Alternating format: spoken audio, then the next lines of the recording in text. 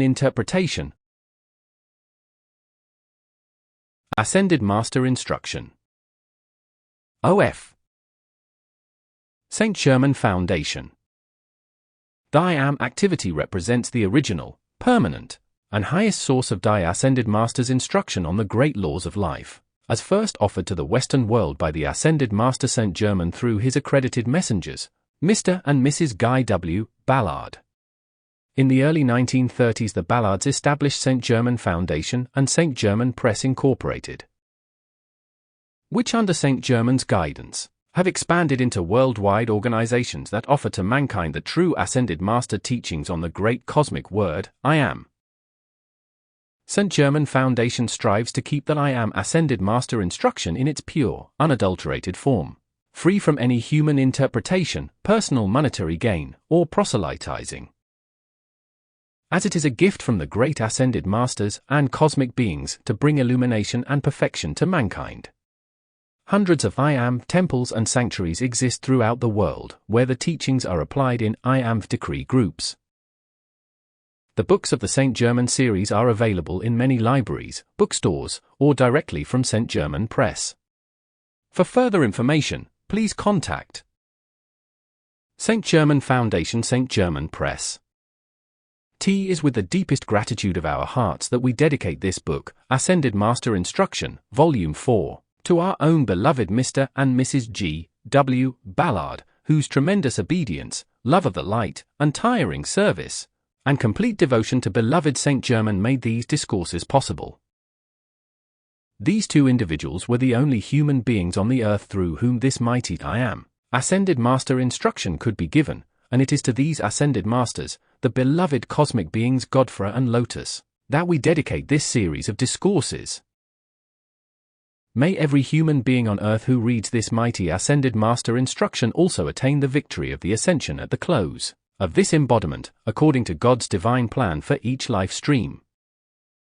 God bless you.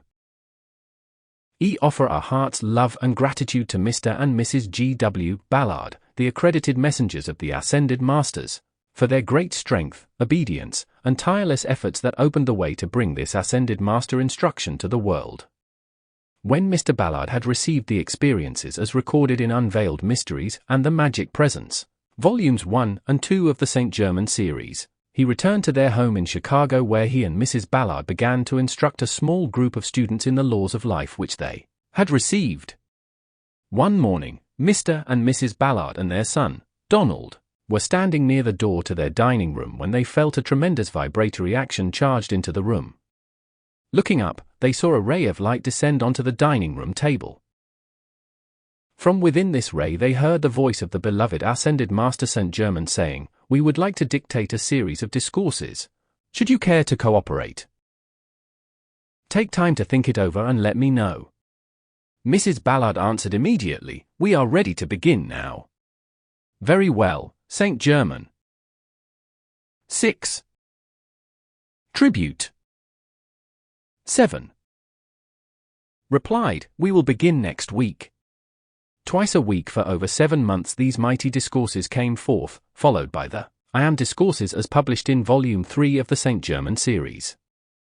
Mr. Ballard has said concerning this great instruction, "It is the most wonderful thing that ever came into a human being's life."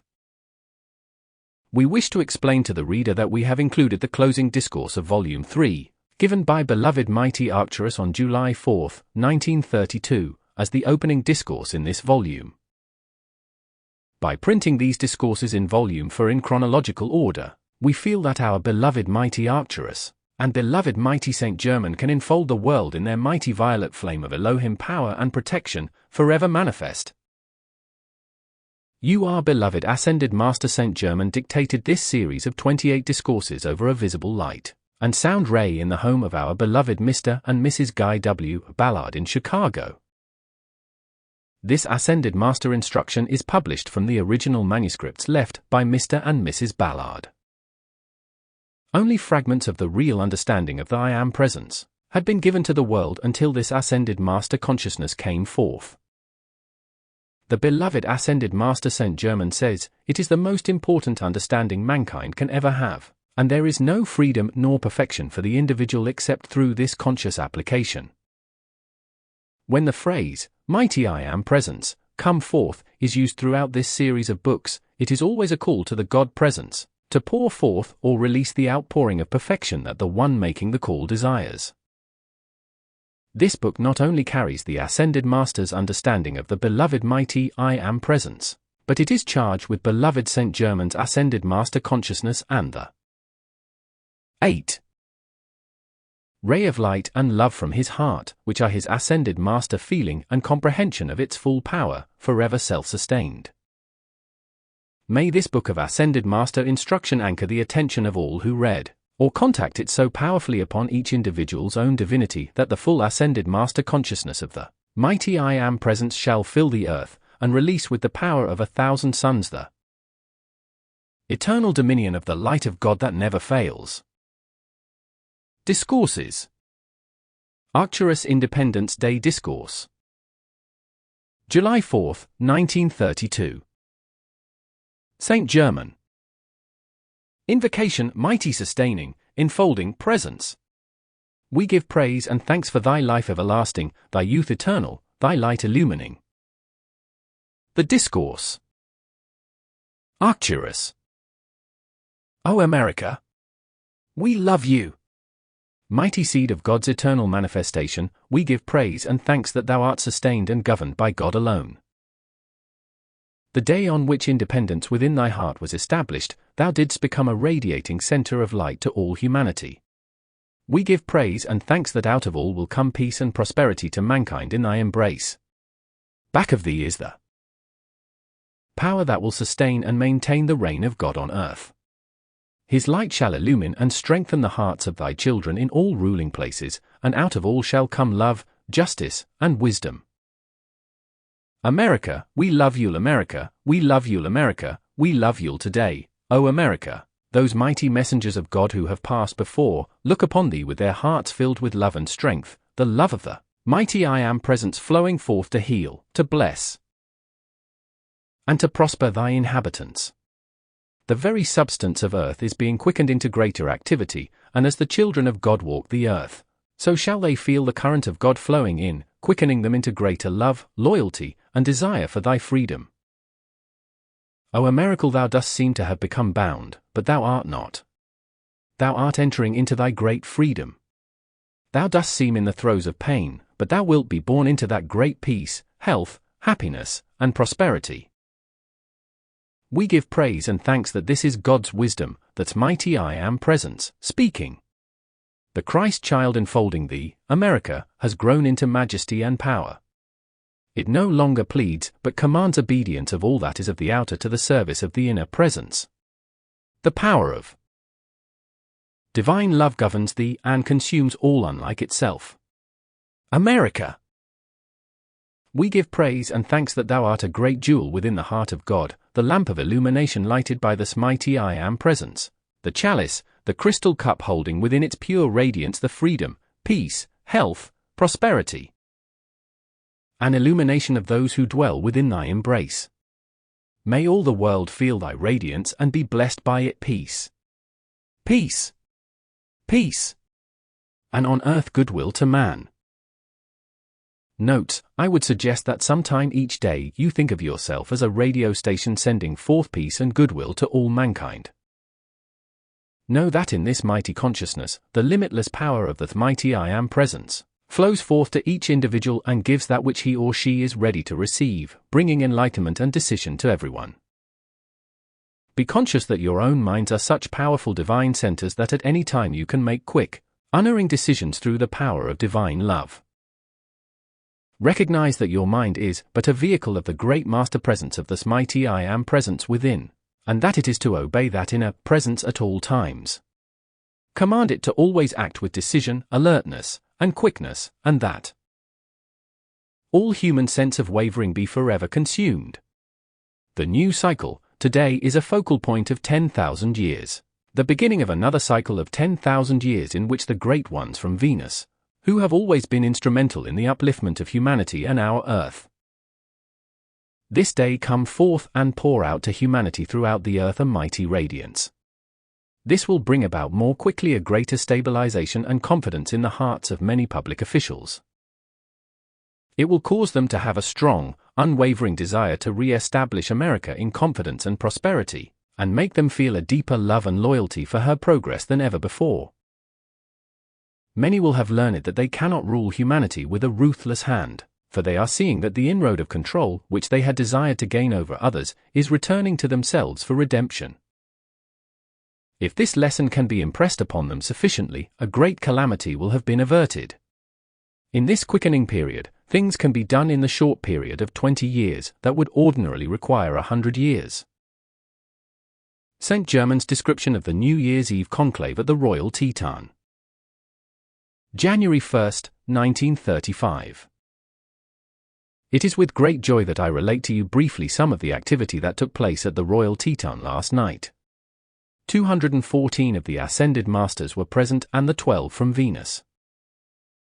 The all-seeing eye was in the most powerful action known thus far. Great rays of light were made permanent to our national capital and the capital of each state, so that a constant radiation might pour forth to these focal points and also to the principal cities of Europe, India, China, Japan, Australia, New Zealand, South America, Africa, and Mexico. A similar activity or radiation from the Golden City and Shambhala was also poured forth, making a triple activity for the blessing of mankind. Every effort is being made to avoid as much destructive activity as possible throughout the world. The activity of the past 3 months has been tremendously encouraging, and we do have high expectations for this year.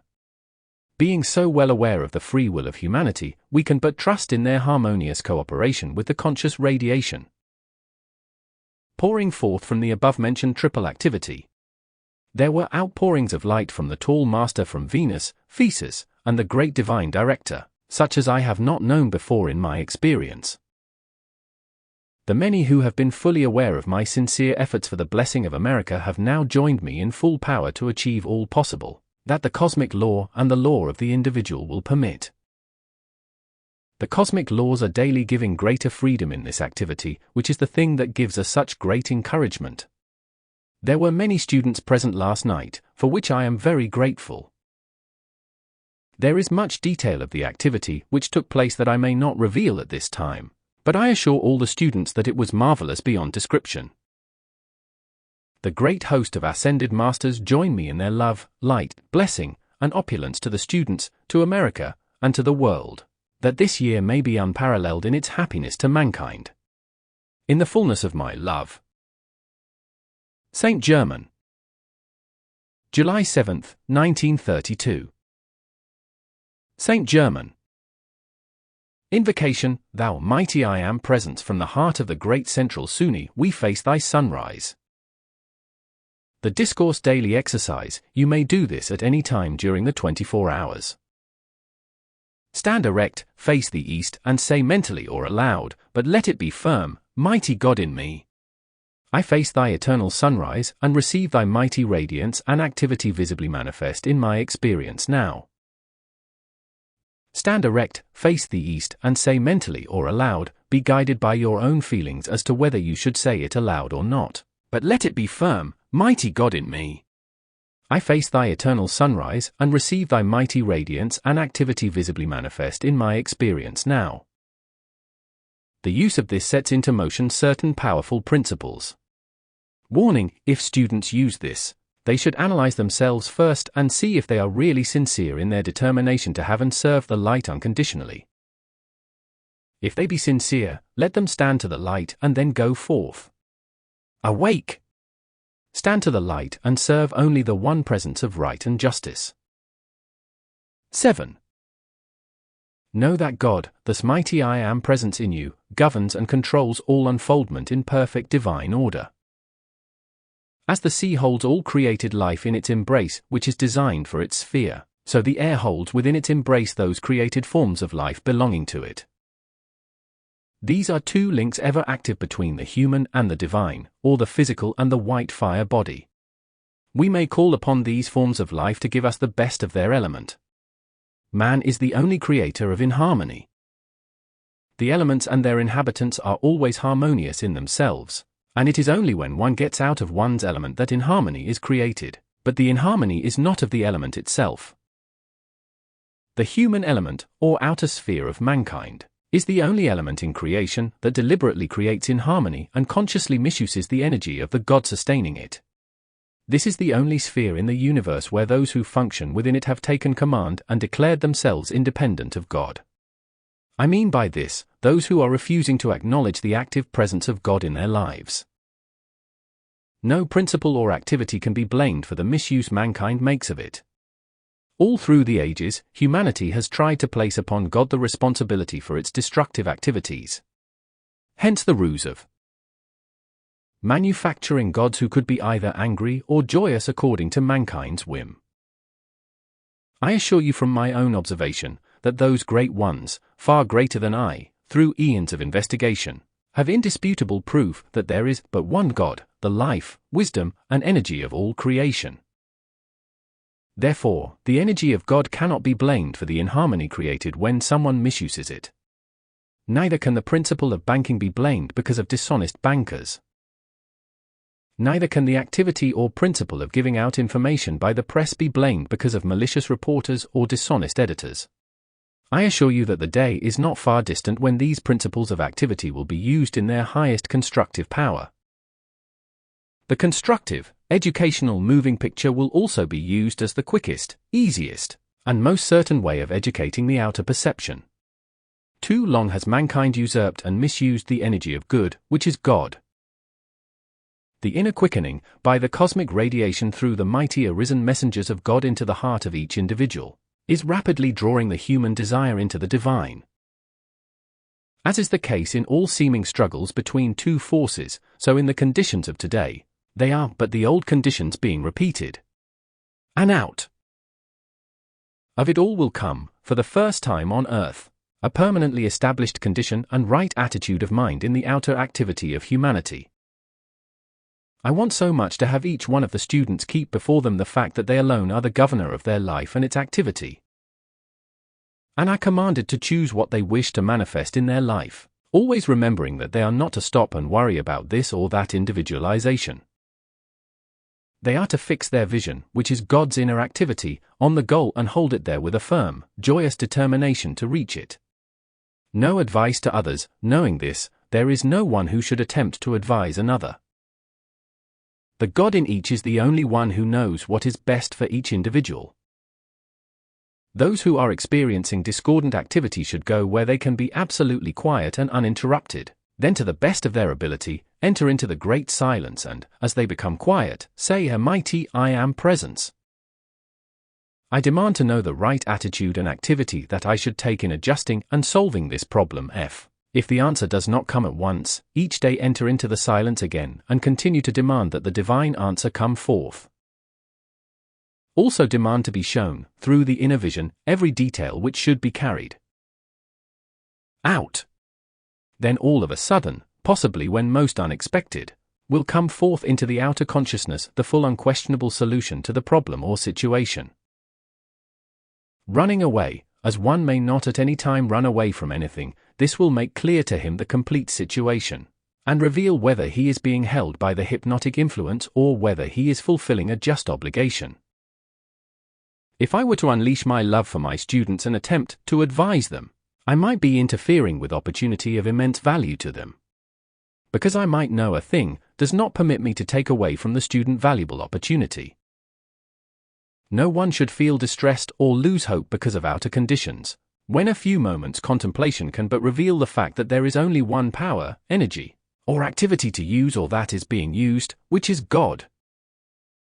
When one depends upon and demands of this supreme presence the right solution of any problem or situation, it will be solved or adjusted with the most wonderful divine activity. The divine solution will far transcend anything the outer mind could conceive of, even if it had the power of accomplishment within itself.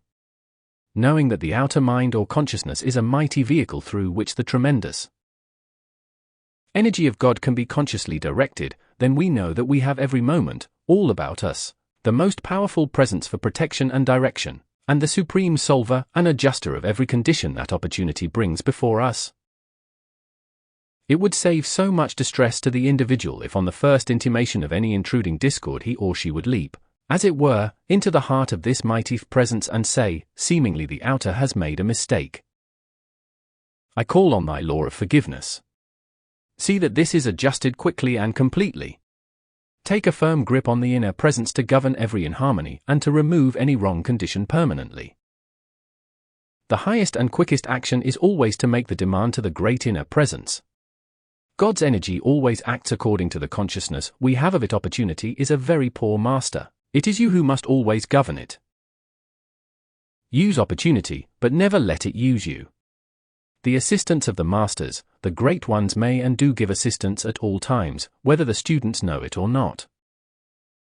One of the greatest activities of the ascended beings, which they perform for the students, is to give courage, strength, and assurance, until such a time as they make a strong enough contact with their own inner presence to fully and clearly loose its mighty wisdom and activity into the outer self. The result of this radiation is that the students build permanent strength of character, and it saves them endless repetition and recreation of imperfection. In the past, down through the centuries, the call to this mighty I Am presence within the individual has been but intermittent. Now the work before each one is to make the contact with the God within and hold it. The idea is not to ease up as soon as a problem is solved and think that no further effort is required, but to keep calling to this mighty inner presence, and recognizing and accepting it going before to see that these foolish human problems are consumed at their first intimation. In this way the divine self keeps you free from the outer disturbing or binding conditions. Experience is but opportunity and is one of the most powerful friends the outer self has, for it gives the outer a chance to bring forth the divine character of life, which knows no imperfection. Allow me to say again, mighty I Am presence. Reveal to me your true solution of this situation in which I seem to be concerned. Come forth in your wisdom and strength and solve this in divine order without another moment's delay. I recognize that you do not need time, place, nor space, but that your all powerful activity is now. I accept this fact. Explanation of cosmic karma. I wish to put before the students another very vital and important thing, which concerns human creation. The individual can call on the law of forgiveness and say to the I Am presence, dissipate and consume this wrong creation. This throws it back to the cosmic law for adjustment, wherein it is adjusted outside of the individual karmic activity. There are a great many individuals to whom this idea of truth would give immense relief and great freedom in a very short time. I cannot stress too strongly how the individual, being the only creator of inharmony, can, by the conscious application of the law of forgiveness, remove forever from his or her individual activity a great deal that would be very distressing. The old idea of karma, an eye for an eye and a tooth for a tooth, has not been correctly understood, except by a few. The majority have thought that karma must be balanced individual to individual. In some cases this is imperative, but there is so much that does not have to be balanced in that way, when the correct idea of it is understood. One of the unfortunate things when the idea of karma was advanced was the above mistake. It caused individuals to consciously bind themselves to each other for adjustment. Taking into consideration that each individual has free will, you can see how this individual-to-individual balancing might become an endless thing.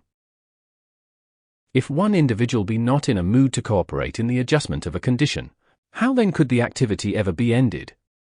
There must be and is a wiser means of help to do it.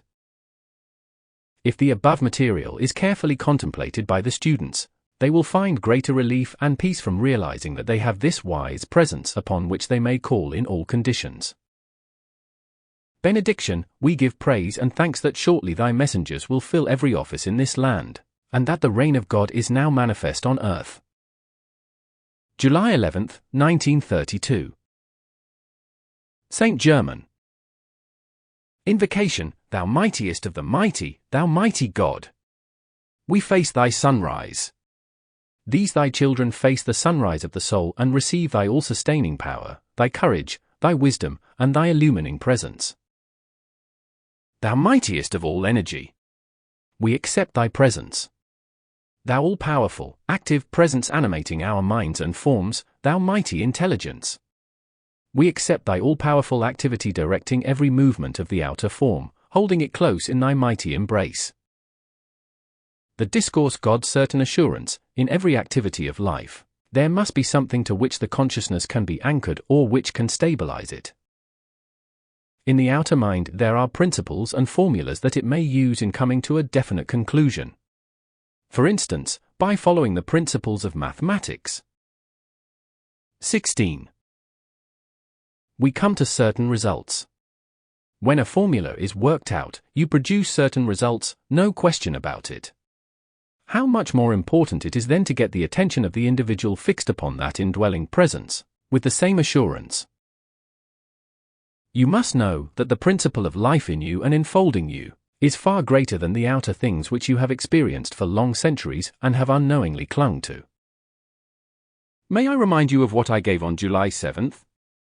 Do the following any time during the waking hours: stand, face the east, and say verbally or mentally, but let it be firm, Mighty God in me, I face thy eternal sunrise and receive its mighty radiance and activity, visibly manifest in my experience. Follow your feeling as to whether you say it verbally or mentally each time. You will find that this produces certain results, the nature of which I may not speak of, in order that you may receive the full benefit. If students use this, they should first analyze themselves and see if they are sincere in their stand to the light. If they are sincere, let them stand to the light and then go forth. All the principle of God, which is your active consciousness, is always enfolding the outer form. It is the mightiest of principles that the outer self may be aware of and cling to. By doing this you can have the same certain, definite results, with the same great assurance of success that you receive in the use of other principles or formulas in mathematics or chemistry. The master presence in you is the mightiest of chemists and the greatest of all principles or formulas. All seeming shadows or problems are but a part of God demanding an opportunity for the recognition of that great and mighty presence, the invincible solver of all problems.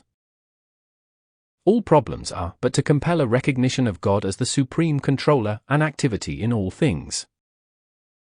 This mighty presence is the certain assurance, anchored in the heart of every individual on the pathway of light, that he may definitely and absolutely ascend.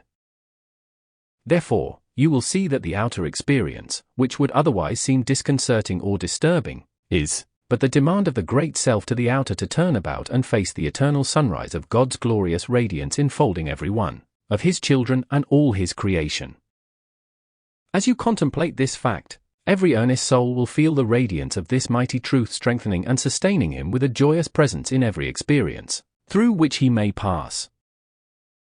In presenting this mighty sustaining truth from various angles, it is done with a certain consciousness that one angle or another will meet the requirement of the students in various grades, enabling each one to grasp his principle of life, this mighty I Am presence, the God within, with certain, definite assurance. Each one will recognize his own God principle working in him and for him, and he will feel his certain ability to apply it in his own life and problems. I wish to make clear that when we say, the principle of God within, I do not mean to convey, nor has it ever been intended to convey that the great principle of God dwells within the outer form, but its wondrous radiation can be and is often felt within the outer form. The golden thread of light, anchoring the mighty master self within the heart and brain of the outer form, is the mighty current or stream of life by which the outer is sustained and given its activity. This can be drawn upon and used with positive assurance concerning the desired results, and its mighty energy can be used without any limit. When students can feel the assurance of this, their freedom is at hand. And at this point again let me state the importance to the students of the command, to hear, to dare, to do, and to be silent. This particularly concerns instruction. If earnest students allow themselves to discuss instruction with other students who may or may not have the same viewpoint, it will many times cause them to waver and be deprived of the great recognition and acceptance that they might otherwise utilize. Each student receiving instruction should contemplate that instruction and refuse to discuss it with anyone other than his or her teacher. This will many times help them avoid very grave confusion. Only after students have become firmly anchored in the truth are they able to enter into the discussion of the various angles of truth without experiencing confusion. This is why students in the retreats of the Ascended Masters, as a rule, make such remarkable progress. The students in the outer world can have the same unvarying results if they will generate strength within themselves, and resist the temptation of discussing the truths that are most sacred to them and others. As no one individual may grow for another, then it is obvious when the student is receiving instruction, that he or she is but wasting energy in the outer discussion. Contemplation of the instruction or the truth given will enable the individual to receive the proof from within, that the words are intended to convey. The student, to become safely anchored, must at all times look to the mighty Master Presence, God enfolding him, for the right solution of every problem confronting him. Except where worded instruction is being given him, the student should at all times look to the mighty Presence within and hold his attention there, firmly fixed, until the answer to any question he requires appears. When the sincere student looks with earnest determination to the Master Presence enfolding him, he will have at his service the mightiest forces of the universe, and this will cause those mighty forces to rush to his assistance whatever is required. Earnest students who do this will not long be affected by outer conditions.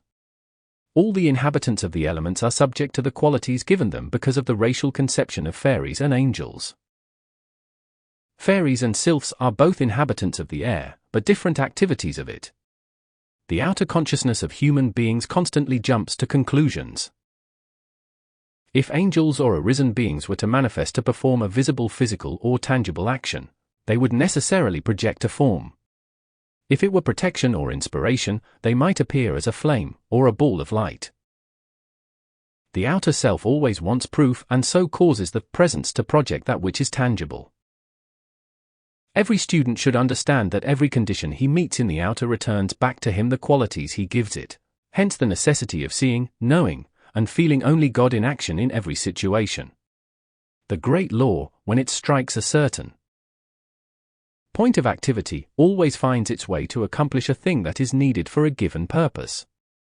The motive is always the judge back of every outer activity.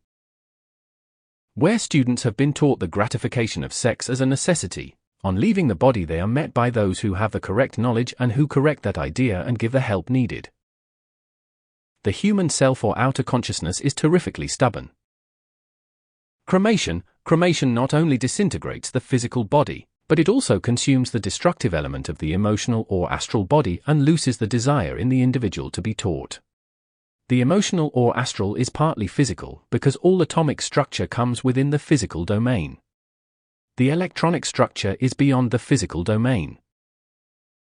Many times the release from the physical leaves the consciousness clearer to receive the light.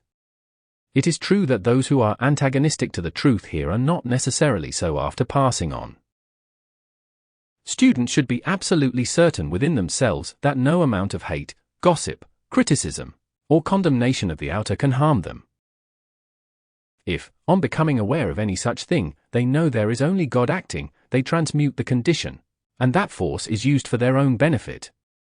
So it is with the force released by the hate and explosions of the First World War, 1914 to 1918. It is constantly being requalified and redirected to be used for good. When a force is released, it is neither good nor bad, it is simply energy that can be directed. Force is always qualified by the consciousness or individual using it. When the explanation of the sayings of the Master Jesus is given at the point we are at today, it is curious what tremendous strength and power were in the statements he made, showing what a powerful condensation they were. The comparison of the outer principles to the inner will often enable the students to grasp and apply the inner with even more definite assurance than they are able to apply the outer. 7 a.m. The Divine Plan of the Light in Physical Operation. July 14, 1932. Saint Germain. Invocation. God, thou central source of all activity, wisdom, and power, we demand judgment now, that those of thy children looking to thee may find thy radiance enfolding and governing their minds, bodies, homes, and every activity. We demand thy judgment be now, and that every heart that looks to thee may find itself enfolded in thy unconquerable radiance. Shed forth such power that nothing may touch the world of these individuals but thy perfect activity, for we recognize that out of the fullness of thy presence comes the perfect manifestation, the visible presence of all things, and so it is decreed. The discourse today is an opportunity to prove the atmosphere of God. Concentrate the attention on the region of the pineal gland, knowing that the attention focused there will cause to take. 24. Place the balancing activity of all the centers, drawing and giving all power to the head center. From this center, the power of speech, which is but thought representation, will reflect back to the vocal center. During this time of the contemplation, or conscious direction of the attention to the highest center, be aware of the even, balanced, rhythmic breath. I do not mean to give it special attention, but breathe a few times consciously, and then just be conscious that you are breathing the rhythmic breath. Breathe in on a count of 8, hold for 8 counts, breathe out on 8, and hold 8.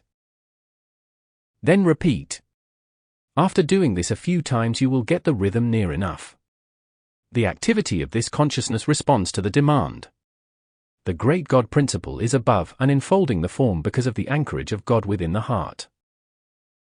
The 7 centers are the points of anchorage of the individualization of God in the physical form.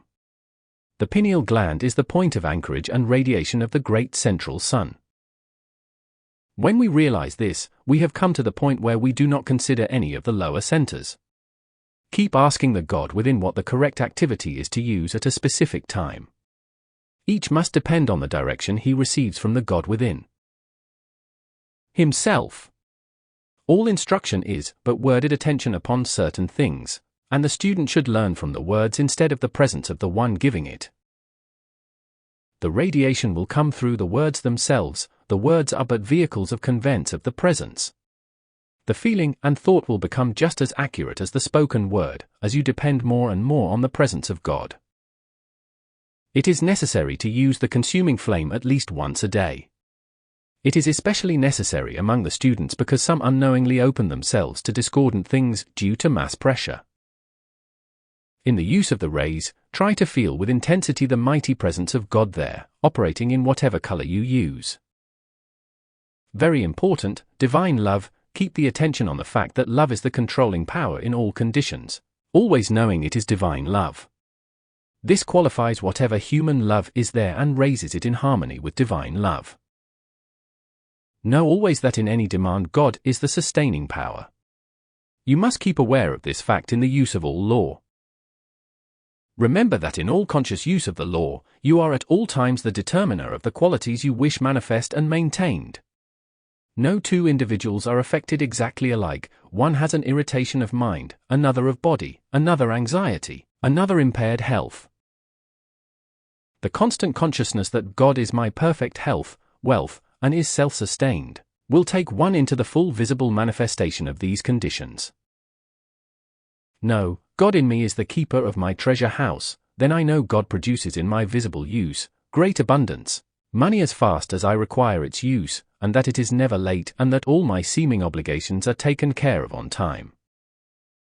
The joyous indifference of youth is really a letting go, and with love prevailing, it is the most potent power for manifestation. To Mrs. G. W. Ballard, never let down your bars of protection to anyone. It is wise for all to use the consciousness that God's activity is in this home and all about it, and there is only God acting. In thinking of the neighbors, know that God governs their every activity in regard to this home. Take a thing in the beginning, and with intensity reverse the negative action in thought and feeling concerning it. The seemingly deeper acceptance of the negative instead of a positive condition in the human consciousness is a mental gravity pull and is due to the density of the physical substance of the body. A quick forceful statement, no, you get out of here. God Almighty is in control. This is true up to a certain point of illumination, while the inner presence always stands ready to act. The consciousness of invitation within the student's outer mind seems to be imperative. The inner presence does not intrude itself, it must be invited. The nature of the outer consciousness is to swing from one extreme to the other. The eternal balance is the middle way, and the desire to move in that activity draws and holds you there. The desire to walk the middle way draws you and holds you in it. The deeper the recognition and living in the God presence, the quicker will the God power act. Electronic activity, wherever there is force, there is always some point of electronic activity, and from the higher standpoint it is very noticeable. The force released by the World War is still standing in the Earth's atmosphere, and will be redirected and used constructively. The electrons in our atmosphere are the emanation from the great central sun. The white fire body of the mighty I Am presence and its natural element qualify the electronic activity, the same as each element in itself qualifies the electronic activity. The electron is a universal element that is the Spirit of God. Therefore, each element applying or using the electron qualifies it according to the element's own sphere or activity. In the condensation at a former time, one on Atlantis and the other in the buried cities of the Amazon, one was a consuming activity and the other was a life-giving activity. All consuming is but a reordering of the balancing of the atomic activity. The electronic activity is always permanently balanced within itself. All discord is but a loss of balance of a particular element or atom.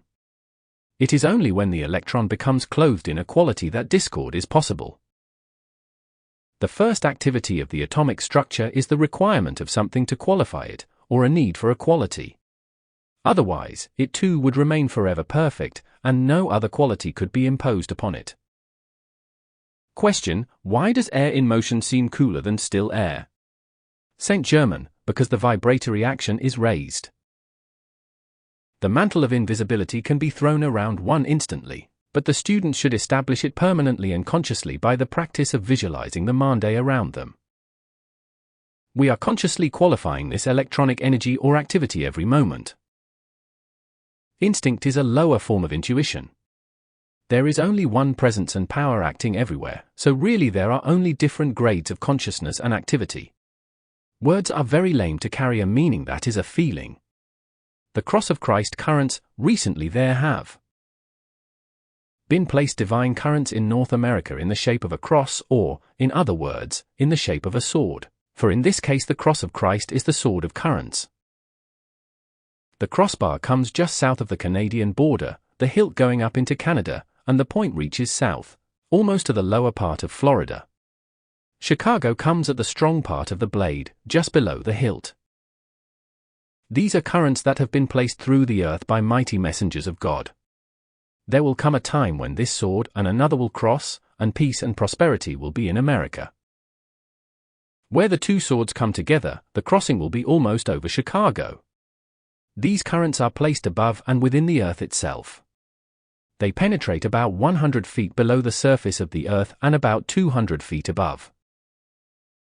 This is why the surface structure of the earth will change, and the very ground human beings walk on will be the sword of Christ. In nature's formation of silver, some of it is dense, and some of it is frosted and not dense. So it is with the earth, as the Christ force is liberated, the earth itself will become much less dense. The atmosphere of the earth will become the balance between cold and hot, or semi-tropical, and the moisture will be evenly distributed. In the new Christ activity that is taking place, certain dispensations are given, but to what extent they will be given has not yet been shown. There are times and points of activity where dispensations have been given that have advanced civilization hundreds of years. Miscellaneous affirmations: I am God's child and I can do everything God wants me to do, and I do it now. I clothe every atom of my world this day with infinite love and wisdom. This home is the heart of divine love's operation. My body is the heart of divine love's operation. My mind is the heart of divine love's operation. My world is the heart of divine love's operation. 7 a.m. The divine plan of the light in perfect physical operation now and forever. Be as faithful as you can to healing physical distress, but keep your inner eye on the healing of the wounds of hate. God within you is alive. Do not allow him to be silenced by thought forms of your sense perceptions or fears. Always remember that God and his manifestation are one. Everything grows by use. All things move in cycles. When the cosmic hour strikes, the whole combined force of the ascended host can be used to accomplish a definite purpose. There are a great many things in which they may not interfere between those periods, otherwise humanity would not be where they are today. When individuals look to us, we may give assistance without limit according to their readiness to demand, but in the cosmic cyclic action, we may not interfere. The night before any important action or before class, always go into the secret heart of God's great love. Mankind and students do not prepare the way ahead. When one wakes in the night, one sometimes returns to the body to anchor in the outer consciousness something that is needed there, or that is to be called forth when a future need arises. When we come to a certain point of achievement in the prevailing activity, we sometimes make contact with wisdom gained in previous, forgotten experiences, and if there is a necessity, we call that wisdom forth and use it. In most instances it is done unknown to the outer consciousness. If we require knowledge that we have been conversant with in previous, forgotten experience, it is many times easier to recall that knowledge than to reach into the central source and bring it forth from the uncreated. The great law is not stingy, but it is conservative. It does not permit any unnecessary use of itself. The divine record, within the divine record of every individual, there is registered all constructive experience. Therefore, when a necessity requires it and the wisdom is there to be used, naturally, that is the first place to draw from. For instance, if you had a book giving certain formulas of activity, you would not go to another individual who had the same kind of book, but you would look into your own book and save the time and energy. If mankind had not forgotten the wisdom and force stored within their consciousness, they would much more readily call upon that which is already at hand. In all the universe there is no wasted energy, except in the outer activity of mankind. It is not that the universe can be in any way depleted, but in order that the student may be taught the conservative use of that mighty energy. As the student goes deeper and deeper into this great wisdom, this will become more and more apparent. The smell of sulfur. Mrs. Ballard asked why the smell of sulfur was so strong in the night when there seemed to be no physical cause for it. It is a cosmic process now taking place, and we direct certain force while you are out of the body, in the assistance of the cosmic activity. The force released by cosmic activity through volcanic activity is a force that can be consciously directed. Those who are qualified for this particular activity while yet retaining their physical bodies, are many times instructed how to use this force when out of the body during sleep, especially when a focus of it is required.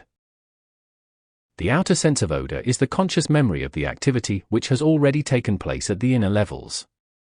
One is likely to smell the odor of wood, sulfur, coal, or incense.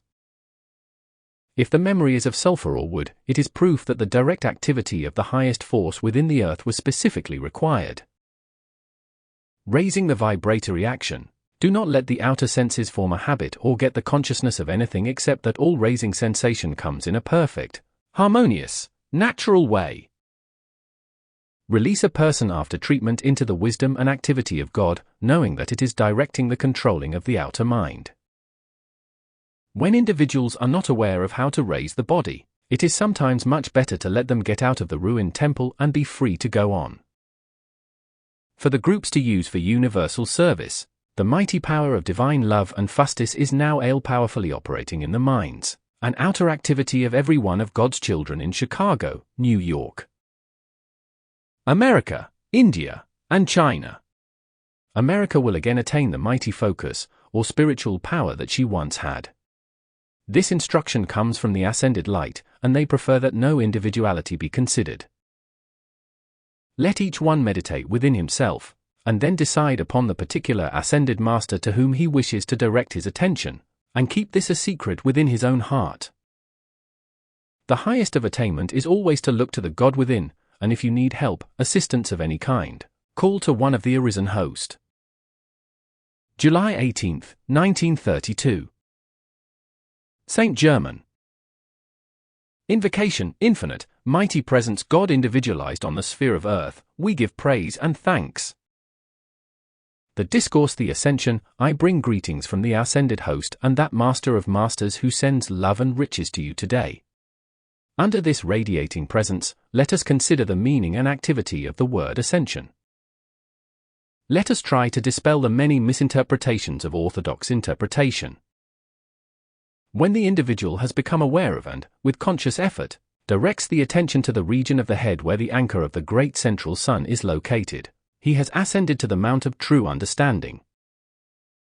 This is often referred to symbolically by the phrase, going up into the head mountain, which is often physically true, and yet but symbolizes the fixing of the consciousness on the highest. 36. Of the 7 centers that are the vortices of activity of the great central sun in man and the universe. The meaning of Satan and evil, the gross misunderstanding of what Satan and evil really mean is appalling. Many names have been given to this so-called majestic presence of evil, but I assure you that majestic presence is but a myth. The words devil, or Sheol, both really came from the word Satan, and the root of this word, its true underlying meaning, is to turn away from that which is inharmonious. The human side of mankind, so to speak, which is never ready to face the truth of its own being, had to produce some concoction on which to lay the blame of its own creation. The word Satan came forth as a single explanation, telling humanity that they had better turn away from their own creations of inharmony, and this turning would enable them to find God ever active in their midst.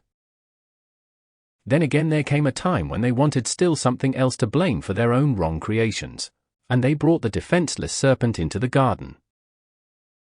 The serpent but represents a wrong use of the solar energy from the great central sun within mankind.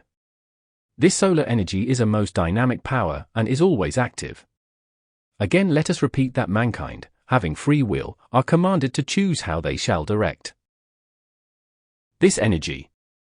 If they do not direct it consciously for some good, constructive purpose, it will act in some manner, often through the suggestion of the environment or individuals, because energy is always subject to suggestion. The great mass of mankind who have joined themselves to the orthodox idea, as we term it, have thought to cast upon God, a being in the skies, their problems or creations. Yet they are foolish enough to think they can go on creating in harmony and not experience its discordant effects. Thus we see how mankind has held over its own head this cloud of ignorance through the centuries. Human beings might have recognized their freedom as children of God and become conscious of the fact that they had free will. They would then have realized that they were the only creators of good and evil, so-called. They would have learned that they had the power to dissipate any wrong or inharmonious creation that they had ignorantly or willfully brought forth. One of the reasons why the idea of a devil was conceived was that in every period or cycle of human embodiment, there have been those individuals who were very dynamic in the use of this energy. They were misdirecting it and producing this so-called evil. Besides this, they were creating such powerfully charged thought forms that vicious, ignorant, disembodied intelligences seized upon them or, as it were, entered into these thought forms. These forms were being energized by their creators who were still embodied, giving these vicious, ignorant entities tremendous power and activity. Before the time of Jesus, these entities were often able to appear visibly, often in very grotesque forms. Thus, this was the idea of a devil, which I assure you never was and never will exist outside of man's own discordant creation. Saints, a saint may or may not be an ascended being.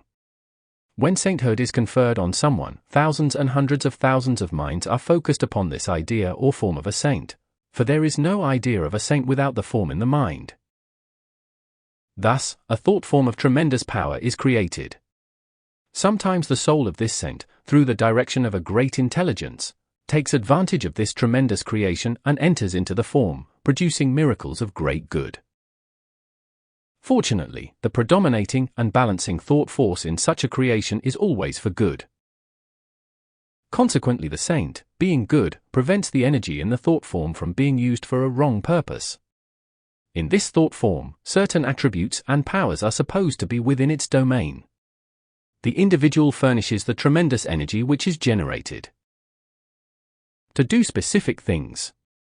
However, when we realized that the energy of God within the individual is omnipresent, waiting to be consciously directed, we know that in this way it can do far more powerful things than any thought form.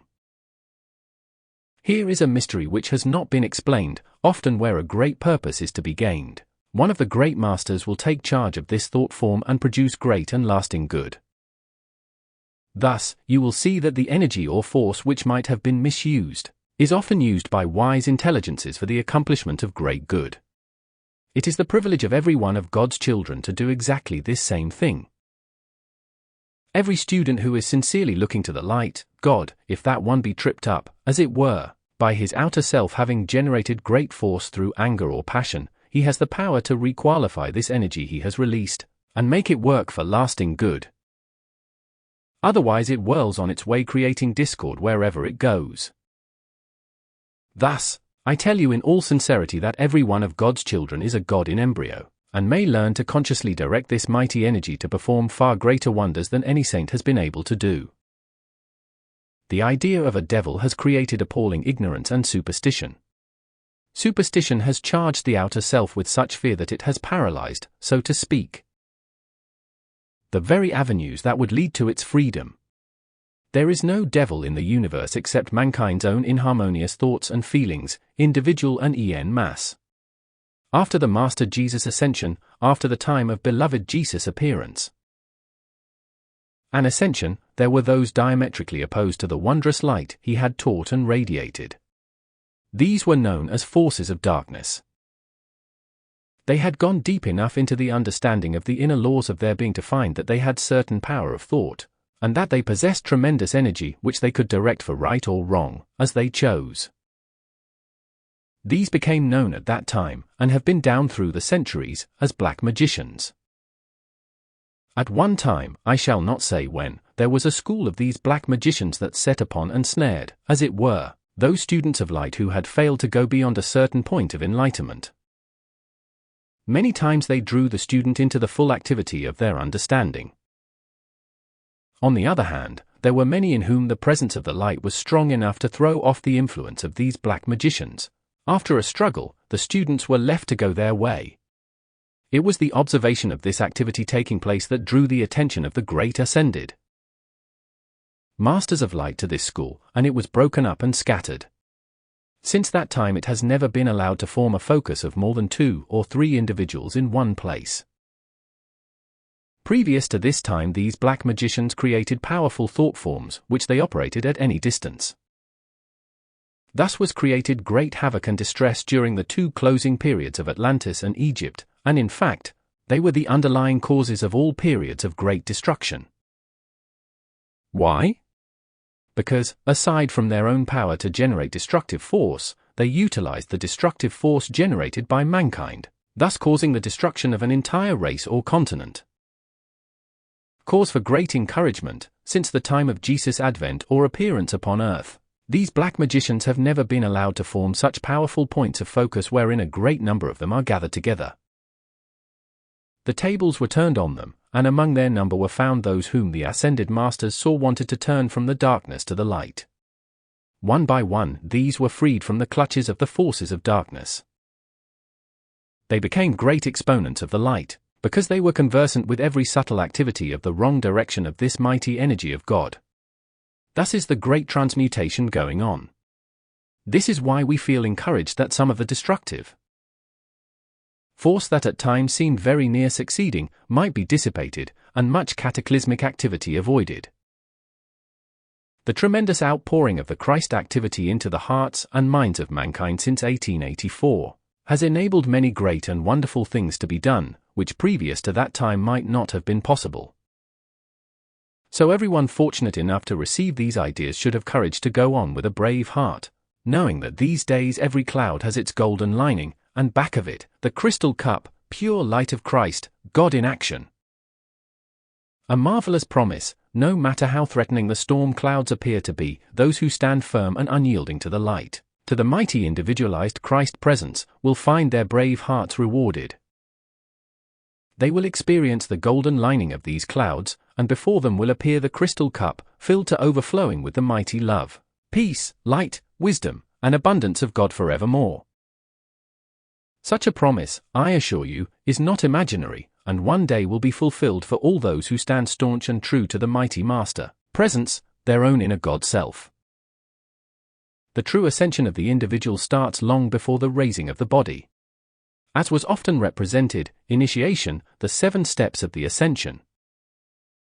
were the 7 steps one takes when mounting from one center to another within the human form. When one has become aware of this fact, and has reached the point of understanding where his attention is fixed upon the highest center within his head, and when he lives to it accordingly, he has passed his greatest struggle in the raising of the outer form into the divine. From this point on, he is given much more assistance, most of which he is entirely unaware of in his outer mind.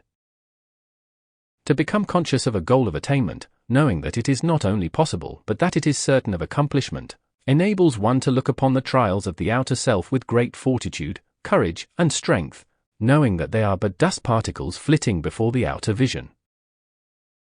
Fearing problems, the reason why problems become rampant, as it were, is because the problem or situation becomes charged with fear by the individual. This gives it a certain powerful activity. One should really strive for just the opposite activity by withdrawing all power from it. Fear is feeling, and feeling is always a vitalizing energy. There are 2 different kinds of feeling that vitalize tremendously, and these are fear and hate. Instead of giving power to a problem and thus vitalizing it, one should withdraw all sustaining energy and leave it helpless. The fact of the matter is that all of these problems, so-called, are creations of the outer mind or of laws set up by mankind through the outer self. Through these human laws, people harass each other or try to compel one individual to do for another what he or she is apparently not able to do, because it is the outer, man-made laws acting instead of the divine. If every individual would turn with all sincerity and ask God's love and wisdom to direct him or her every moment and live it accordingly, in less than a year, possibly 6 months, there would not be a problem confronting mankind. When you want something fulfilled, it is well to affirm it, but it is also good to write it out and say, God, that mighty I am present 7 see that this is fulfilled. If at any time you seem to have made a mistake, always take this stand and say that only good can come out of it. Know always that God directs your every decision with wisdom and that you do decide quickly and correctly the perfect thing to do, and then do it. The Great Presence, Suya, beloved Suya, who is the same as the Lord Maitreya, is a great intelligence from the great central, spiritual sun, and he will soon begin his activity on earth again. Suya is an independent focus like Cyclopeia and the Lords of the Flame from Venus. His activity is independent because the assistance he offers is of his own volition, and entirely independent of the hierarchy who have charge of this planet's growth. He watches over and gives assistance to all who are nearing the point of the ascension. He is permitted to intensify that at a given point. At your New Year's meeting, again there will be your point of contact with this great being and the commencement of your activity with him as once before. The Lodge of Sirius is really a cosmic initiation. It seems apparent now that on July 4, 1933, there will come very marked changes, for it is of special importance to this government. The balls of light sent to certain cities on this earth, July 1, 1932, from the Royal Teton, were sent to special places in the absence of sufficient physical channels to do certain work in the government. These were sent to New York, Chicago, Alexandria, Hong Kong, and Buenos Aires. Small ones were sent to the capital of every state in America. Try to keep deep peace in the home, and it will make it possible for higher instruction to come forth. At a former period in China, there was instilled into the Chinese race a calm, poised, and silent attitude. Many times this attitude comes from great adoration of the Supreme Presence. This characteristic has lasted well into the present day in China, but since the race's contact with the English-speaking people, it has lost a great deal of this quality. The wheels of progress never stop for nations, mankind, or conditions, because the very activity of God is a forward movement under the direction of those mighty messengers of God, most of whom have not been heard of on earth. Beloved God Taba, the God, Taba, referred to in the manuscripts is one of these great beings who were actively present during the reign of King David, and the Mount Taba, referred to during that period was the abode of this great being. Pillar of fire, the ray of force from the great central sun, which you saw and are visualizing, is a pillar of fire and is hollow. It has formed a permanent anchorage in the earth, so that through it there is a constant pouring forth of a mighty stream of purifying energy. From this explanation, you will see and understand how very important your efforts are. Be sure to keep them up. You are the determiner of what you do, so ask your mighty I Am Presence to see that you do have time to do it and keep this up. This work must be done. If anything occurs within the consciousness that causes the least fear or disturbance, one should instantly remember one's mighty I Am Presence, the Master within, and ask it to dissipate all fear, its cause and its effect at once, and see that it never touches one's being or world again. Why should students of the light be harassed by disturbing elements or conditions? Students of the light who serve the light should demand from the light freedom from every disturbing condition. July 21, 1932. Saint Germain. Invocation. Thou mighty ascended Jesus Christ, individualized presence within each one, all we give praise and thanks for thy wondrous activity every moment of the day, that thou art the consciousness lifting mankind out of the dross of the human mind. We give praise and thanks that the mighty ascended host manifest, visibly and invisibly. We bring greetings of love, joy, health, and prosperity from the ascended host to each one of you, that its radiation may go forth to all mankind.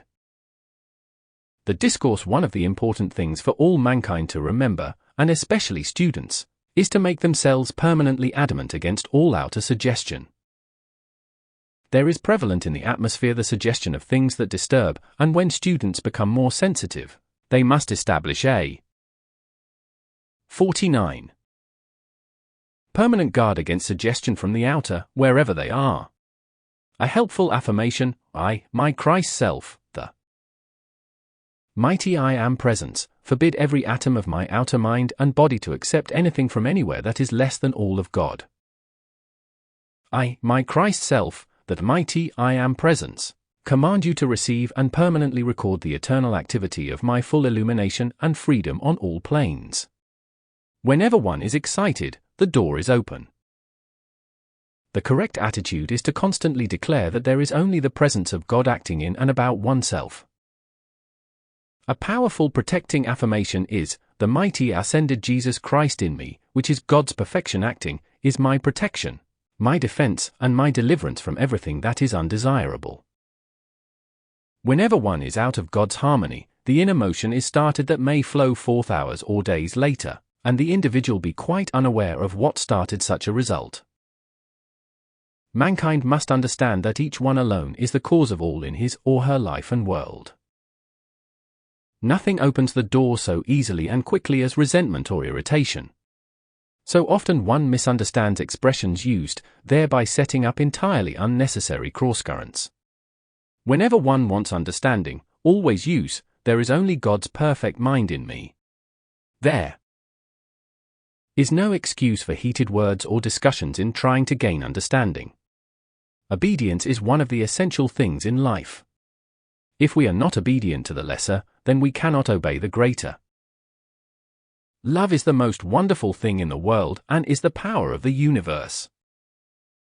Unusual weather conditions, this has not been explained before, whenever there is a bursting forth through volcanic action, as there has been and as there will continue to be during the summer, there are released interior forces of the earth.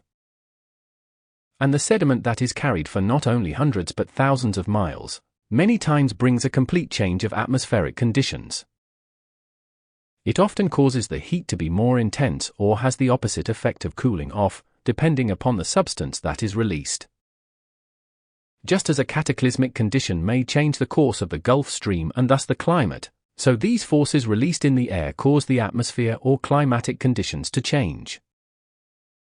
Encouragement. For the encouragement of yourselves and the students, I wish to say with great joy in my heart, that beautiful and wonderful progress is being made by the sincere students, and because much of that wonderful achievement is not yet in evidence in the outer, should not in any wise be discouraging, for I assure you the growth within each one is remarkable. To Mrs. Ballard, your power to focus the love ray is beautiful indeed. It is one of the most needed things in the world today, and is one of the most important channels through which justice acts. The nature of divine love is gently positive, but wherever there is a condition requiring it, One may qualify it with greater positiveness or make it dynamically positive, for instance, to dissolve opposition to a higher achievement.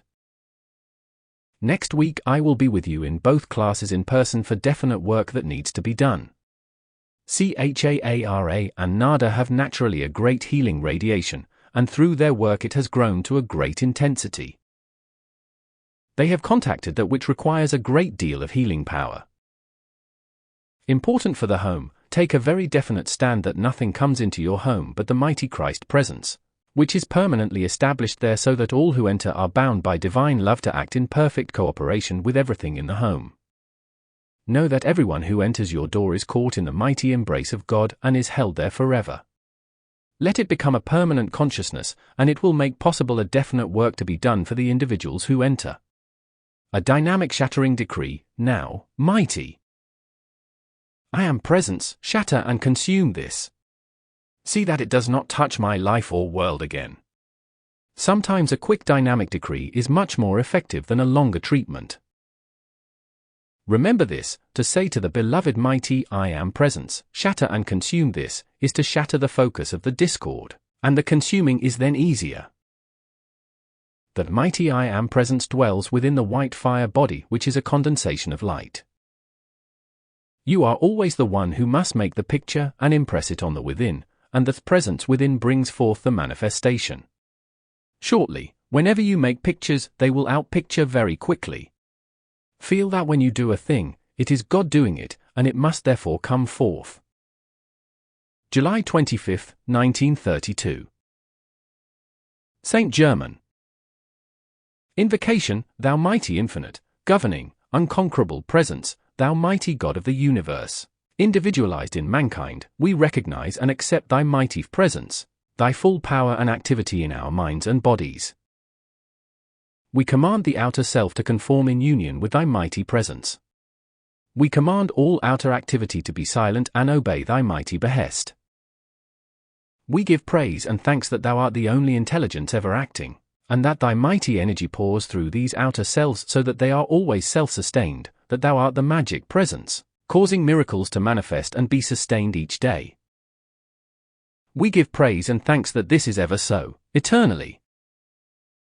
The discourse my love and the love of the ascended host flood your being with joy, peace, confidence, and perfect. 54. Operation in all things. I am deeply grateful for your lovely cooperation. The seeming mysteries of life are so simple and so easily applied once the true foundation is established in the consciousness. I assure you no one can proceed far on the pathway until there is a definite anchorage in the consciousness. There must be no uncertainty. The dweller on the threshold, the simple, entire truth of the situation is that the dweller on the threshold is an accumulation of the misdirected energy of the solar force, which is God's energy. It is nothing in the world to be feared, but rather there is reason for rejoicing that at last the truth is forthcoming, in order to dissipate so much fear and misconception of a thing that is very simple. Again, the so-called beast of biblical description, also understood and described otherwise, is but the misdirection of this solar energy that has been directed downward instead of upward. This will explain to you the very great importance of the control of the thought, for wherever the attention is directed, the energy is bound to go. Therefore, if you permit the thought or consciousness of anger, resentment, jealousy, or the dissipation of the energy through the thought of sex, you are but turning that mighty current downward. Free will, the power of free will is mankind's great privilege of holding the attention of the consciousness fixed on the divine presence, or principle of activity that at all times compels the upward flow of the mighty solar energy. This shows you how simple the process is, at the same time, the necessity of consciously keeping that energy flowing upward. Therefore, the moment any thought enters the mind that is not in harmony with that idea, take the same attitude you would to a disobedient child who is too young to understand the laws and say, 7 a.m. master of my own thought. I am master and I direct the energy where I wish it to go. Anyone who will do this will find that it will give them easy command and regulation of this energy in a very short time. For the home, no matter what the seeming provocation is, shut out resentment, criticism, condemnation, or anything else that is not in harmony with that law. Remember this forever: you never deal with persons. The truth is that you are always dealing with a force which you must control before you go much farther. Without this control you cannot go beyond a certain point, because in an unguarded moment you would lose forces that would impair your further progress in this embodiment. Each one should train himself to always hold himself within his own magic circle of the flame of divine love, which he has to build around himself consciously. Speak to each other within this circle, for no matter where you are, the magic circle is there. Whenever anyone fixes the attention on that mighty presence of God, he is making a magic circle, wherein are performed mighty seeming miracles. This magic circle is ever widening and extending, according to the sincerity and intensity with which the attention is held upon that mighty presence. At first, I assure you, it does require sincere, earnest guard, but if you should slip once in a while, do not let it bother you in any sense. Come right back with still greater unyielding sincerity and intensity. The mistake of a great many students is that if they are off guard once in a while, they become discouraged, which is childish and foolish. It is of very great value in disciplining ourselves to always remember that every time something occurs which would make us desire to strike back physically or in speech or thought, or cause us to do it, to take this attitude: this is but a force to be handled. And these personalities are but an opportunity for me to learn how to control this energy. This takes away the resistance that starts the activity of the discord, which seeks to intrude. As you keep up the conscious guard, you will be surprised how the magic circle around you will expand until everyone who contacts you will love and worship you. Such is the magic power of love and harmony. Some of these things may seem simple, but unifying them is the one great law. As you begin to think of the magic circle, you begin to see and feel it around you, and the more you do this, the more rapidly it builds and expands. Negative old habits. The strange thing is that, from old habit, people allow the attention to enter into the negative conditions, and the first thing they know they are in trouble. In such conditions the conscious demand should be, "Here, thou outer activity, be silent before the God in me." The only activity to be concerned with is the governing and qualifying of the energy in the outer activity. When you do anything for the protection of another, there must be some permanent uplift directed to the individual, or it is not permissible for you to do it. Without this, it is a useless direction of energy, and then we do not have the right to use the energy even for the protection. The return of the energy to our own magnificent flame of Almighty God is much more rapid than the downward direction of it, and the ratio is about 10 to 1. The intelligent beings of the four elements. Mortals little realize how the intelligent beings of the four elements are used for their benefit. Indeed, most individuals and many students are inclined to deny their very existence. Everything that is visible to the outer senses is but a passing picture of the outer creation. Back of the outer creation and within this great God energy is the mighty reality, which is always visible to the inner sight. If students would say to this mighty presence, "God, let me see with thine eyes, my inner sight, and follow this by, I give thanks I do see now and forever," this would many times enable the individual to quickly enter into the inner sight, depending on his or her own inner attunement. There has not been and will not be anything given in this instruction but that which will produce absolutely definite results, if applied with an unwavering consciousness. When students reach a point where they can be used, it is said that, "Except ye become as little children, ye shall not enter into the kingdom of heaven." Sometimes we feel as joyous as little children when we see one reaching out to the light who can be attuned and used. When individuals reach to the light with great longing and intensity of desire, it isn't a drop in the bucket compared to the Ascended Master's desire for students to be able to receive, so they can be used. We need the student so much who is attuned, so he or she can be used. There is so much need for students who can be consciously used in any way by the Great Ones. Beloved mighty Oramasis, the Prince of Fiery Beings, plays a tremendous part in the life of the individual when he or she comes to a point of this understanding. He is a prince of the salamanders who has become immortalized. You will be amazed and almost dumbfounded when you learn what actually takes place. In the first place, there must be the connection between the fire element and the mortals, because the fire element does not become immortalized except by contact with the mortal. Creation by the ascended masters, on the higher or spiritual planes of activity, all creation takes place by thought. The thought draws to itself the universal substance, producing any desired form according to the quality of the desire or thought. The ascended host, in projecting into form the invisible substance, do qualify it with whatever quality they wish to use. If it is to resemble the quality of a jewel, they may produce it in a table. This table can be like one jewel or have a combination of the elements of one or all jewels. However, they do not project things for a bargain counter. The quality of the tables would be in harmony with what the people were accustomed to. When the attention is once given an impulse, it draws from the outer that which is nearest reality. The sex activity, the outer sex activity, is a perverted interpretation of an original perfection and purity. Very important for contemplation, when you become quiet and get deep into the silence, say, "Great Self, speak to me." The mind cannot conceive anything that is not possible of accomplishment. Benediction, mighty radiant evolving presence of this center of divine radiation. Draw thy magic circle about this home and all its activities. Pour forth thy radiant love, light, and activity, drawing into its use abundance of thy wealth, and give peace, joy, harmony, and perfection through its use and ministrations.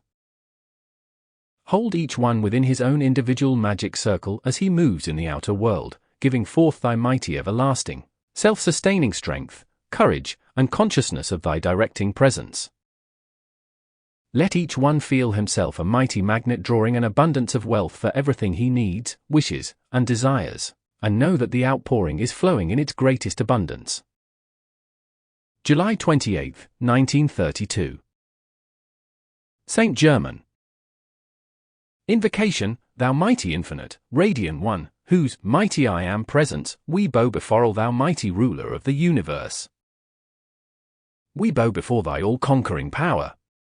We accept fully thy radiating presence.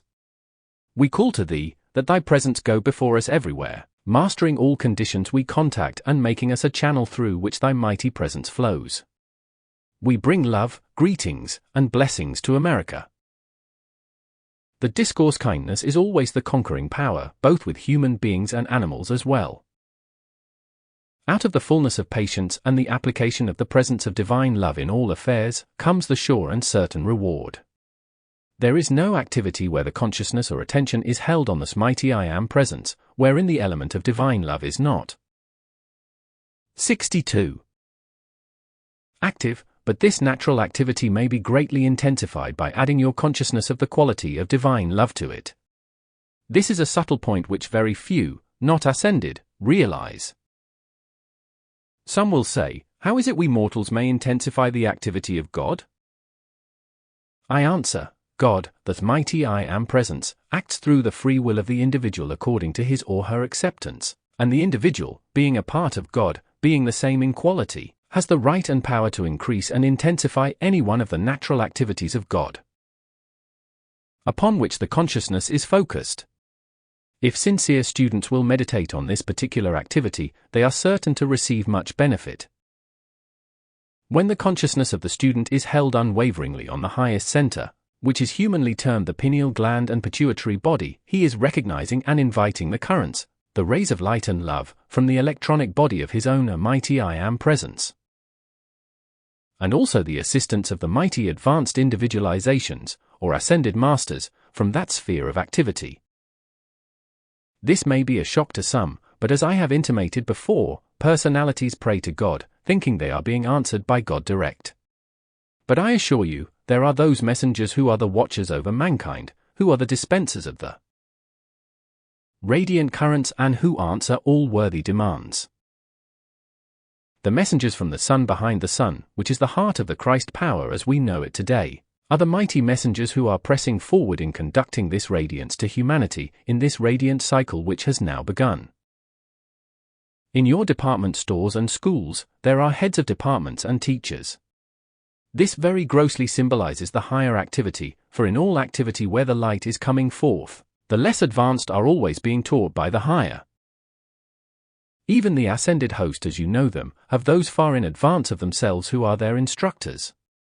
This goes on infinitely and is an important thing for the student to understand. I assure you that through the centuries I have never changed in the mode of giving forth the fundamental principles. To do so would be to cross currents, which would bring disaster instead of the good that I, in my humble way, have been able to do. The most vital thing in human activity is the necessity of positively refusing to sit in judgment on the activity of another human being. To condemn, criticize, or feel curiosity about the affairs of another, except to wish them Godspeed and that all is well, is not permissible for the real student or the one who sincerely wishes to reach the highest attainment. Students and individuals should always remember that there is naught to say them nay in whatever they wish to do or persist in doing, for they have the right to and free use of this mighty energy of God, which is the principle of life animating them. They may use this energy as they choose, until their experience causes them to face about and turn to the light of their own volition. At this point or conclusion, they may receive great assistance from those who are more advanced than themselves, which oftentimes strengthens and enables them to hold fast to the light. Otherwise, at this point, they might not have been able of themselves to do so. Thus you can see how very important it is for the student to understand and fully accept the presence and help of God's messengers of light. Spiritualism, in order that the students may not misunderstand this, I wish here to assure you that this has not the slightest thing to do with so-called spiritualism, as outwardly understood today. The ascended being who has attained to limitless heights of understanding through his own conscious effort, is as far in advance of the average individual who through his lack of understanding has cast off the physical body, as light is in advance of darkness. One of the great stumbling blocks in the way of many earnest students is the inclination to go to mediums, instead of looking to the mighty I Am presence, the all-wise God above, within, and around themselves.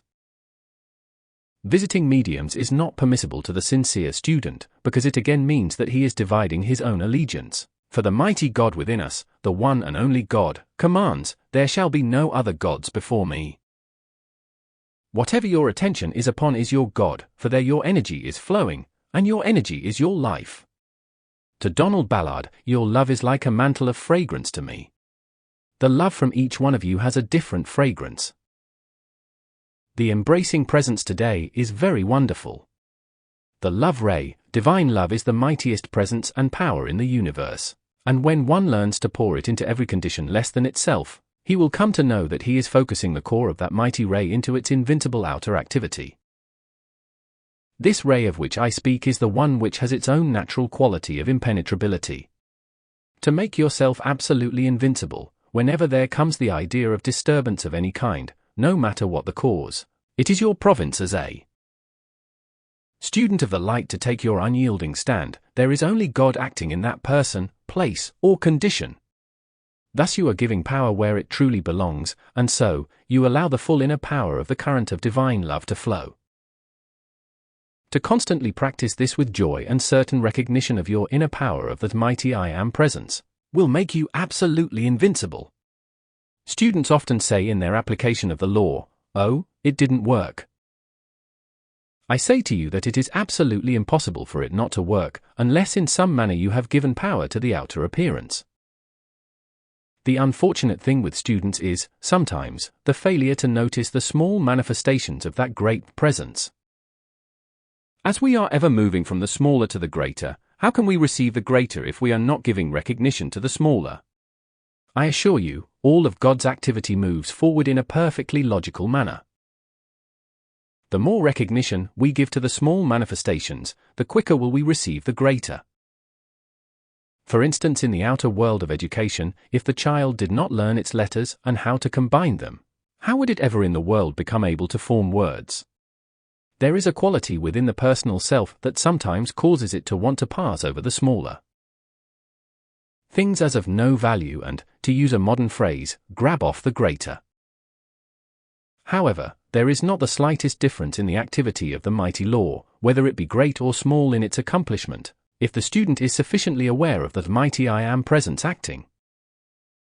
The student who needs, or thinks he does, some manifestation of the presence to give him faith in accomplishing the greater, will find great benefit in meditating upon this humble endeavor to make clear the way. The moment a demand for a thing comes, it shows that it is forthcoming. Raising the body, we first raise the body in consciousness. When we become conscious that it is possible for us to raise the body, and take the determined stand to do it, that moment the law of our being is set into motion to produce the perfected accomplishment. I assure you that the mighty law, when given a chance through your outer volition, loses no time in utilizing the opportunity, unless at some time you change about and cease to recognize this as a certain accomplishment. If you maintain this determination, you will find at some future time that the force set in motion in the beginning for that purpose never ceased for one moment to work for that end. If we do not utilize the knowledge that God has already given, how can we expect to have more? This instruction and information is not given just to hear oneself talk, but is ascended master law and information placed at the disposal of the students, and if they will look to their master selves, the mighty I Am presence, for direction, they will be caused to use the right application at the right time for the right thing required. I say this, that where a great deal of information and application is given within a certain time, there is much given so the student may select that which he or she needs at a specific time for a specific purpose. If I allowed you to look to me, the instruction would defeat its own purpose. Never in the history of the world has there been a time when so much instruction and information has been given, for the incoming cosmic Christ is now in command. Never has there been such application and assistance given to students, for the cosmic outpouring is omnipresent, helping the student who will give his or her attention. Beloved Suya is a place as well as an individuality. It is the name of one of the individualized activities of the Great Central Sunday. It is impossible not to receive what comes from this mighty I Am presence as an idea, when you really know that it is God sending or giving the idea. August 1st, 1932. Saint Germain. Invocation, thou most infinite, radiant one, thou who dost possess all peace, power, and wisdom, we give praise and thanks for thy holy presence with us. The Discourse the Cherubim, we have a very delightful manifestation of the great presence here today. A cherubim from one of the seven Elohim is sent to dispense its radiance, and it enfolds the room in a ray of golden light, touched with a breath of pink. This presence rests at anchor, as it were, about 60 feet above the home, and from it extends the golden ray enfolded in its garment of love. The cherubim are similar to the angel devas, but nearer the human size. Sometimes the cherubim are quite like the well-rounded form of a small lady. They always convey love as the predominating quality or activity.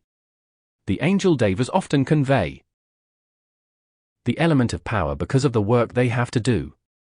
The cherubim have such a mighty focus of the love ray that they accomplish whatever they wish through it. They have a great radiance for a great distance.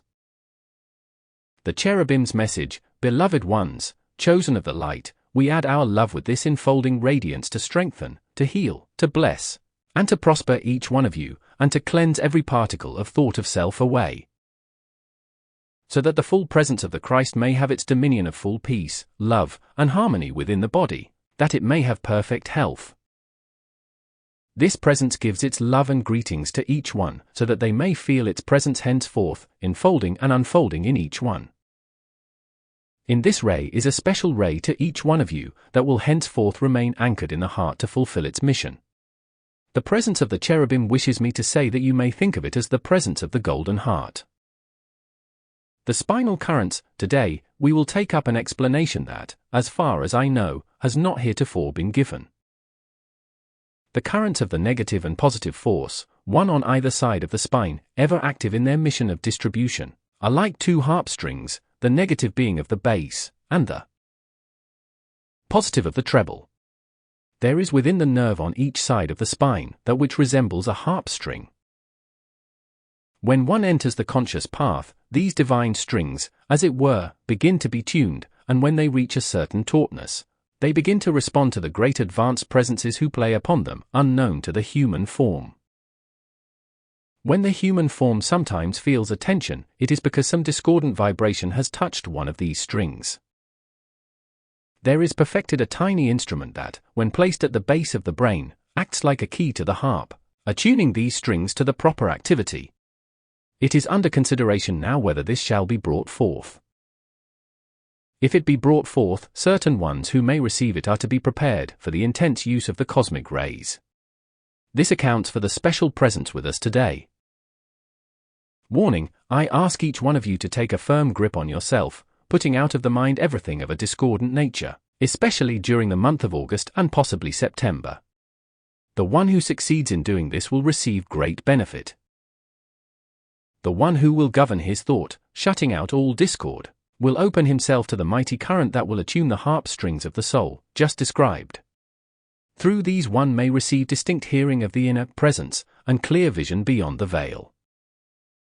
Just be at peace, ease, and rest concerning these, feel no strain in any way, no anxiety. This will give one the jewel of inner discrimination, which will enable him to completely govern the outer activity. This means that it will enable one to distinguish between the human and the divine thought, and to govern the outer so that any thought of jealousy, resentment, or self-pity cannot enter. Those three conditions are most stifling to the higher activity. Visualizing the harp strings of the soul, I would suggest the individual should follow his or her feelings, that those who can visualize these two harp strings of the soul connected at the base of the spine, connecting again at the pineal gland in the brain. The one on the right side of a delightful pink and the one on the left side an intense blue. The pink conveys powerful divine love through the positive current, and the blue string, the negative current, sustains the outer form in the divine balance. This description given, I assure you, is very real, quite as real as your heart before you when you sit down to play.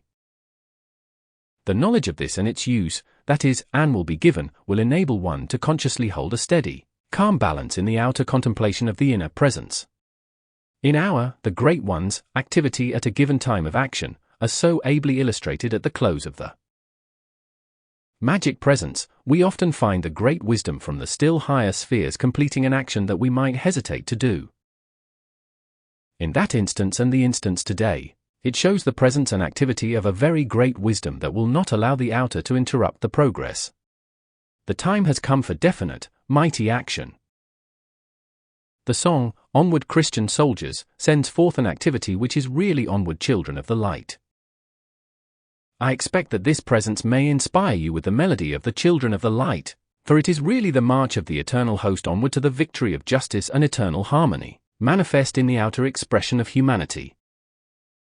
The presence which has been established is in answer to the call to Suya.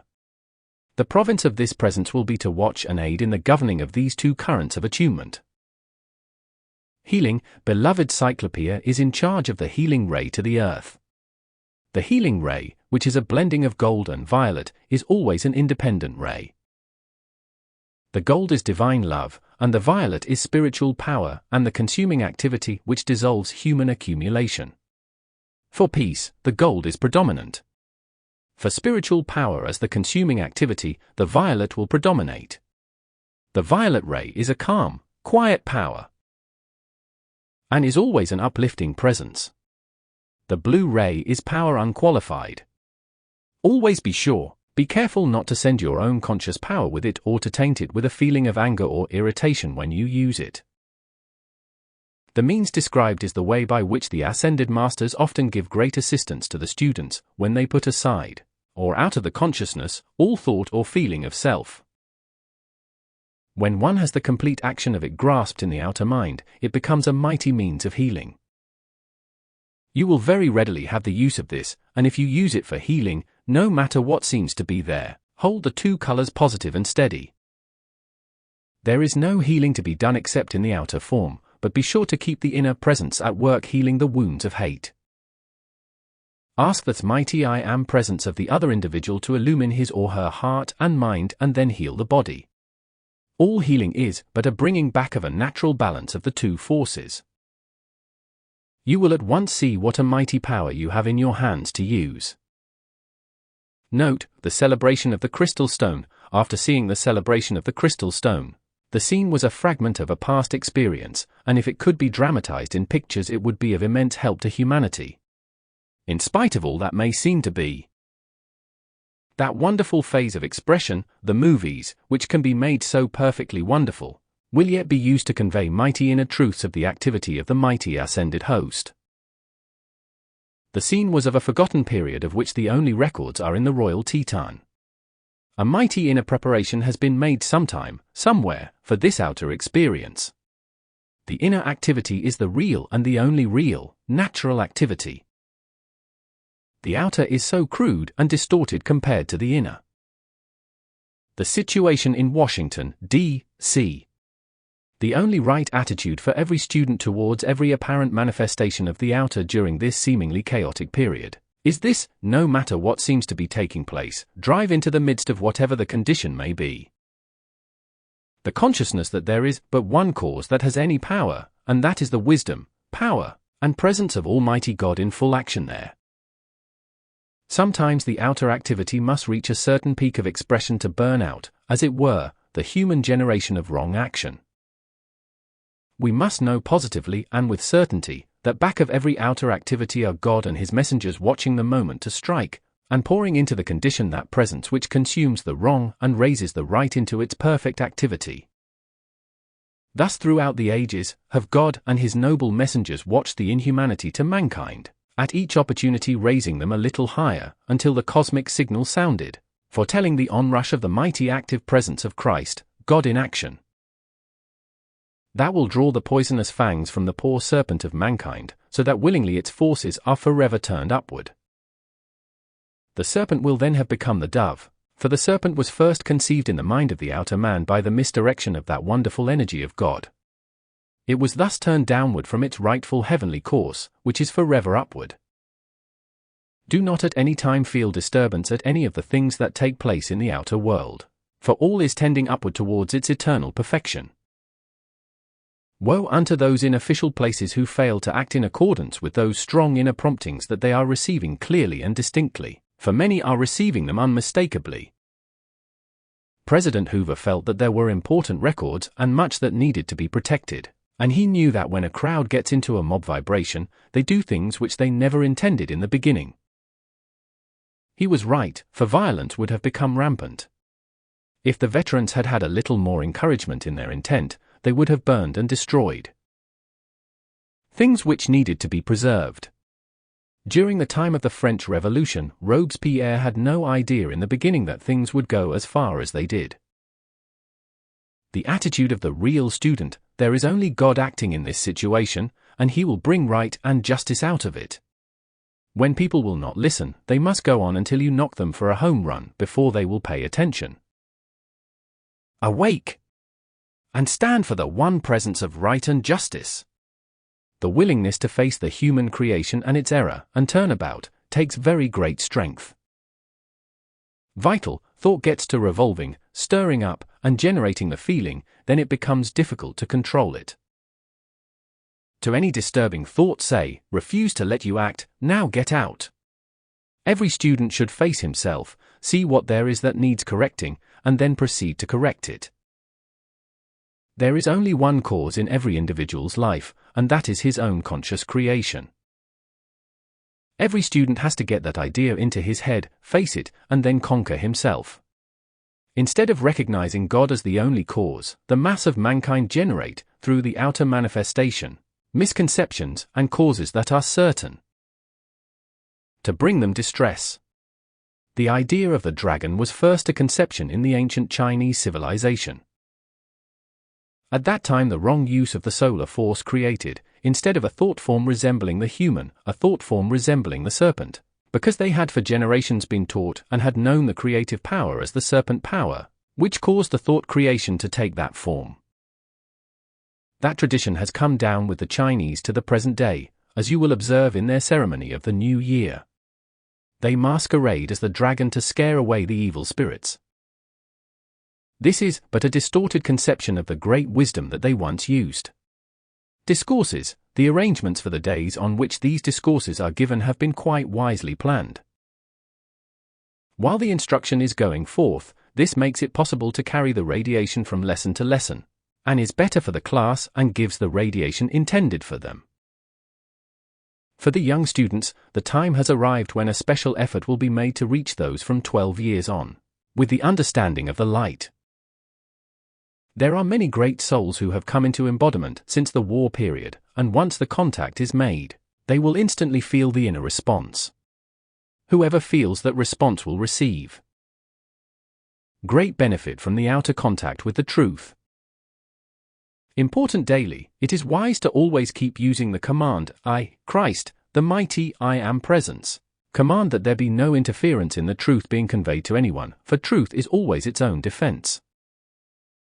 This will cause to be projected about the younger students a presence that will not accept suggestions that might lead them away from the truth, and from the presence, from which they felt the inner response. Just declaring a thing often enables it to be done. It is hard for students to conceive that a certain, positive declaration often opens wide the door to the enlargement of the demand, as it were. It is so easy for the student always to govern thought if he or she will only do it before it gains momentum. Say, here. Now, stop. Get out. The thing the outer self needs is unshakable confidence, because it has not been accustomed to instantaneous manifestation. It feels things are far off, so to speak. Don's grown appearance, if Don loves me and occasionally looks at my picture, he might easily take on a resemblance. Nada has an amazing power through the use of the love ray. Our new home, the establishment of an ascended master home, is entirely within the province of that intelligence that comes forth at intervals. The best way is just to rejoice in the idea and let the great wisdom bring it about. Many times it is absolutely essential that the idea be conveyed to the outer, for through that, certain preparation can be made which saves a great deal of energy. Benediction, thou great glorious, radiant presence. Thou who art the wisdom, power, and love, the inflow of light enfolding each one. Mighty God of light. Thou mighty eternal, radiant one art forever the governing presence of these thy children. August 4, 1932. Saint Germain. Invocation, thou mighty infinite, majestic presence. We give praise and thanks for the outpouring of thy mighty messengers. This day when thou hast sent forth thy mighty messengers to bless America, we are cognizant of thy mighty activity, thou mighty God, the one, the supreme, unfolding truth through thy wondrous individualization that every hour, every day, is drawing nearer the perfection of truth in the outer activity. In the heart of each is the cosmic perfection taking place. To all who look to truth, as a mighty river comes the outpouring from thee. The discourse for the first time in 5,000 years, there is being sent forth an outpouring of this kind to America. There are 7 sun centers in America to which 7 great beings are this day pouring out a mighty radiance. 4 of these places are new. 83. York, Chicago, Denver, and Seattle. The 7 great ones at this time are cosmically permitted to intensify the mighty Christ presence that is steadily moving forward into the consciousness of humanity. At 2 o'clock this morning, 7 pathways of light might have been seen in the sky. This portends much for the blessing of America, in fact for the entire North America. These great beings whose attention has been called to this sincere channel that has made the point of the wedge through which they have found entrance, whereby they may shed their light into the darkened spots of human civilization, they send you a wondrous message. The promise that you shall have great and powerful use of the light rays. The cherubim and its message, the beloved cherubim is enthroned, holding its conscious radiance about you today. The loving message to you is this: fear not what any mortal may do, command silence of the outer in the name of that ascended presence, and all the outer must bow the knee before that mighty presence and be at peace. Again come the words from over the ethers: thou shalt yet know, feel, see, and experience what loyalty to the light and the ascended host means. No matter what any mortal may seem to manifest, hold fast always to the fact that the omnipresent mighty God and his chosen messengers govern the earth and its inhabitants in spite of any seeming appearance to the contrary. The God of light, love, wisdom, and power is anchored within your lives, within your world, and is the conquering, silencing, supplying, invincible presence and power. Know this and be at peace. To Mrs. Ballard, again, may I express to you my appreciation for the attention given to the national anthem, for it has given me an opportunity to do for America, the jewel of my heart, that which I have not had the opportunity to do since the signing of the Declaration of Independence. Others have their times of rejoicing, today is my turn. As we never fail to give praise and thanks for the smallest manifestation of that mighty invincible presence, so in proportion to that mighty power of a manifestation do we, in intensified consciousness, give forth gratitude and praise. So you see we are no different from yourselves, for no matter what the height attained, we are always ready to put self aside and give praise and thanks for the opportunity to consume and dissolve anything that would impede that mighty onward progress. Always keep before the student the fact that self-pity is one of the most stifling things which impede individual progress, and yet it is so easily governed. When once understood, every student of the light should, at least once a day, take inventory of his consciousness and see wherein there is an element that needs eliminating, and then proceed to do it. This must be done by the use of the consuming flame.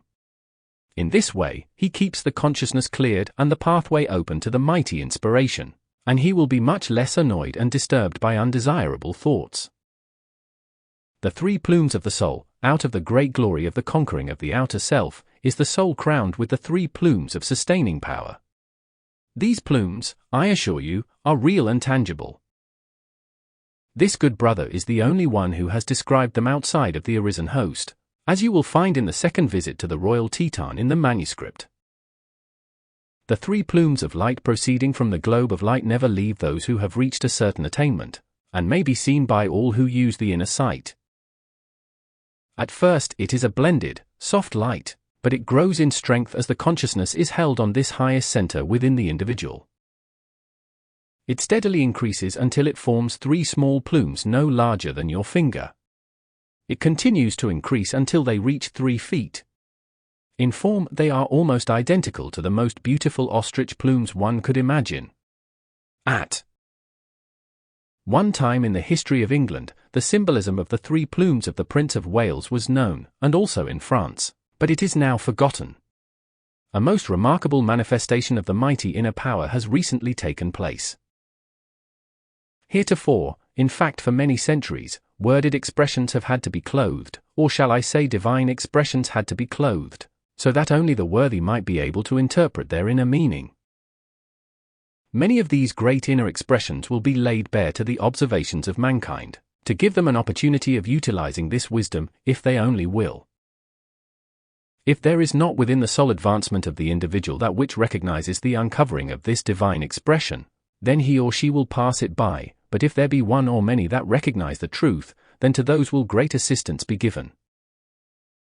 How the student may help in national activity. You can give me great assistance in national activity if you will make it a point whenever you read a negative report, to instantly take the conscious stand that there is only God and His perfection there, sustained by His mighty messengers. It would be well if the student should have this especially. This will do much to transmute and change the expression of the press. Whenever you see a negative expression by the press, command all the press to be God's messengers. Wishes to give assistance in holding another in the light, he or she may do what even the teacher may not be permitted to do. So you see that your impelling power has been wise indeed. A master may not go beyond certain limits with his students, hence he wishes you to have this unusual explanation. Therefore, every real student will always withhold all criticism, no matter what the appearance may be. People are so prone to sit in judgment on others, seeing only appearances and letting the criticism run rampant, no matter what the truth. The point of light within is the brain of the electron. It seems very strange that students have not realized that the spirit of mentality acts on the physical body. If there were no life, substance, truth, or intelligence in matter, how could it be acted upon, as they have seen many times? For intelligence to act, there must be intelligence to be acted upon. To Mrs. Ballard, it will be a glorious celebration when you reach the full accomplishment of knowing where you have been, are going, and what you have received. A remarkable expression I love to use and I often contemplate today is, the matter of knowing God is simply the restoration of forgotten memory. We have known God before because we are God created. When we began the descent into dense activity, we had the complete conscious memory. When the energy was directed downward, the veil was drawn, and the marvelous, glorious beauty of that wondrous temple of God was forgotten. Now, that forgotten memory is steadily and surely being brought again into the conscious, outer activity. The amazing thing is that so few seem to have fallen into the idea that anyone with persistent effort could command that complete divine memory be restored, and it would be done. Few have had the patience to continue long enough to get sufficient encouragement to go on. Give the command that the full divine memory be restored, and it will be manifest shortly. The use of the hands in speech. Don asked, why does Mama talk with her hands? Answer, few can see what takes place with the person who uses intense movement of the hands in discoursing or explaining. A certain amount of energy is liberated, but not wasted. Many times where specific information is being given, the energy liberated in that manner helps the person to whom the explanation is being given to receive it. If you will notice, there are times when the hands are not used, and again there are times when they are used in almost violent action. If Billy Sunday, and others of like strenuosity, could have known what they could have accomplished by beating the table with the open instead of the closed hands, they would have added greatly to their conversions. The hand is an outlet of the energy, consequently, those who from former knowledge possess great strength, are usually powerful in lifting and handling great weights. The energy always goes where it is directed. The Vestal Virgins in the ancient temples. There was a time when the Vestal Virgin was given tremendous power to draw into manifestation the mighty presence, the activity of the ray as the flame. That was why in the beginning the priestess could do what the priest did not dare attempt, in drawing the mighty focus of this invisible fire. This was often greatly intensified by the king of the fire element, or Amasis. Of course at that time, explanations of those things were not given. Sometimes the priest saw this presence and assistance, but rarely if ever was advised as to who or what the presence was. The cherubim and seraphim. The cherubim has always been the special direct messenger of God and has always assisted the 7 great lords of the flame from Venus, and also the Elohim. The seraphim are the next step higher. They are rarely if ever used in the same capacity as the cherubim. Sometimes the cherubim manifest as a sun or a flame of many colors. It is rarely that they manifest in the human form as we know it. Benediction, thou radiating presence, as we are held within the radiance of thy most gracious smile, and the embrace of thy great self, we offer praise and thanks that thou hast been sent to bless, to heal, to illumine, and that thou dost command the dwellers within the earth to reveal their secrets to these thy messengers. August 8, 1932. Saint Germain. Invocation. Thou mighty infinite presence, thou all-sustaining power in the cosmic world and in the life of the individual. Thou art the only presence and energy. O thou mighty light, clothe us with thy mighty radiance that we may shine forth like the great sun, to heal, to bless, to enlighten all with whom we come in contact, and manifest thy mighty sustaining power. Silence and bring into subjection the outer self and activity that would spread its shadows in the presence of the light. We take our stand with firm determination to walk, to live, to be thy mighty presence and light. We give no quarter to the human or outer self that would interfere. We recognize, claim, and accept only thy mighty radiant presence, thy mighty sustaining wisdom and strength to lead us forth on thy pathway of life, ever upward and onward, ever sustained by thy mighty presence until 94. At last we have attained thy gift of dominion over the outer self and enter into the temple of light. The discourse instruction. I regret that you have not understood the importance of being in bed by midnight, so that certain work might go on at those hours. It is important that the body be at rest by midnight. Certain work is accomplished then, tremendous work has been planned and cannot go on without the fullest cooperation, and I am sure you are glad to do that. Obedience. In all activity of life, the highest attainment without obedience may fall to the lowest. In the beginning, when the divine became lowered to the present density, it was through the lack of obedience. Unless you can feel this willing, joyous obedience, it is not possible to continue this work. We are glad to give assistance. I will give you help and strength to help you obey. It is only because of love for you that we want you to hold to this condition for the work. We cannot use any of our force to compel. Use this every day. Today, I will stand guard, and I will not become so interested in the outer activity that it will not give me opportunity to receive the great radiance of the presence. God, govern and sustain me in the governing and mastery of the outer conditions. Determination and divine will. One of the greatest and mightiest simple truths is to know that an unyielding determination for any specific accomplishment is the open doorway by which the inner strength flows out to its accomplishment. In our present era of activity, I think it is very well that students should understand that what has always been termed will, by the instructors, is but determination to hold to the light and that ever-sustaining presence.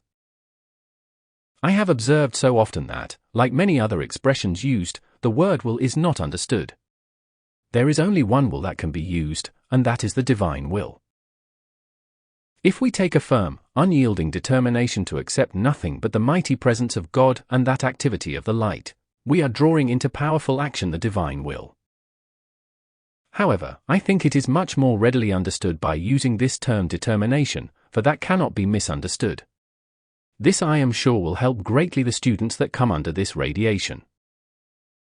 There is only one energy that can be used, and that is the life principle in the individual, which is God's energy. Please understand, therefore, when individuals aim, through the attention and determination, to use this energy constructively, then they have entered into the fullness of the outer activity that will loose the inner activity to do the work. Students so often unknowingly drop into the mental attitude that they of the outer have to do certain things, when the true activity is but to keep the attention centered upon that mighty inner God power, which is the only presence that can ever achieve any permanent results. The certain victory, the conscious use of decreeing, backed up by the conscious determination, is an invincible power and cannot be interfered with when the determination is held unyielding. Everyone knows what determination means, leaving no wavering or questioning in the mind. But to most people the word will leaves a peculiar sense of vacancy in the consciousness, because of the uncertainty of just what it means in the individual's activity and use. I want this to be very clear and definite, for it is the stumbling block over which many trip. The difference between human and divine will, so few, even among students, can distinguish between what is called the human and the divine will. Therefore, we think it much better when referring to the inner activity, to use divine will and determination, when referring to the outer activity. This explanation will make it impossible for confusion to accumulate in the mind. Knowing that the outer determination to do or accomplish something opens the inner door for the inner power to rush forth to its fulfillment, this removes instantly all uncertainty that it can be done. This is so important to the student who wishes continuous, definite progress. In the retreats, every student is given private work, particularly in regard to his or her own individual activity. Until now, there has not been given out a clear understanding so the students could utilize and apply it, except in the retreats. In moving in the outer world, there can always be this same constant love and prayer for your light and protection. When you have been in contact with the outer vibration, it takes a very positive force to repel that outer contact and release you from that disturbing element. There may not be the slightest thing noticeable in the outer activity, but sometimes the mere contact with the disturbance of the outer world allows it to rush in if you are not on guard. This work must not be interrupted for the gratification of the outer self or activity. Everywhere you go, know and use always, God. Surround me and protect me from every outer vibration. This is one of the rarest privileges where I have been allowed to warn the student. Owing to our home life of long ago, it is permitted that I warn you. If this work is uninterrupted, there will come tremendous light, abundance, and freedom, and tremendous things will be accomplished. The reason that I speak of this is that obedience is the most important of all things. Nothing so destroys the attention as rebellion within, for it not only rebels to the outer but to the inner. For writing, if you are accustomed to writing, make up your mind before you begin, to keep a certain spot as a focus. If you move, it changes the current and you never get exactly the same condition again. The time has come when the students must anchor to a definite, perfect thing and hold to it. This brother years ago took the determined stand to know the truth and hold to it. All students should take the same stand to know the truth absolutely. Then they do not take on a condition they have to get rid of later. Foresight. God in me, give me foresight and guard all future activity that all concerning it may be maintained harmoniously. Foresight means that we are loosing the inner protection against any approaching disturbance. Divine memory covers all speech, thought, and action. Memory is that which has accrued from former speech, thought, and action. The guarding activity of the cherubim, govern. Great importance. Thus you see how great this can grow in this civilization. As you read about the buried cities of the Amazon in Unveiled Mysteries, you will see how such a focus takes place. Nothing in the universe can say nay to an individual if he chooses to turn his vision down. Very few students get this idea fully. One must of his own volition be joyously willing to render service to the light if he is to have help. The student who sees that he has made mistakes and, through the God within, has the power to consume them, will certainly take the reins and do it, and thus rid himself of barnacles, centuries old. The fact is that God can consume that which has been personally generated. Anything that has been humanly generated can be dissolved and consumed, because God's energy was used to create and, when requalified, has the power to consume and recreate. When an individual says in a half-hearted manner, it is consumed, it is not necessarily so, unless there was power or energy enough released to do it. When one gives a real command and means it, the feeling within it always carries force, and that force is its accomplishing power. Instruction on Unveiled Mysteries. The scepter in the hand of the feminine figure in the tapestry symbolized the focusing of the eternal cosmic power for the center in the royal Teton. The globe represented the fact that the future activity of the retreat and the earth was known. The reason why I think you have the feeling that you should dwell considerably on that tapestry is because it would be well to dwell in detail on the description which reveals that they were the founders of the retreat. Question: where are you going today? St. Germain, to Arabia, in the retreat. There is no time that we meet here that there is not a direct ray sent to Washington for consciously directed work. We do not have a focus in Washington like this, but we do have messengers there. Angel Deva and Cherubim, through a consciously directed focus. The angel Deva and cherubim can pour their streams of force out through the individual's own outgoing stream. Sleep and the great silence. Sleep is entering the great silence. As the outer self becomes inactive, the inner action is released. Affirmations: use this constantly, move within the core of the ray from the great central, spiritual sun, and 7 a.m. Always within its invincible protection say to your mighty master within, reveal to me something that will put my finances, which are mine by divine right, into my hands quickly. And sustain me in it, through overwhelming and everlasting light and love. Say also, open your channels for my mighty supply. Put it in my hands now and continue it permanently. God, open all channels for my money supply now, and I accept nothing else. Your only business is with the master within. Say to it, dispense this in thy perfect way through me in wisdom and love. It replies, I, Christ, the beloved mighty I am, being declared and to nothing else turning, showed thee hidden riches from secret places.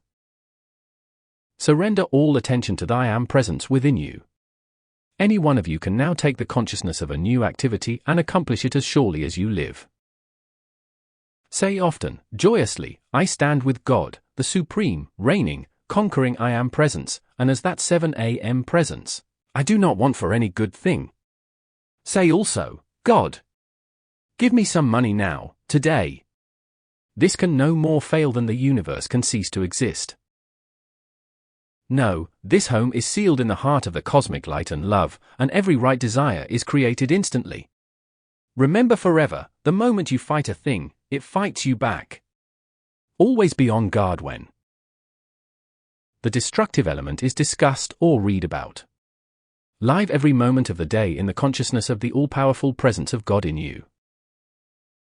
Say to yourself, I have the mighty presence of God in me, and I do not give recognition or power to anything else. There is nothing that can stand before that invincible presence of Almighty God, and all things must be and are compelled to bow before it and obey. The first thing in the morning, take the determined stand that only the ascended host of light can contact me mentally this day. Never fail to use, there are no personalities. There is only God in action at every point. 7 a.m. The only a presence acting. Say to your God within, my great love self, I do receive instantly all of everything I require. Benediction, thou mighty presence. We give praise and thanks for thy wondrous radiation and sustaining power. All unlike the Christ is consumed, and all now goes forth clothed with the sustaining activity of thy mighty presence, holding all within thy great silence and pouring forth thy greatest activity. August 11th, 1932. Saint Germain. Invocation, thou mighty majestic God presence, whose seeming mystery of life enfolds thy creation, make that seeming a joyous reality to thy children of earth. Enfold them in thy wonderful radiance, illumining the pathway of each one that they stumble not. Infinite is thy patience. Enduring is thy love. Great is thy peace, thou wondrous presence, active in all mankind. Thou mighty presence called nature, responding to the God within thy creation, pour forth thy lavish abundance upon these thy children. Children of the four elements, I call unto thee. Come and minister to the children of light. Oh, that each one would keep the love radiance burning, that every other condition might be put aside for the inflow of that mighty presence.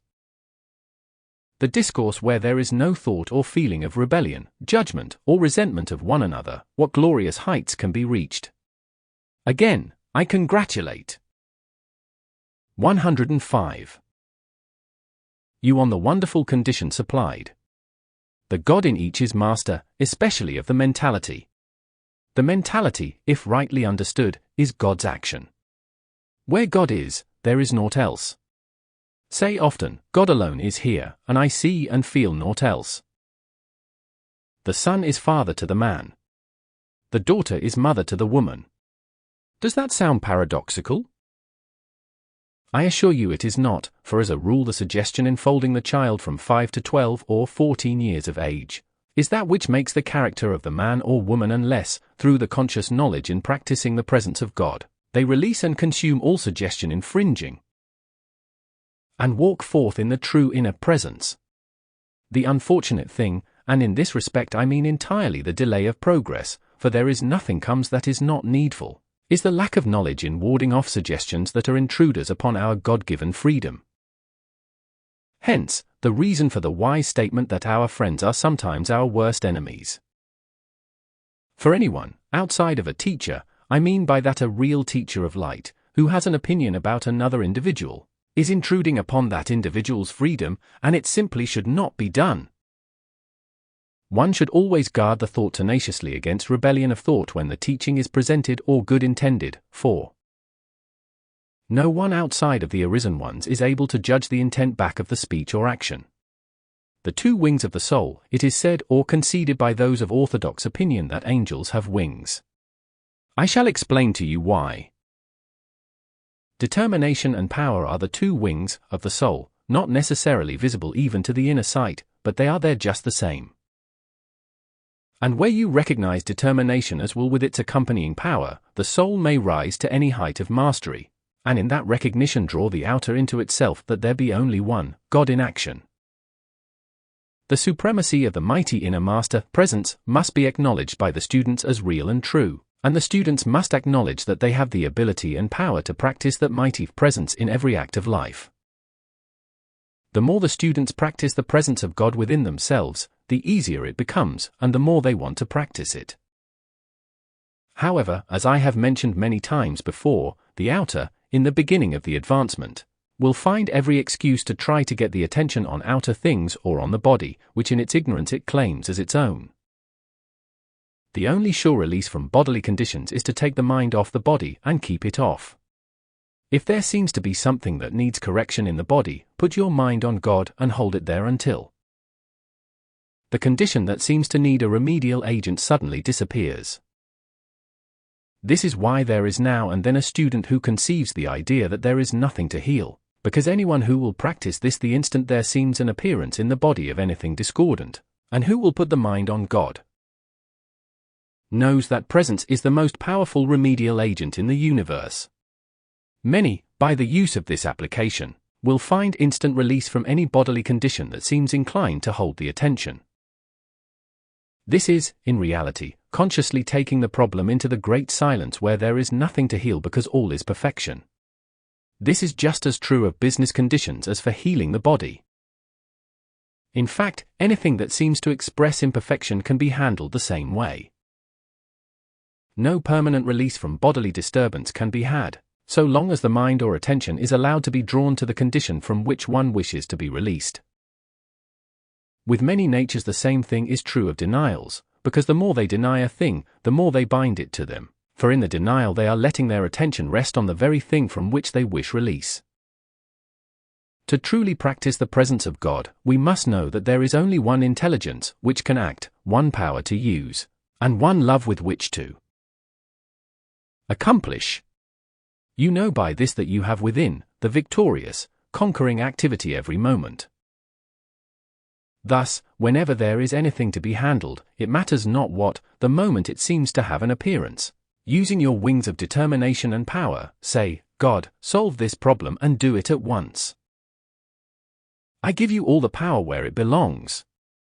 I recognize you as the only activity. Therefore, this appearance has no reality and dissolves instantly before thy mighty presence. If the students will continually use this, they will soon find that they have no problems. As conditions permit, you will find that this which has been given is but a small part of what may be given for use, as you become more and more aware that you are gaining, not only in what to do, but how to do it. It is the same as with a teacher in the outer schools who gives the child a problem. He also shows the method by which to solve the problem, or he would be a very inefficient teacher indeed. The student will always find that where there is sufficient sincerity and earnestness, and a constant calling for light and understanding, the way will always appear for the knowledge to be given which will lead him or her to freedom. The true activity, when we have come to this present state of understanding, is to give no quarter whatsoever to outer appearances. The student at this point should constantly analyze the outer, not in a critical way, but that he or she may be conscious of what there is that needs changing. The sincere student should with all tenacity break up every old personal habit no matter what it is, for that is the thing that binds. A great many students do not give this the slightest consideration. The old personal habit is the serpent in the garden, so to speak. This is what I mean by analyzing, to know what there is to break up, which before we have been considering as a necessary habit. There are so many little things in a person's life which are limitations that can be broken up.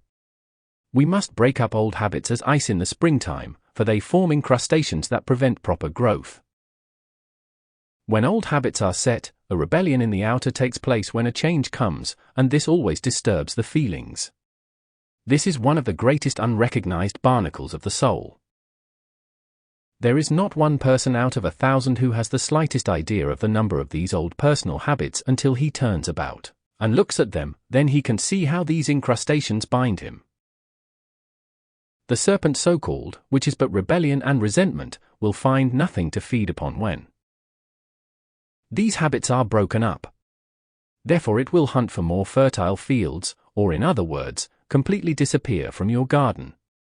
If old personal habits are broken up, there is no resistance to the truth. The right attitude is to joyously accept the truth, no matter how much it mangles up the outer. This is why we must stand guard every moment at the gate of our outer world.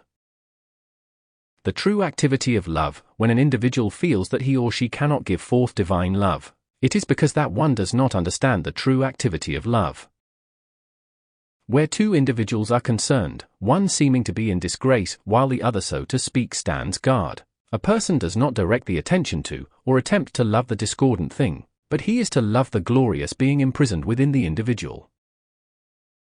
Because of its perfection and because the discord of the outer self has bound it. The Christ attitude would be to send great love to that imprisoned presence, which is God, the light within the individual. This anyone can do with great devotion. Knowing this, make the conscious demand with determination and power, that God break down and dissolve the barrier and set this radiant presence free to again assume its dominion, and create perfection in its outer world. The individual standing. God in such a case has the divine right to make this conscious demand, and if it is kept up, the way will be opened and the problem solved in the right way. This will give a peace and relief to the one standing guard who really grasps this idea, that will be almost unbelievable. The mistake so many people make is in attempting to solve a condition with the outer mind. Enthroning your own divinity, the most important and the greatest thing that everyone needs to do, and especially students who are sincere, is to consciously enthrone their own divinity in its temple, giving all power, all devotion, praise, and recognition to it. That the outer attention may be firmly anchored once and for all time where it belongs. Thus the outer, which has been the usurper, will be drawn into the great river of light, until the very existence of the outer is forgotten. As the autumn approaches, take the conscious stand, God, the mighty I am present 7. See that every part of my body is governed harmoniously and that I am not affected by atmospheric conditions. God is the center of my being and governs my body in perfect harmony at all times. I do not accept suggestions from those about me, either from the spoken word or from appearances. I move free. Forever free. In my mighty God presence. Very important, the conscious recognition of the electronic activity within your own body as the electrons bursting, is a real activity taking place. The picturing of the inner reality becomes reality in the outer self.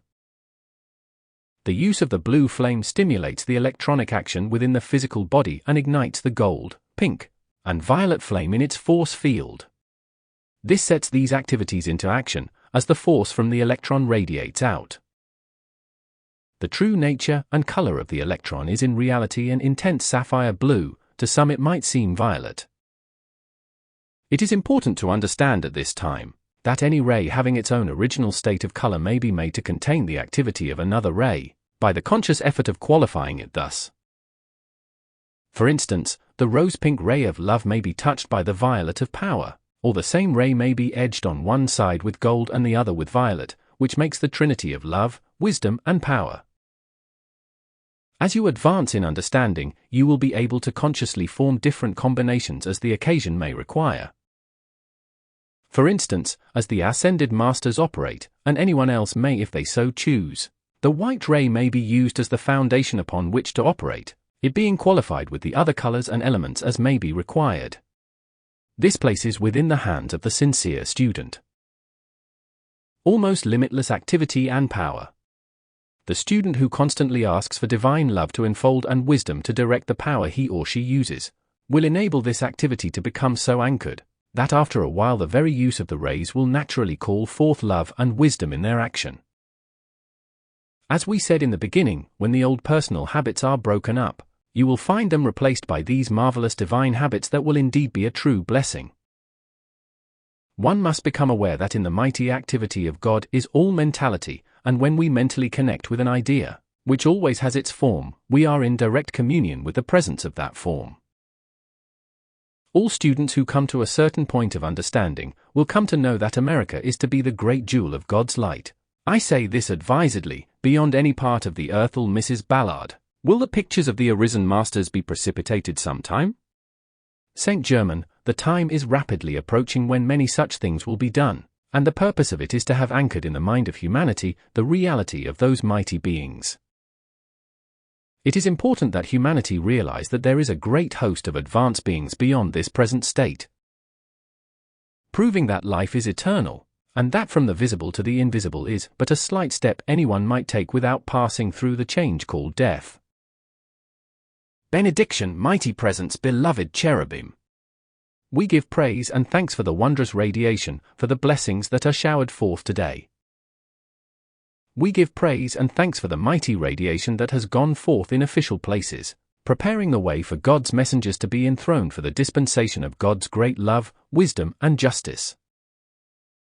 We give praise and thanks that all mankind have become an anchorage for the mighty presence of God, quickened into the activity of a conscious desire for the presence of God. We demand that it be quickened with great rapidity to bring forth the full fruition of that which is to be. August 15, 1932. Saint Germain. Invocation, thou mighty infinite presence of light.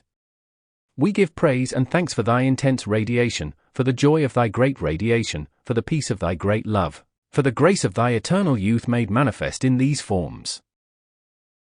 Help each one in this, thy chosen center, to feel, to be, thy joyous presence, to know there is naught manifest but the perfect activity of God.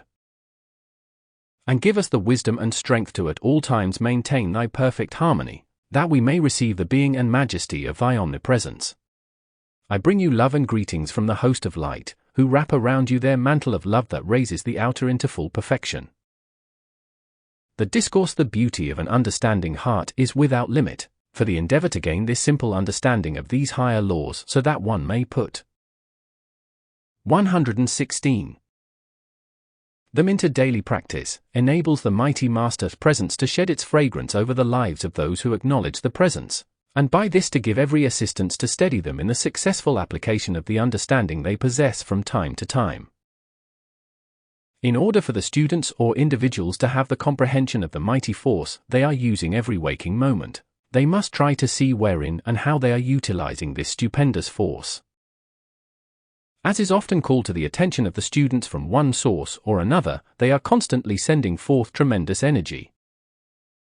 This, if understood and consciously directed to a given purpose, could not and would not fail in quick accomplishment.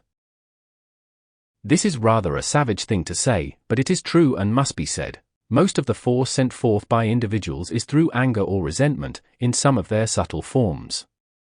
Why? Because it generates an intense feeling. Anyone who does not understand this or, understanding, does not control it, but delays the hour of achievement. It has been thought by even advanced individuals that it was not possible to generate consciously and at will an intense feeling, according to the desire. I tell you surely and truly that anyone can, if they will, generate the same intensity of feeling for the adherence to the light that they can generate in a fit of anger, temper, or despondency. These are the two opposites. To allow oneself to drop into a fit of discouragement or despondency is but letting oneself be used. Instead, one should rise up and utilize his opportunity. He should generate intense love, the opposite pole to his despondency or anger, and through this he would master his problem. However, this is seldom found. But the one who will do it is always master of every condition. When the student who has had many examples before him of the mighty activity of the great law, God within him, allows depression to engulf him momentarily, he is but expressing a form of self-pity, which should be shunned by the sincere student as he would shun a poisonous viper. Students of any understanding to speak of must know that everything depends upon themselves, and that to form a habit of looking to someone else to sustain them but delays their own mighty victorious accomplishment. Victory over oneself when this constantly generated energy is utilized in this haphazard, thoughtless manner, takes twice as much energy as is otherwise required to sustain them in perfection, in health, in prosperity and happiness. The students who want to succeed must face this fact and conquer it in themselves. Now here is the greatly encouraging thing about this sort of reprimand, which the above might be thought to be, but is not. When the desire of the individual is sent forth or held on constructive accomplishment, he has the power of the universe at his back and at his command. That will sustain him unfailingly in every instance when his determination is held unwaveringly. Again, let me remind you that self-pity is the strongest disintegrating force of any one attribute of negative consciousness. When a student, because things have not been accomplished for him, suddenly takes the attitude, "Why isn't this accomplished now?" I want to say that this point is not of any consideration if he really wants his manifestation. His part is to stand with firm, unflinching determination to the only power that ever acts, which is God in himself, and without thought or question of why a thing isn't accomplished, take this stand, by the power of Almighty God in me. I know that whenever I stand with determined desire to accomplish something constructive, it cannot fail. The thing that very often causes seeming failure is the very subtle point of wondering why it isn't accomplished yet or doesn't seem to be. Instead of wondering what energy should be sent forth, know that when the decree has gone forth for any constructive desire, it is God acting. Then of course you must know and feel that it is impossible for it to fail. This is self-evident. Thus, in a simple manner is the consciousness utilizing this mighty energy as it should be used. The following is the reason why students delay the very thing that they wish to succeed in. As an illustration, if the student has worked earnestly, knowing the truth and consciously directing the power in the right manner, and then if he suddenly allows discouragement or despondency to sweep over him for 1 hour, he may, according to the intensity of the feeling, dissolve all he has accomplished through days of earnest work. This is a reminder to the student to stand his ground and never yield or give power to anything but that mighty presence of God, which accomplishes all things through his mighty presence and power of divine love. Read this reminder, if students are strong enough to face this truth, to read this reminder whenever they find themselves slipping. It will be a limitless source of strength and encouragement to them, for through these words, to everyone who reads them, will flow a mighty sustaining power. There is no one thing of greater importance, and yet so simple that a child can comprehend it, than for a student to watch and see in what manner he is constantly sending forth this great energy. The simple, natural manner in which one is constantly giving off, as it were, this force, is quite sufficient for the accomplishment of ordinary things. Then you can readily see what enormous added power and energy is given off by the conscious use of the determination and will. Individuals will often say, "How do I know whether I am using the inner or outer will, when it is so easy to determine, knowing that any constructive desire is the using of the inner or divine will?" If students will accept and utilize these simple yet mighty truths, they will find no difficulty in handling themselves or conditions. While the generation of anger comes of a sudden impulse, the conscious use of joyous determination is at least 20 times more effective, and this, one can generate consciously and at will. How? By stilling oneself and joyously entering into the consciousness of how limitless God's power is. It is impossible for God to fail in anything, and its activity is more or less instantaneous, in accordance with how much power we withdraw from outer things to which we have given power. This will show you how one can always have the power of accomplishment as the mighty magic wand in one's hands to use for anything whatsoever. From the simplest to the greatest. The only reason for the seeming lack or delay of accomplishment is that one is either consciously or unconsciously dividing this mighty power, for it surely does follow and act according to the direction given it. Meditating upon this and knowing it will enable the students to give fuller and fuller power to that mighty energy which they may consciously direct at any time.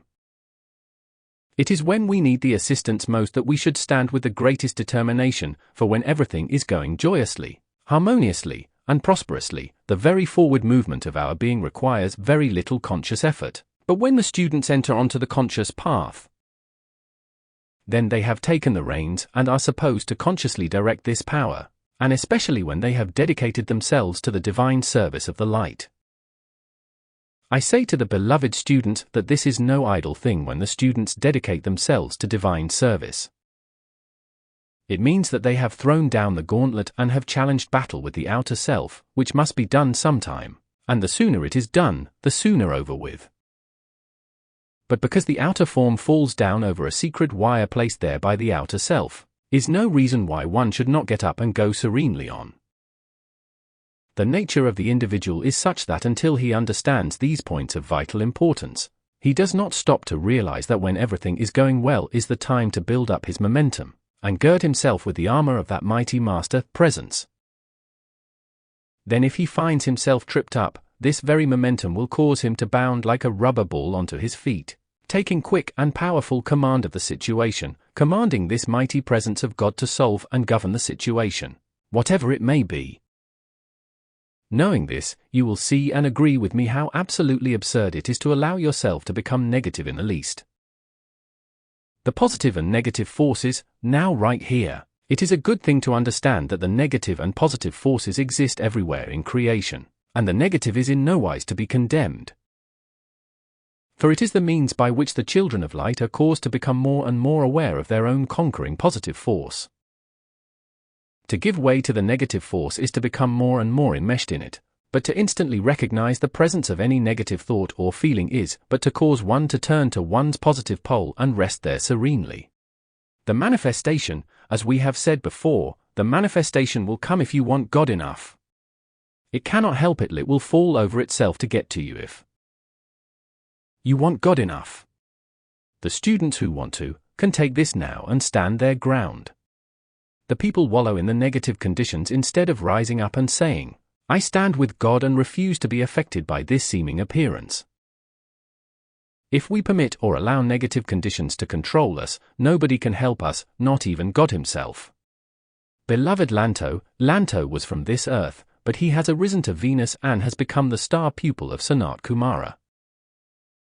He is the ascended master in charge of the retreat of the royal Teton, but was not the guest master from Venus. He was the one that introduced the master from Venus who was the guest and who was given charge of the evening. Cherubim, there are certain cherubim who have been human, but only a few. There are some from a sphere of activity who are prepared with a well-rounded knowledge. Each element has those of its own who are sent forth to teach the rest of those in that element. Venus came to assist the earth with its own wisdom. Through all creation, the step higher is always reaching back to the step lower to give assistance. The ascended masters teach the inhabitants of the elements the laws of God and immortality, and thus they prepare those of each element to teach the rest in that element. Retreats in the mountains, the early power used by the ascended masters in preparing retreats in the mountains, had to be secret and not discoverable by anyone in the outer world. The Great Watcher saw the necessity of the Great Light having indestructible protection. This is why there were retreats in all parts of the world in caves and mountains. They used the flame to break down the great masses of rock, and the elementals were created for the purpose of disposing of the debris. Later all was disintegrated by a flame. The raising of the body before the advent of the Master Jesus, up until the advent of beloved Jesus, all raising of the body was an absolutely secret process. Not even the students in association knew what was to be done, only the one raising or being assisted in the raising. Age of the Earth, human life has been on this earth since it was created. Geologists only have an approximate idea of the age of the Earth, unless they have been highly inspired. Former civilizations, all evidence of some former, great civilizations has disappeared except certain records. There came a time when indestructible receptacles had to be prepared by precipitation for the preservation of certain records of former civilizations. There will yet be a chamber of records that will be unsealed, when the new age has been entered into sufficiently and the Christ power has gained sufficient dominion. This chamber will reveal another period of civilization's progress, far greater than the one known at present. In the inner cosmic activity, you will see the creative process of God.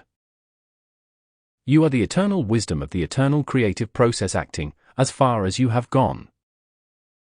That is why knowing a thing in this manner means that you have entered into the creative process, and this knowledge is different from any other kind of knowledge.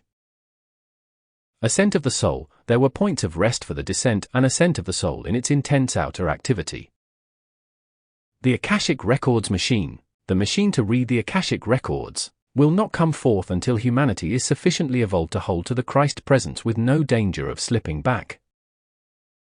If this instrument were to come forth now, it would upset every theory the scientific world has. The only thing anyone has to do is to anchor into God and stay there, and human beings will continue to suffer until this is done. The process of gaining self-consciousness would be impossible without Re-embodiment. The outer body could not stand the speed of evolving self-conscious knowledge in one body. Notes and affirmations of mighty I Am Presence, give me thy foresight and guard all future activity, that everything concerning it may be maintained harmoniously. In the fullness of the presence is the thing that I desire. At least once a day, demand that your world be flooded with the mightiest activity of divine love. God, the mighty I Am Presence, surround and protect me from every outer vibration. 7 a.m. Always Christ victorious. When one starts to argue with you for a negative thing, take a definite stand and make them realize that they are arguing for the very thing they do not want. God is alive within you. Do not allow him to be silenced by the doubts and fears and uncertainties of the human self. Obedience is the most important of all things. Beloved Nada, Mary, the mother of Jesus, and Meta, the mother of Chara, are definitely concerned with the motherhood of humanity. Benediction, mighty presence. We give praise and thanks for thy radiation ever active in these lives and this home. Make it such a radiant center that all are blessed who come into it. August 18, 1932. Saint Germain. Invocation, thou mighty impelling force and intelligence governing thy wonderful creation, animate and inanimate, we give praise and thanks for that great privilege of being in thy great individualization. We give praise and thanks that we have within our consciousness thy presence centered there all-powerfully, all-intelligently governing all substance so that we may command and be obeyed. We give praise that we are one with thee, Almighty Father, and that it is not a dream that we are children of the mighty God. We do have thy mighty power to use for almighty good. May thy wisdom guide, thy light enfold, and thy intelligence direct us unerringly that we may enter quickly into thy eternal perfection. I bring you love and greetings from the host of light and the friendly Deva. This Deva was much pleased that this good brother was able to see the 128. Overshadowing radiation. There is one at present overshadowing Chicago, maintaining its radiation here. The discourse, it seems to me that it would be well to have a clearer understanding of the activity of free will. Children as a rule choose their parents, those to whom they shall be born in this earthly life. Those who are to do special work are sometimes assisted by the great ones in making their choice. No one can be blamed for conditions except the individual himself. No child can blame the parent for anything. No individual can blame anyone but himself for what seems to be lacking in this matter. Energy is always present in great abundance, but if not rightly used, things cannot be accomplished. Any affliction within the individual is his or her own creation. This must be recognized by students so there will be no drifting away from their own responsibility. Every individual is a god in embryo and can call forth limitless power to use for his advancement at any and all times. The cause of one's seeming slowness of advancement, many times, is because the student or individual is consciously or unconsciously looking for the manifestation rather than the joy of entering into the great heart of God's great silence. If once the students truly understand this, it opens a new gateway to their growth and causes them to look entirely within themselves for everything. The inclination of the human or outer activity to continually be looking for something outside upon which to blame their own shortcomings is the great stumbling block to the rapid progress of many. I am clearly aware of the great controversy which existed at one time over the idea of free will, but that does not alter the truth in any way. I tell you, everyone has free will and is commanded to choose whether they shall serve the upward or downward course, and no one can say them nay in their own choice. Those who choose the upward path have the mighty presence, intelligence, and power of the ascended host and the great devas to assist them in every manner that is permissible. Again, it is well to remind the earnest student to keep looking to and asking the mighty presence, to show him clearly the way and to answer his questions, because if the student will sincerely ask that mighty inner presence to do it, those questions will be answered. And after a few experiences, he will find the answers coming quickly and surely.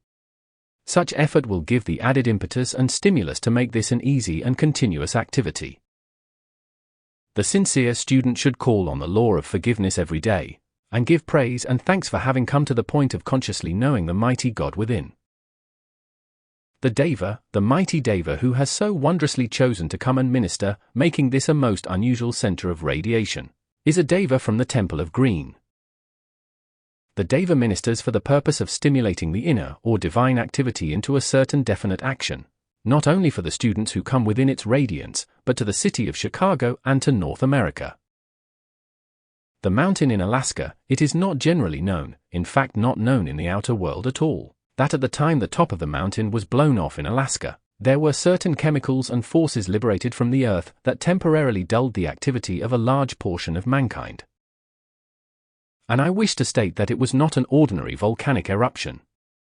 The Great Depression, 1929 the time has arrived when the depression is being and will be completely removed. The so-called depression that reached its lowest ebb some time ago is the result of this activity in Alaska.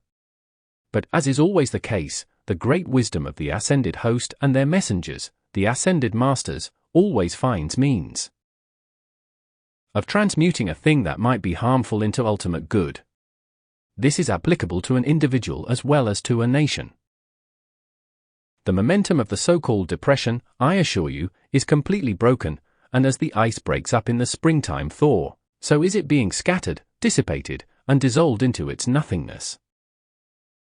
The volcanic explosion in Alaska affected the world war also. Through the mighty radiation and lifting process of the ascended host, their assistance will cause a quickening and clearness of activity in the outer thought of mankind. This will surprise even those to whom it comes. It will be as though they are awakening from a dream. Let me again urge each one that when a disturbing thought comes, you put it out of your mind instantly and do not accept it or allow it to get whirling into a momentum. Instead say, "Get out.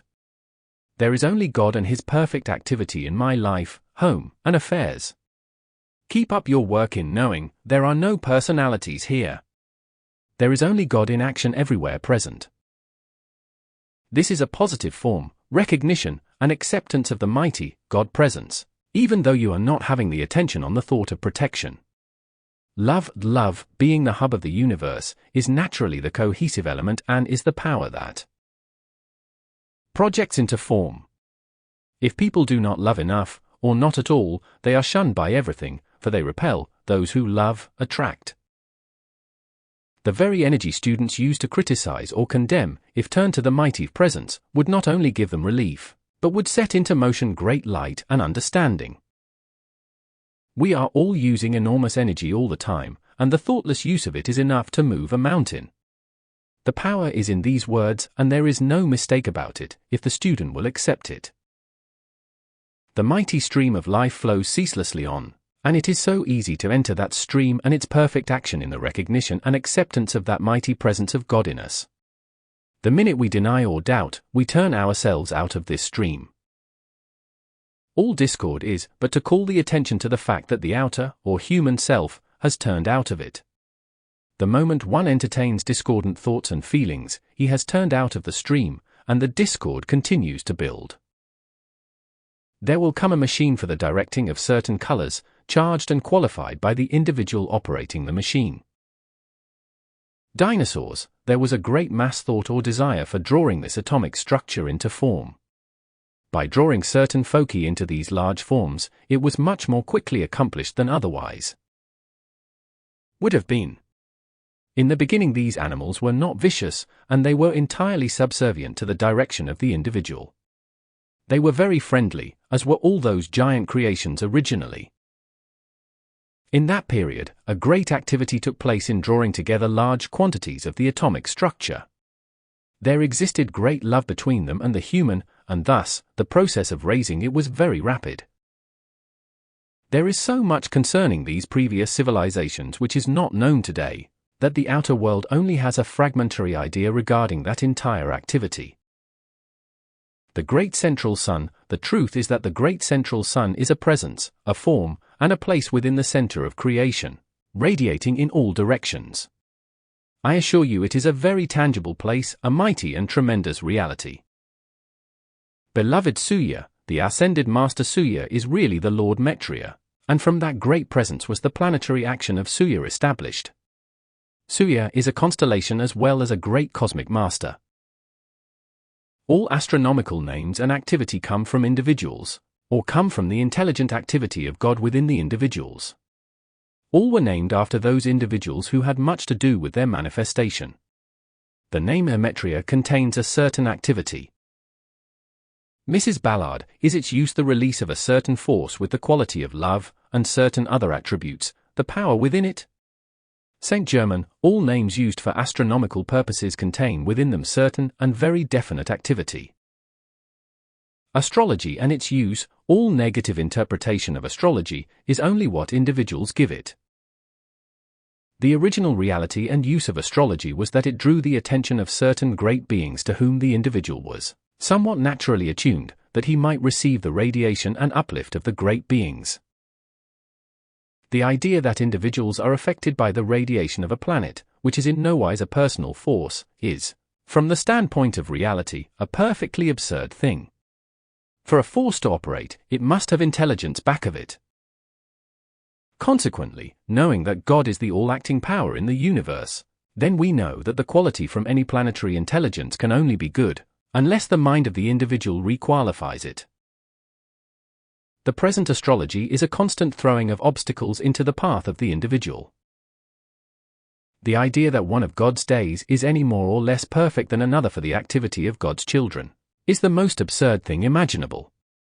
I am amazed that people's thought is so shallow that they do not think this through and see the absurdity of it. Take your questions to your God self. If the individual would take his or her stand upon any question in the mind and say, God, show me and tell me the truth about this thing, it would start an activity that would bring the full explanation. One must hold fast until the answer comes, for it always will. If one wants to go downtown, he continues until he arrives there. It is the same activity that is needed with mental work. When one starts a thing, he should continue on the way until he attains it. It seems so strange that individuals will not hold fast to the idea and use of the God quality in everything about them, instead of trying to requalify it themselves.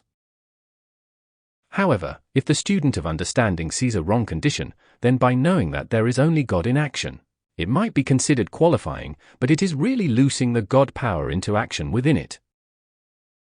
This is really not requalifying, but instead is using the God quality already there.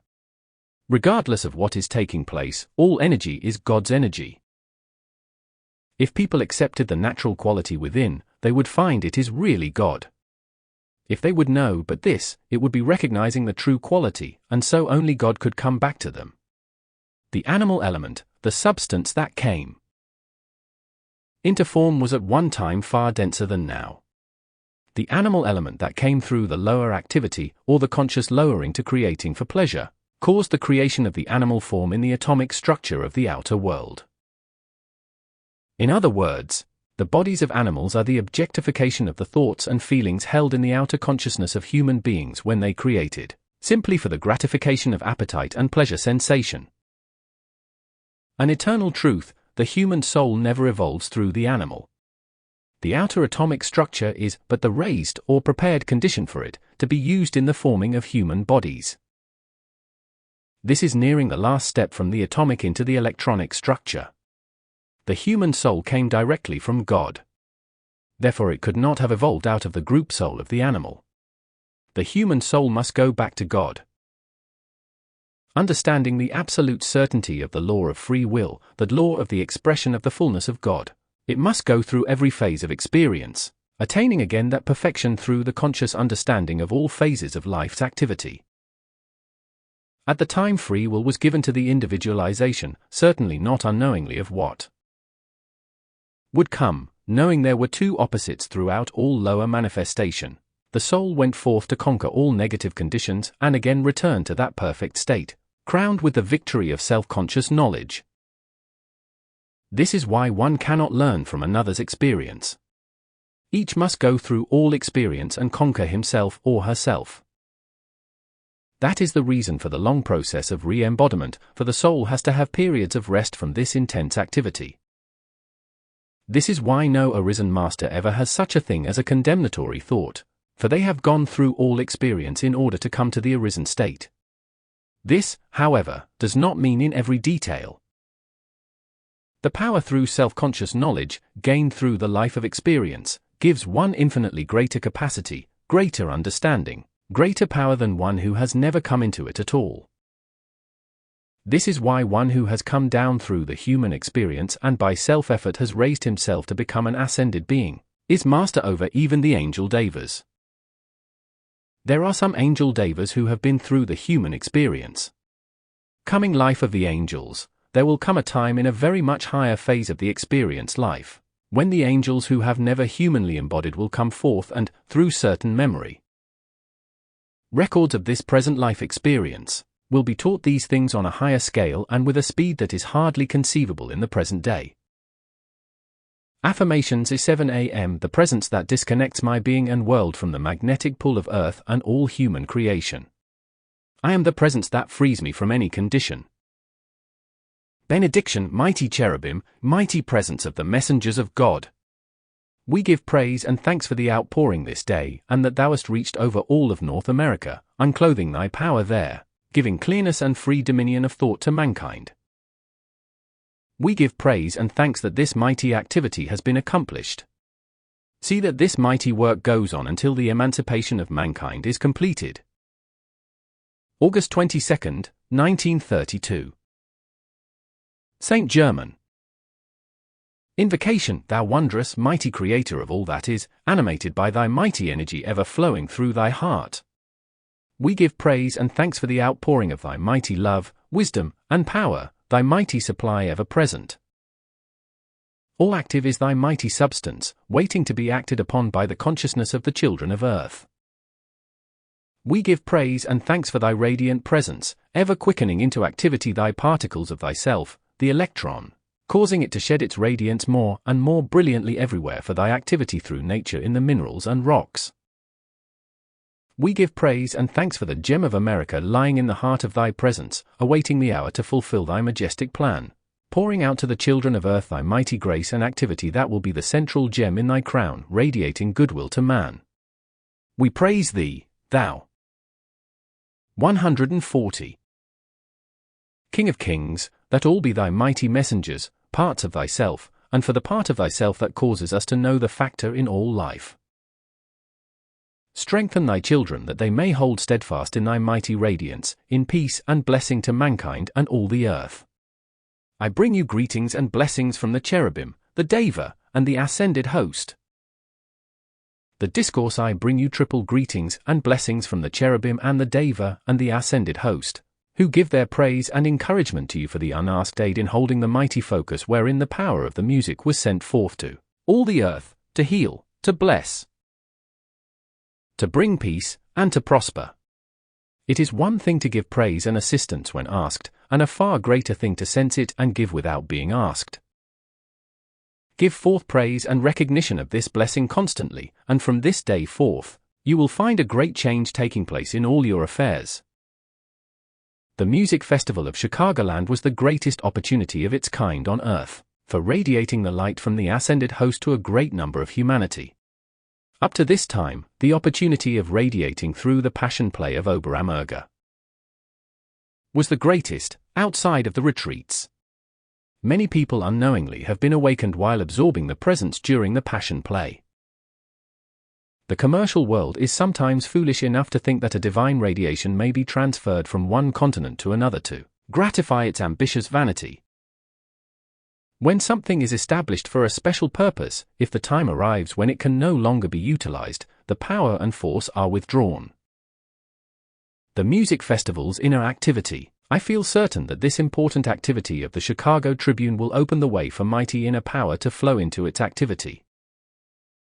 Whether this is done from the outer or inner activity is not important, it is worthy of great inner commendation. As the immense billows of created color from the music rose in great castle-like shapes and stood there in their vibrant color of active life, the mighty cherubim, deva, an ascended host created a mighty pillar of light, white in color, raising it to the height of the cherubim, from which its rays, colored by the consciousness of the requirement, were sent forth to all parts of the earth, especially encompassing America, touching the hearts and consciousness of many individuals throughout the land, who, it is seen from the higher standpoint, will become messengers of the light. The activity sent forth by the Deva was from the Jade Temple of Light, causing the quickening of the inner activity of individuals everywhere that were in anywise prepared to receive it. The activity of the cherubim was from the Golden Temple of Light, raising the attunement of the mentality of individuals everywhere who could be raised. The activity of the ascended host, 7 of the ascended host, acting from the Violet Temple of Light, sent forth mighty rays, commanding obedience to the inner activity of divine forces acting everywhere on the physical plane. Here may I say that all acceptance of the mighty truth and its activity, by the student or individual, must always be voluntary. The more intense the joy reaching out for light and understanding, the more is it hastened into activity in the individual's life and world. The more one accepts the inner truth as a reality, the more that one can be used as a mighty messenger of the light. So much is to be given of this mighty inner truth that will strain the credulity of even the most sincere student, that nothing but the inner prompting of the individual's own God within will make it possible for him to accept. Nothing will be given except verifiable truth, yet there will be many who, not yet having reached quite the point of assimilation, may think some things quite far-fetched. But that will be unfortunate for them. No longer, in the mighty radiation of this inner presence, is the growth of the individual to be considered, but the radiance will pour forth, clothing humanity in its close embrace.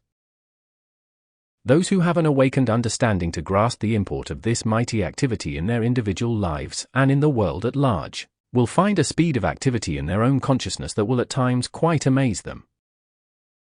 Thus, it behoves every sincere student to reach for the light with all the strength and sincerity at his or her command, so that they may share and utilize this great glory of God showered upon earth, clothing the children of God with such light as the earth has not known before. We have determined that this thought, feeling, and expression of depression shall fade away from the minds of mankind and be replaced by courage, strength, and confidence. The way to freedom, again let me say with great emphasis, that the perfect and quickest way to freedom is the feeling of constantly moving in the radiance and intelligence of God.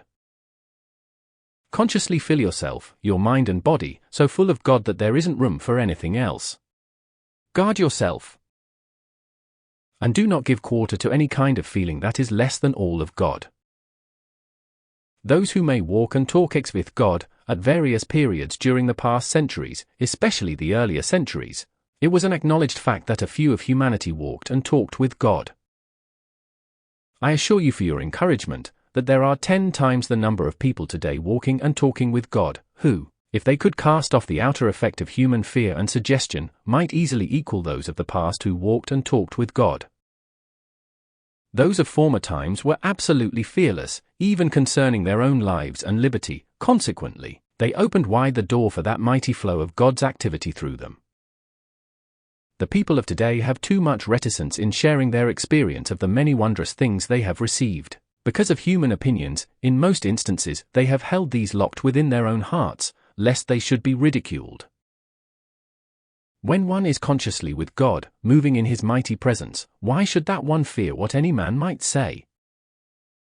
It is he who bears false witness that should fear, not the messenger of truth, for at this time, instead of the messenger of truth being burned at the stake, the one who bears false witness or attempts to interfere is the most liable to be scorched by the inner fire, the flame of God. In these days, the messengers of light always draw to themselves their own, in other words, those who are ready to receive the river of light that is poured forth through the messengers. No one will be urged or carried, but each must come from his or her own joyous desire, knowing that God in each one is his own self-sustaining power. It is now important to utilize every channel to pour forth the radiation of light, to hasten the adjustment of things and conditions. When the wedge has once been driven and can be followed up by the conscious cooperation of a few of the children of light, then the barrier of human thought is torn asunder and cast aside, and the river of light pours forth on its way. In this case, the river of light is not destructive, while the river of water may be. However, you will notice in all the great avenues of progress that at the times when there seemed to have been destructive forces at work, it was but the coarser element giving way and being replaced by the activity of higher attunement. I trust that each of you will feel the great joy that I feel in these accomplishments, not only in your own activity but in that which has gone forth to bless mankind. For keeping awake, if you find yourself feeling drowsy when you wish to work, command the cause to be consumed, that you may stand free to do that which you wish to do. For going to sleep, command through your mighty inner presence that when you wish to sleep you are held in that presence, invincible, and that the body sleeps as an infant. Know always that you are God-commanded, so you guard yourself that you do not give power unknowingly to any outer thing. No matter what is attempted by the outer, it has no power unless it be of God. Command as Christ. When you command from the Christ standpoint, only Christ-like results can follow. Of that you can be absolutely certain, because when you command as the Christ, you immediately cause the inner activity to take place. It shuts off the outer, using it only as a vehicle of conveyance.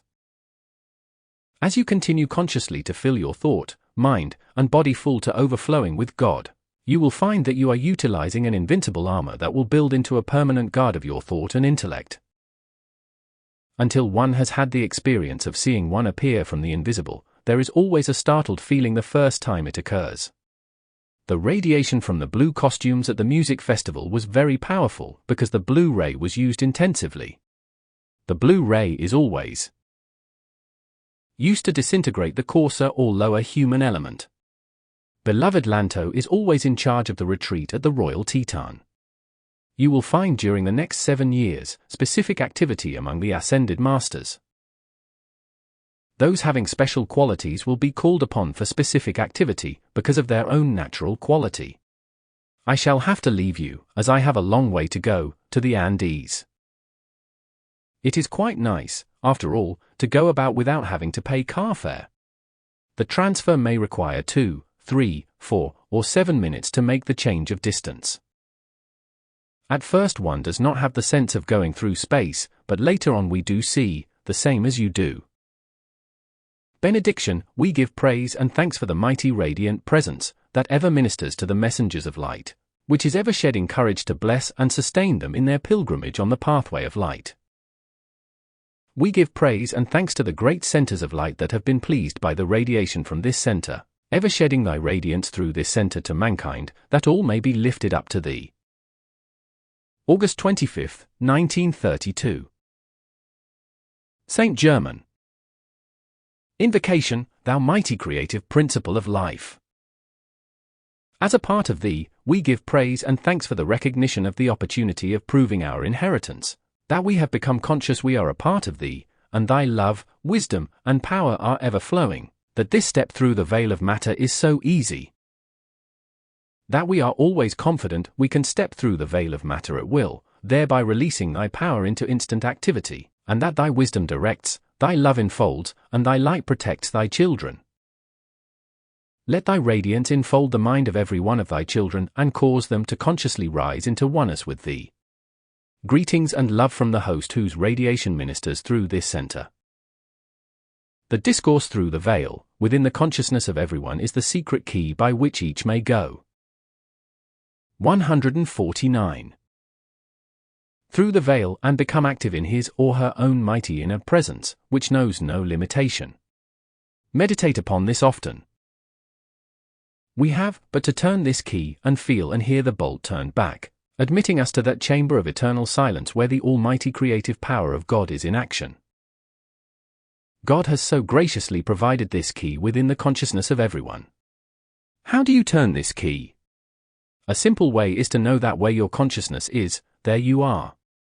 Strange to say, few seem able to accept this great truth. I mean by that, to go consciously through and partake of that great presence, which would beautify the body, giving it eternal youth, would loose the wisdom of the eternal memory, consciously taking command, and would make the individual the master of all conditions which God intended his creation to be master of, and to do all he intended his creation to do. In the early part of one's awakening, it requires tenacity to hold fast to the simple things that later seem so powerful. There is no such thing in our vocabulary as the recognition of the word can't, when one has learned to follow the middle way. There is, within the consciousness of every individual, that which represents the pendulum of a clock or the balance of consciousness. While yet within the hold of human consciousness, the inclination is to swing from one extreme to the other, from great depression to great joy and back again. To consciously take the determined stand that you constantly act within this perfect balance of love, wisdom, and power will enable anyone to come quickly into the poise of the middle way and have no fear of swinging to either extreme. In the control of the water power of your physical world, you have gates by which you control its flow. So, within the consciousness of each individual is that gate of pearl which it is possible to raise at will, letting through the river of life, causing it to flow when and where you will, or where there is need or demand. This can be quickly acquired when one is able to shut out the questioning of the outer mind. All accomplishment comes through the steadfastness and unwavering consciousness, paying no attention to the outer appearances, nor setting a time for results. Memorize this marvelous affirmation. It seems incredible that there must be a continual reminder before the outer consciousness to keep it from running off the track and causing the waste and outlet of the accumulated power. Say tenaciously to every intrusion of the outer mind, "No. Absolutely no. I have been affected and led by your ignorance for the last time. I have entered into my divine inheritance and presence. Henceforth my attention does remain there, and all the outer screaming for attention I no longer hear. I have entered within the sacred circle of my mighty Master God Self, and henceforth naught else but that presence ever finds recognition from me." Faith is always an important factor in gaining the use of the light. As an illustration, if you were going someplace where you had not yet been, you would have seen a map, heard a description, or in some other way have learned of this outer place to which you were going, having perfect confidence that the place was there. Underlying this activity, the whole thing is faith in some kind of a report brought to you. Can you not have this same unwavering confidence and faith in the use of these superpowers of which you have heard, although you may not have yet seen them? If you would exert the same confidence and faith in reaching to and attaining the perfect contact with your mighty God Self that you have in physically reaching a destination where you have not yet been, you would find the results 1,000 times more wonderful. You would consciously reach that inner presence with far greater invincible certainty than you would the culmination of your outer journey. The fact is that in almost every walk of life, we have a certain confidence that we can go to, do, and be certain things in the outer. Why not have the same confidence in reaching the inner light, which brings you reward so much greater than the outer that there is no comparison?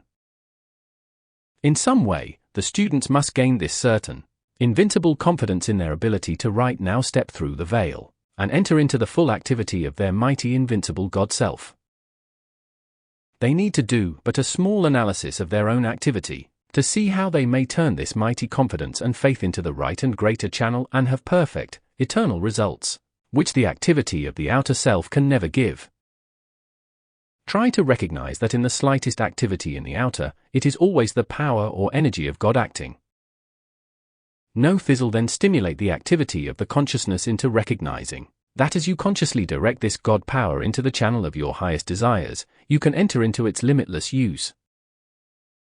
You do this by recognizing that it is all-powerful and that through your own consciousness you give it full power. This will bring the focus of using your God power under your conscious, demanded direction, so that instead of many outlets, there is but the single outlet upon which it is focused. By this you know it is impossible not to attain the desired results. Students everywhere, especially long for perfection of form, of voice, of activity, when the only thing that stands between them and this perfection is their own lack of unwavering confidence in the inner God power, which is the life flowing through their forms to produce this desired effect right now. Marvels, do I startle you when I say that 1 minute a day of actually, joyously feeling this mighty perfection of God permeating your mind and being with its full intensity, would in a few months transmute and transform your entire outer appearance? Strange to say, there is only now and then one who will stay close enough to this simple thing to produce these glorious results. The same may be achieved in the use of this great love, wisdom, and power. Do not wait for something to demand it, but continuously, every time you have a few moments during the day, do the following. Just be still and feel this perfection of God filling every cell of your being, mind, and body. And you will soon see sufficient results to go joyously on until the complete transformation takes place. Most individuals, after a few times, a few days, and at most a few weeks, find the joyous enthusiasm waning, and the first thing they know, they have dropped the idea entirely, only because the restless outer has in some way gained their attention. I tell you, beloved students, there is no use delaying the day of attainment. If you need to renew a garment or you have a desire for a certain kind of food, you find no effort in holding fast to the idea until it comes. It is no harder to enter into the full illumination of the light, which contains the essence of all outer form, and have that perfect manifestation in your life, than it is to get the food or clothing. I leave it to you. Is it not a much more worthy effort? Again, let me give a simple illustration. In your schoolwork in the outer life, you are requested to commit to memory a page or a few pages of something. It never occurs to you that you cannot do it. You buckle down to it, and before you can scarcely realize it, it is accomplished. With the same determination, you can restore the forgotten memory that will restore to you great treasures of wisdom. I am determined to get the simplicity of this mighty truth to you in such a manner that the outer is compelled to give way before this mighty presence. It is but a matter of holding fast until you do accomplish it, and of not letting the outer things switch you off. As we said in the beginning, a definite work is being done through this instruction of the I Am, and it cannot be undone. The inner work of releasing the great cosmic light for the blessing of mankind goes on regardless of all outer conditions. This work is not an ordinary thing, and when the students come under this observation, there will be the irresistible power of cosmic light and love drawing them, and the moment they begin to turn right or left away from it, they will find something confronting them. When they would forget the inner glory of their mighty I Am presence for the outer, they will find they cannot do it. You see, the fact is that they have entered into the activity of the great love, wisdom, and conscious power of this mighty I Am presence, and the great host of ascended masters, and that mighty activity is all-controlling and eternal. Once the great inner power, which is this mighty I Am presence, starts to act, in reality it never stops. These individuals have said they wanted to serve the great light. It has taken them at their word, and goes on. Mrs. Ballard, might I sometimes serve the great powers of nature by helping to design and create flowers, with markings and points of light as part of them? Beloved St. Germain, you are touching a memory of what may again be, but also the memory of what has been. Mrs. Ballard, was that on this earth or on Venus? St. Germain, everywhere. You may do whatever you wish, and none may say you nay. In contemplating this, you are touching your own divine element. You see, the children of the fire and air have great genius in the creation of flowers, a process which involves the handling of colors. There is a school just behind the veil of human limitations, where little children are received and taught. In this school, flowers are created and many things are designed for their education and enjoyment. You teach in this school, and while the verbal instruction is going on, the thought is presented in colors in the most beautiful forms. You have been working in this school for some time, and your coming is looked forward to with great delight by the children. In the ascended state, all decorative ornamentation is created within the substance itself. For instance, in the building of walls, whatever you determine upon manifests as the finished product, for in the higher spheres of activity, the eternal electronic substance responds as readily to your thought as bread dough does to the activity of your hands on the physical plane. This eternal electronic substance may be molded by thought into the most beautiful forms. Mrs. Ballard, will you focus the light and power through and around me strong enough for me to be the example of the fulfillment of the law? St. Germain, much will come forth in the use of certain ones. In this advent of the mighty presence, there will come the demonstrative power to prove the power of God, wherever desirable. You and this good brother, Guy W. Ballard, have both felt this for some time past. A certain amount of demonstration in the future will be permitted in order to more clinchingly hold the attention of the earnest student on the great law of that mighty I Am presence.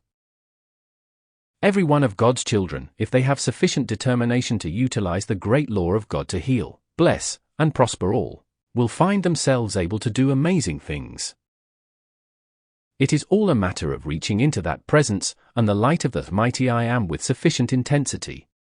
If you take a dull coal of fire from the grate and blow continuously upon it, it will come into a white heat or light.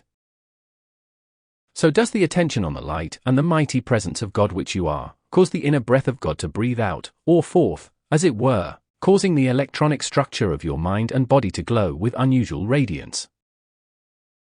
You will find many wonderful and beautiful things occurring in your midst. The true, secret, inner feeling and attitude of the student is to take the determined stand that there is nothing too great for my attainment, and hold fast to it. Then you open wide the door for marvelous things to appear and occur. The dove represents the speed of the inner activity. It shows that the true activity is gaining. Contemplate and meditate upon this often. Any ascended master can appear and precipitate this, that, or anything. Say often, I can and do precipitate whatever I want. The inner knows the perfection and has precipitated the outer. Know that you can restore that perfection where it belongs. I never waste time or energy on the inconsistency of human beings. If people want to love their chains, let them have them. Never let the thought or feeling of, I wonder if it were so, come into your consciousness. Kick it out forever. I want to convey to you somehow that each one of you has the power to enter into the God Self when and where you will, for the accomplishment of any good purpose. Make your outer mind continually acknowledge this 7 a.m. through the veil now. Cut off this outer thing that keeps saying you are not. The temples of light, there is a vast difference between the green temple and the jade temple. The ruby temple has nothing whatsoever to do with the so-called red of your world, but has its own special activity. The violet temple is the most marvelous, divine thing possible to conceive. Then there is the crystal temple in which at times the most delicate colors of ruby, jade, and violet play. These four temples form the corners of the squaring of the circle. Mrs. Ballard, can we go and visit these temples at will? St. Germain, positively, just the same as the boys went the other night to the concert. Give the command, 7 a.m. going to consciously visit and bring back the conscious memory of it. Just because you do not always bring back the memory of an experience, is no proof that you did not have it or go where the thought was directed. You do go where the thought is directed. That truth is eternal. Get the truth fixed forever in your consciousness that when you give a command as Christ, the command is fulfilled, for God is the power acting. Get away from all this wishy-washy doubt. It must be done. Doubt is like being tied to a rubber band. It lets you get away just so far and then pulls you back. Visualize yourself cut free from every limitation. Using your sword of blue flame of divine love, make the physical motions. Do not allow yourself to get lukewarm about anything. Keep up a joyous enthusiasm for that magnificent, eternal presence. Remember that in all activity done for another by the ascended host, it is always done through the inner radiance of the student or individual. To Mrs. Ballard, centuries ago you precipitated paintings of a perfection that has never been equaled since.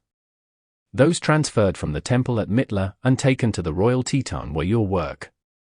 To Mrs. Ballard regarding the retreat in the Andes is the retreat of the golden-haired masters from the great central, spiritual sun. Remember always to know that after you have given out references about the ascended masters, it has anchored within the student a clearer conception about them. The recognition of the ascended masters and their work is a tremendous opportunity for them to pour forth help to the student. Please get this, a student or individual must first go out in consciousness to an ascended master or great intelligence, then that intelligence can come back tenfold or more. It is the same with everything else. Until you can recognize that a thing is a fact, how can you receive its benefit? I must leave you now as I have received my second call. I am going to Switzerland. there will come forth aerial transportation that will put all other transportation on the rubbish pile. So far as commercial purposes are concerned. Benediction, a mighty presence, and thou glorious, radiant being, Cyclopeia, we give thanks for thy outpouring, and that thou dost continue to enfold all in thy great love, wisdom, and power. Pour out for these thy children, limitless supply and blessings of earth. August 29, 1932. Saint Germain. Invocation, thou mighty majestic I am presence. God in action, we give praise and thanks for the fullness of thy perfection made manifest everywhere. Out of the fullness of thy life is the river of peace ever flowing to enfold mankind.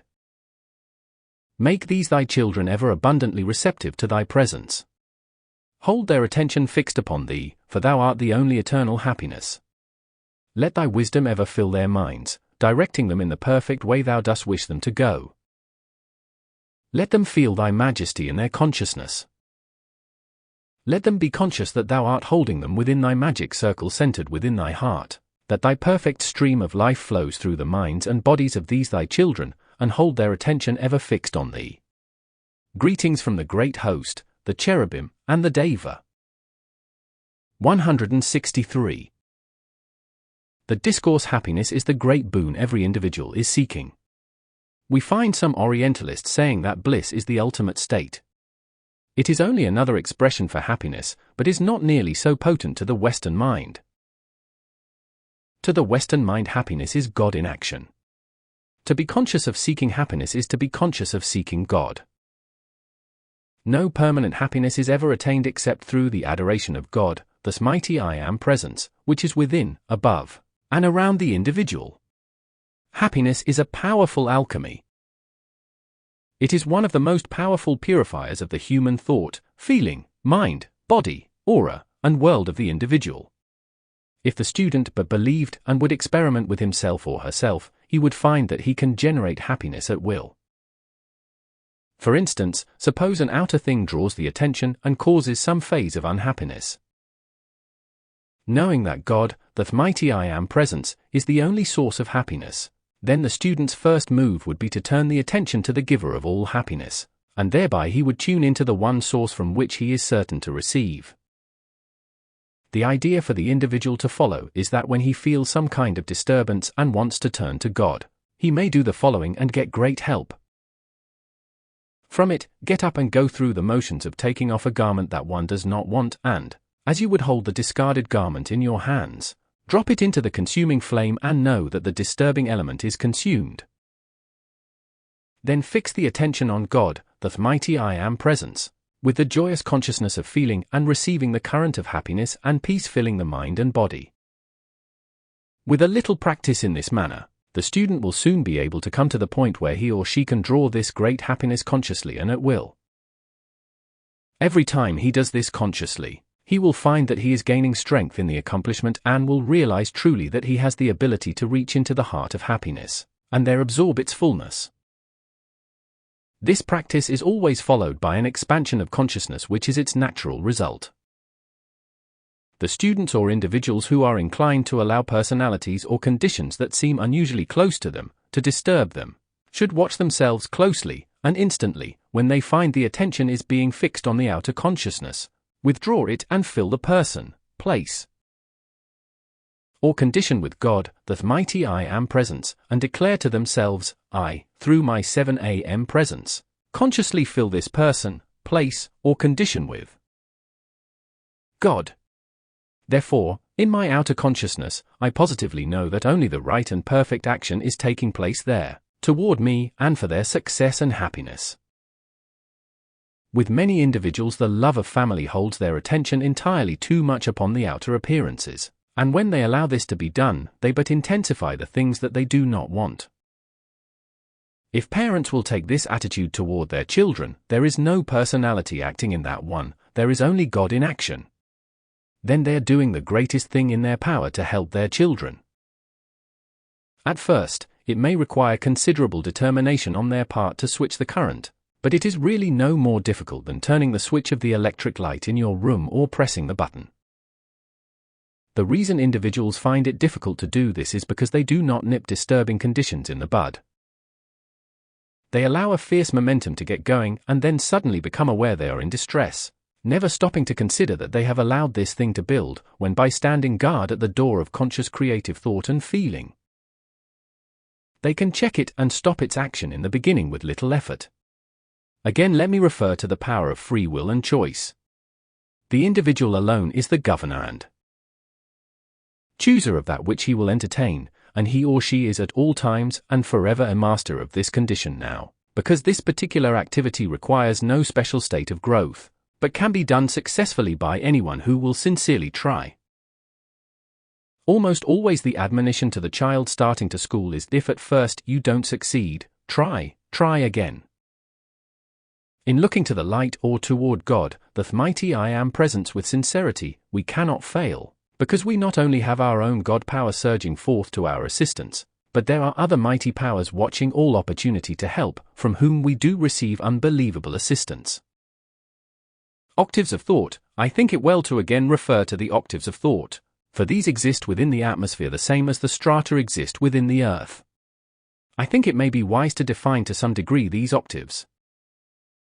The first we shall mention is the octave of crime, which is the thinnest in spite of all appearances at this time. The second is the octave of hate, considerably thicker. The third is the octave of anger, much thicker. The fourth is the octave of criticism and condemnation, still much thicker. It is the prevalent octave in which a great number of humanity move unknowingly. From this on up, we begin to enter the light, and we find the octave of toleration, which is the will to give everyone freedom in thought and speech. Then we enter the octave of joy, where we find ourselves rejoicing exceedingly in the recognition of the God power in us. The next is the octave of pure love, from which we feel unmistakably the presence of God, the mighty I Am presence, acting.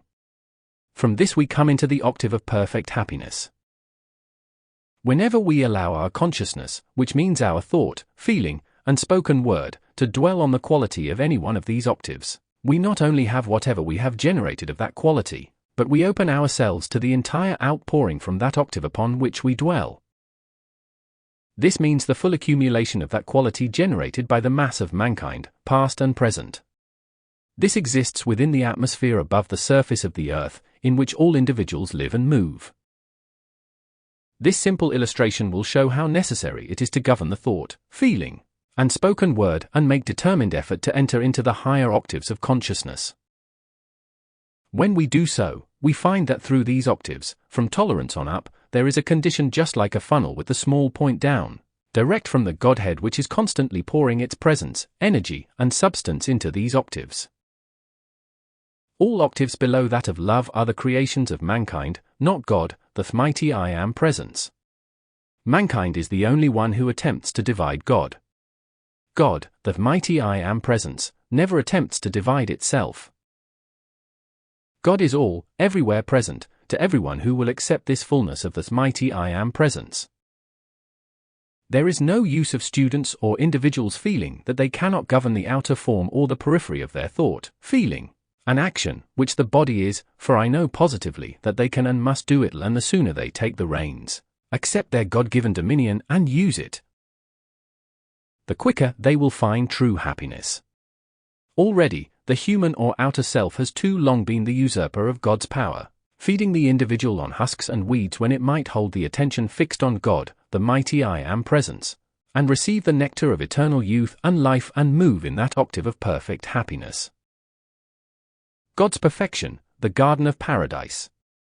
Regarding children, when children have reached the years of maturity, the greatest thing the parents can do is to consciously place these children in God's hands, which means to release them completely into the protection and care of each child's own mighty I Am presence and enfold them in the rays of light and love from the heart of the electronic body above the child. Every time the presence or thought of the child is in evidence, rejoice that God's full and perfect intelligence is acting in his or her thought and feeling, governing perfectly all outer action. This will release the child into the presence and power of divine action in a marvelous manner. The anxiety of the parent to the child is, in 90% of the cases, the cause of a wrong action, and especially so from the mother. This is a tremendous truth that is little understood. The mother, having been the builder of the body of the child, by this I mean furnishing the substance by which the form was built, has made a personal line of contact with the child for that embodiment, and if the mother but knew it, from the enlightened standpoint, she has the power to mold the child into the most wonderful, perfect being, or, shall I say, to hold the focus by which the child is molded into the perfect being. On the other hand, if the mother allows anxiety, which is a subtle form of fear, to constantly govern her, her thought cannot help but go out to the child and may disturb it to the extent that it would cause the child to be a complete failure. The above is an extreme instance when the mother has entirely ungoverned thoughts. This illustrates the great importance of parents knowing and feeling that the child or children whom they love are at all times governed by the perfect intelligence of God, the mighty I Am Presence. The moment that anxiety or fear attempts to intrude, consume it and replace it with the firm consciousness that there is only God's perfect intelligence acting in and about the child. If all the mothers of America could understand this wonderful truth and live it, a majestic race would be born from that time on. This is a great natural law that has not been understood even among students to but a small degree. I have known many instances where the intense fear in the parent for the child drew the child into the very thing they feared, and it is one of the things that has delayed humanity's progress so much.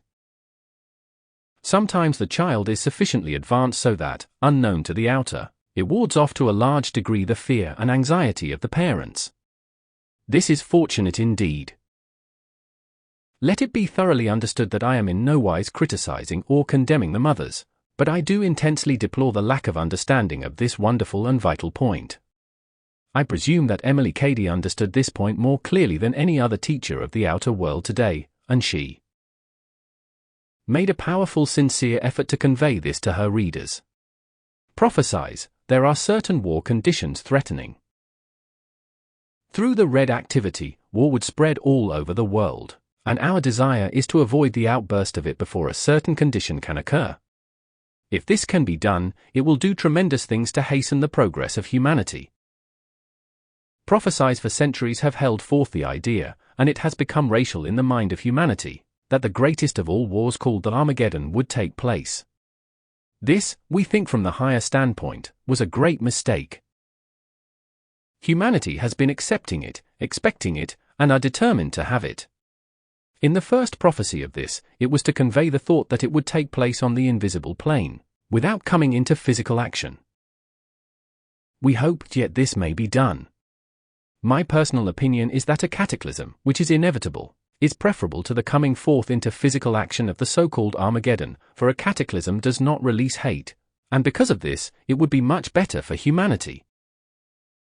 A certain amount of cataclysmic action is inevitable, and it is not desirable that it should be avoided, for it releases certain things and seals certain things, greatly to the benefit and progress of humanity. It is possible under secured dispensations, for the channel of the cataclysm to be changed or governed. If mankind could understand that God forever and forever acts through his messengers who are attuned to step down his mighty current of force and activity, then they would know that all cataclysmic or cosmic conditions may be to some degree, more or less regulated and directed. Warning, here again let me express a very sincere warning to the student. Even knowing the inevitable, he should in no wise dwell upon it, but should every time the thought of such an occurrence comes to the mind, declare, there is only God, the mighty I Am Presence, in action everywhere present. This becomes his own armor of protection. If certain conditions can be consumed in Chicago in time, much of the progress here may be sustained and preserved. In calling forth the mighty I Am Presence to consume these wrong conditions, know that you are using the majestic forces of the cherubim and Deva, which are anchored over Chicago to give protection. This enables the force to pour whenever the thought recurs. Notes: the principal thing in financial demonstration is to be determined in refusing to accept the idea that money or help is not present. Do not let yourself accept that the thing which you wish to use is absent. It only has an appearance of absence. You can just as easily find $10,000 in your pocket as 10 cents.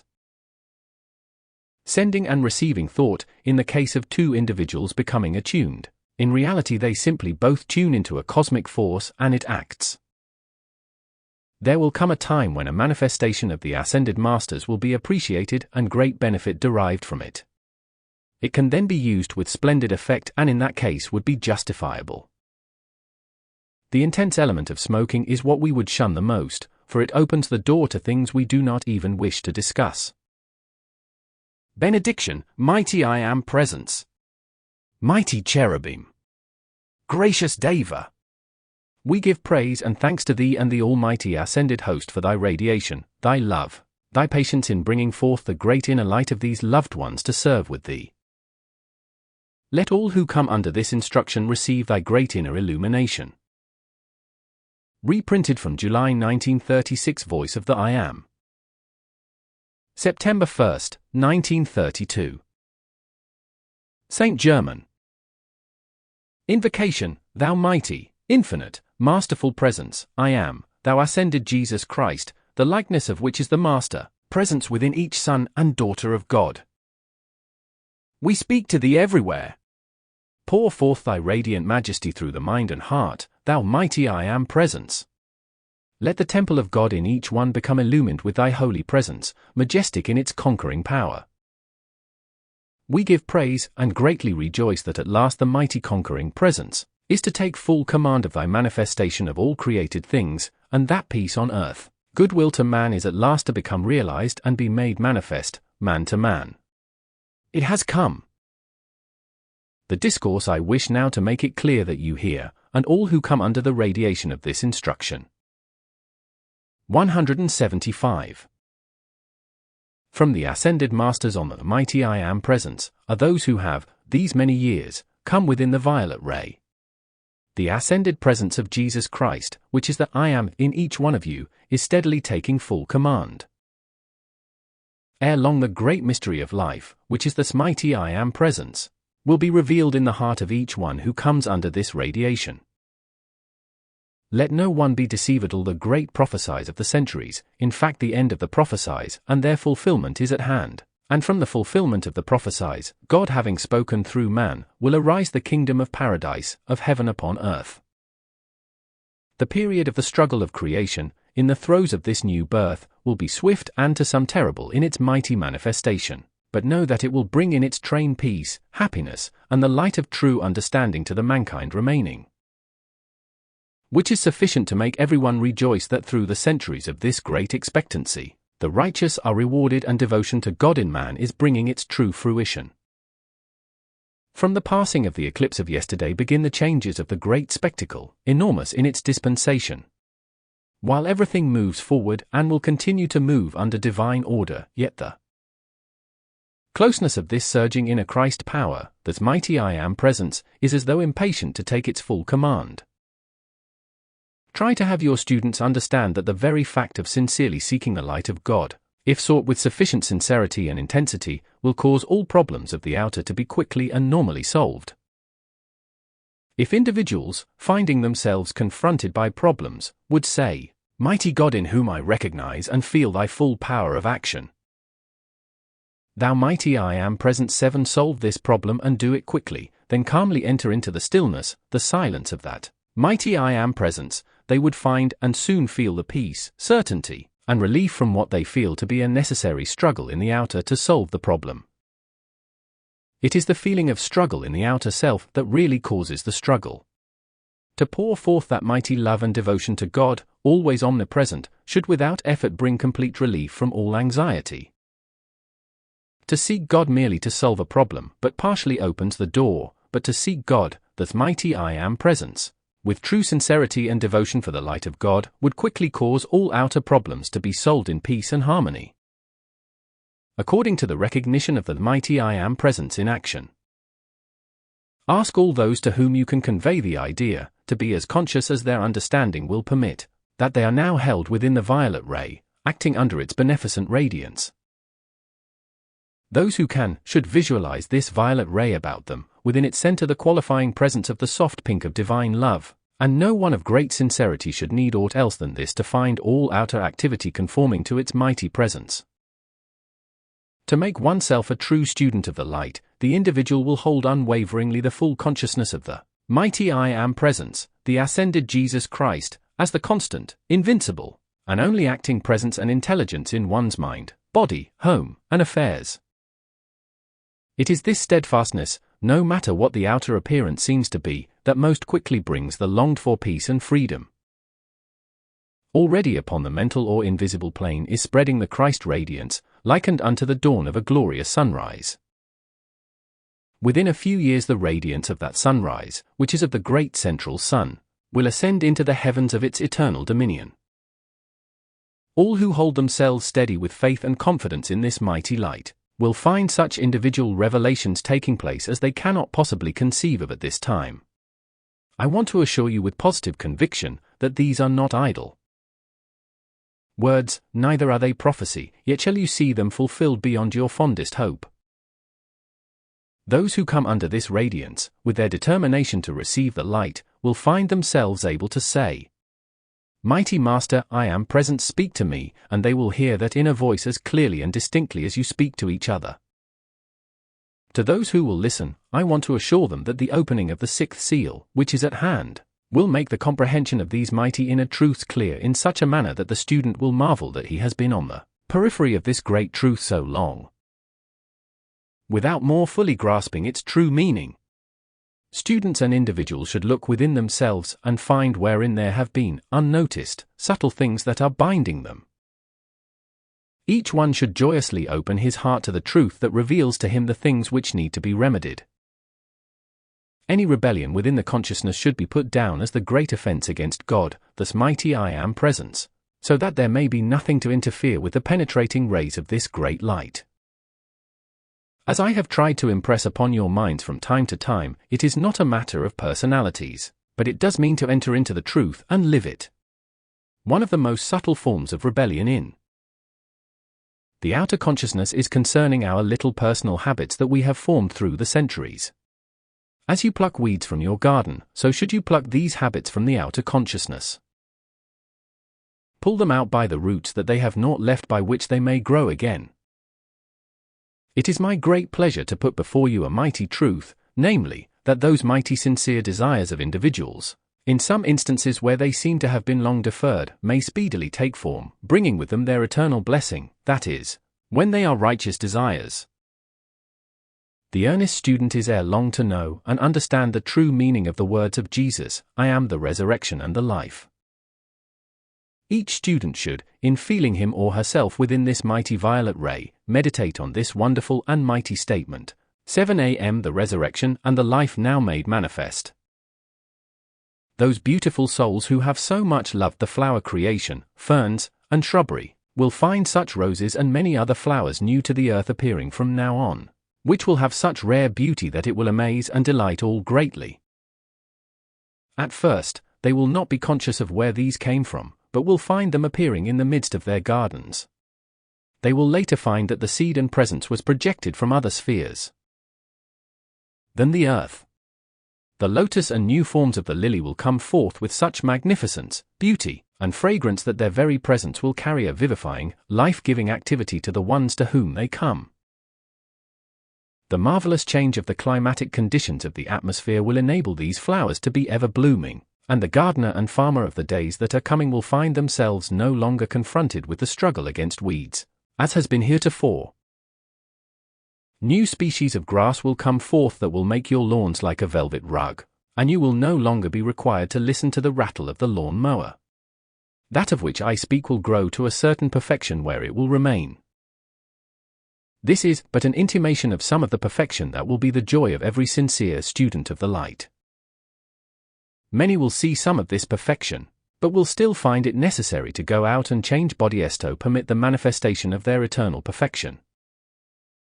But they will hasten to return because they will find the earth so like the heavenly world as it now exists, that they will not wish to linger there, but will want to get back into real action, as it were. The time has arrived when it is necessary to give forth some idea of this perfection for the students who grasp the idea and begin to visualize that beauty surrounding them, will hasten tremendously its presence in their life and environment. A very remarkable thing that but a few will be conscious of is that the apples of this season will possess an essence in their substance which they have not heretofore had. Some other kinds of fruit will have this, but in a lesser degree. They are the peaches, oranges, and tomatoes. It would be well if for a time you ate 3 apples a day. This will throw off the sediment in the body without making it apparent. The more perfect tomatoes of this season have also contained this element that is being radiated forth. Question: will the plants of the future be free from vermin? St. Germain: most assuredly. All destructive force, when it reaches a certain point of activity, will destroy itself. To the human or outer, it sometimes seems a long time getting to that point, but it is so and has always been so. Cosmic activity tolerates only so long man's inhumanity to man or man's destructive activity to man. From this time on, no individual can gain wealth or the renewal of wealth without knowing that God, this mighty I Am Presence, is the full source, power, and intelligence of its production, and God must be given full credit as the only producing power. No human effort without the presence and activity of God ever amounts to anything. Too long have human beings been the usurpers of that power, and even in the usurping of that power, the time has now come when it will no longer be available to them. Those who want to find peace, rest, and success must feel and, as it were, throw themselves into the arms of God as a weary child would do to its mother, and there rest in the activity of that mighty inner presence that I am. Sanat Kumara's daughter naturally acts under the crystal ray. All of the ascended host at intervals work with Jesus. The name Kumara is a title, so think of it as an authority. The activity of the Kumaras is distinctly different from that of the masters from the central sun. While the Kumaras come under the activity from the central sun, yet their service to the earth is distinctly different. Of all the 7 planets, they are the ones who offered to take the earth under their supervision, under their wing, so to speak.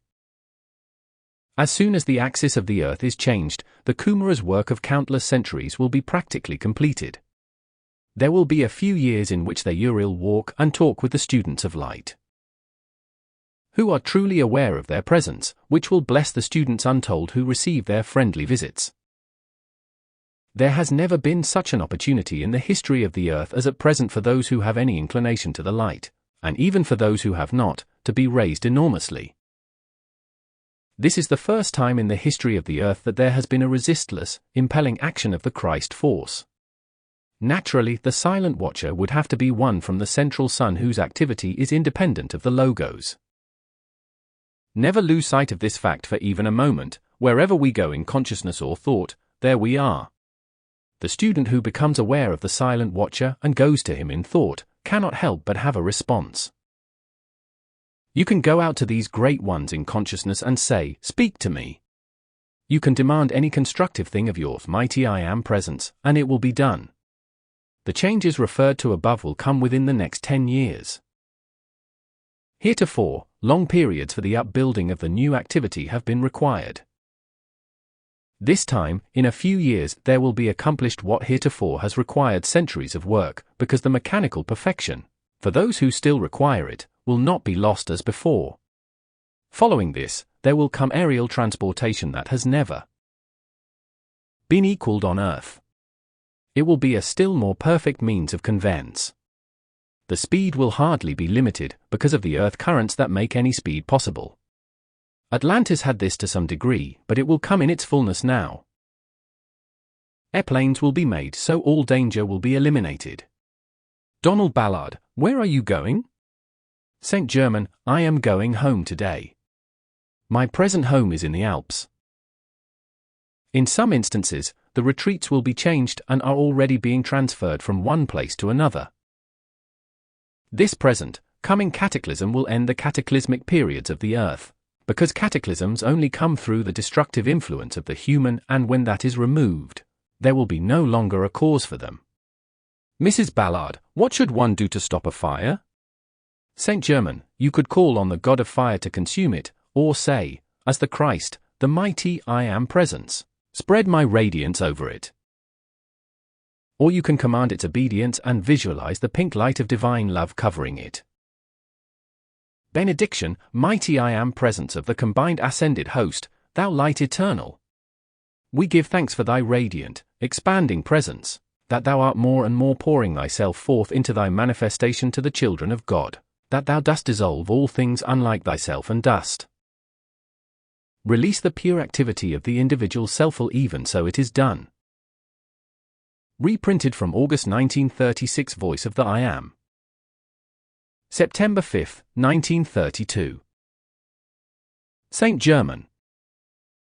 Invocation, thou mighty infinite presence, thou mighty wisdom and conveyor of life, thou mighty omnipresence of all manifestation. We give praise and thanks for the consciousness, the realization, the majesty of thy presence. We give praise and thanks that we are aware of thy all-conquering presence, that thou art the active, manifesting principle in all we know as life, that thou art the only intelligence acting. All else is but the creation of man and is not of thee. Thou mighty presence, O silent watcher, as thou dost bless through thy wisdom all humanity, we recognize there are those who know thee, sing to thee, call to thee in thy majestic presence. Answer always those who call. Speak wisdom, thou presence. Speak wisdom, thou consuming power, and answer all who call unto thee. Peace and blessing of the mighty host of the silent watcher and his messengers, to thee and thine. 187. Discourse thought is interior speech, and as you converse with each other by words, so may you converse with, demand, and command the inner presence through thought. Thought can be made a dynamo by which you can charge the body, home, condition, or activity according to the consciousness or understanding you have of its power. This brings me to one of the vital points for all students, and that is to break the habit of thinking out loud. One has but to watch himself to see how often he is unconsciously expressing the thought out loud. This has to be positively overcome before certain instruction and information can be given. Why? Because this habit of the human is a lack of controlled energy. If the person is in the possession of secret information, in an unguarded moment he will reveal it. I wish each one to take him or herself firmly in hand on this particular point. Do not even in the simplest things in your daily activity allow the thought to be expressed in words, as though talking to yourself. More students have fallen down on this particular point than any other one thing. A few days of watchful care will entirely overcome such a habit. The outer is but a conglomeration of habits. In the garment of the student who has entered the conscious path is placed a cloak of protection of thought. In talking to oneself, the worded expression breaks through this garment of thought, and the student wonders why he does not make more progress. It is because he has caused a leak in the fountain of wisdom. Thought is truly the activity of the soul of the God-man, the bringing into activity that mighty presence of energy which may be qualified by thought to any height of sustaining power and intelligence. It is said that man may not add 1 cubit to his height by thought. But I say to you that man, by thought, may liberate within himself the mighty God power to make his form a giant in strength or stature. The stature of the human form is to a large degree governed by racial thought, the mass thought being that a certain height is the limit of attainment. Yet within a few years, in spite of the racial thought, by the increased power of the inner Christ activity, you will find the stature of men increase to the height of 6 feet 4 inches, and women to that of 5 feet 10, with symmetry of form in keeping with the height. Again, let me call your attention to the mighty truth that thought is the wedge of God's energy released into action. By this, you can see how important it is to become consciously master of your own thought. In this mastery lies full dominion. In conjunction with the mastery of thought must come mastery of the outer activity, for unless we compel the outer to live in harmony with our idealistic thought, it will pull the thought from its height and degrade it. Why is this so? Because of long centuries of the building of habit. There is nothing hard or difficult about this, it but requires firm attention. If there are weeds in your garden, you give sufficient attention to them till they are pulled out. So it is with the outer activity. You have but to pluck out the weeds, and leave it clear for the inner presence and essence of God.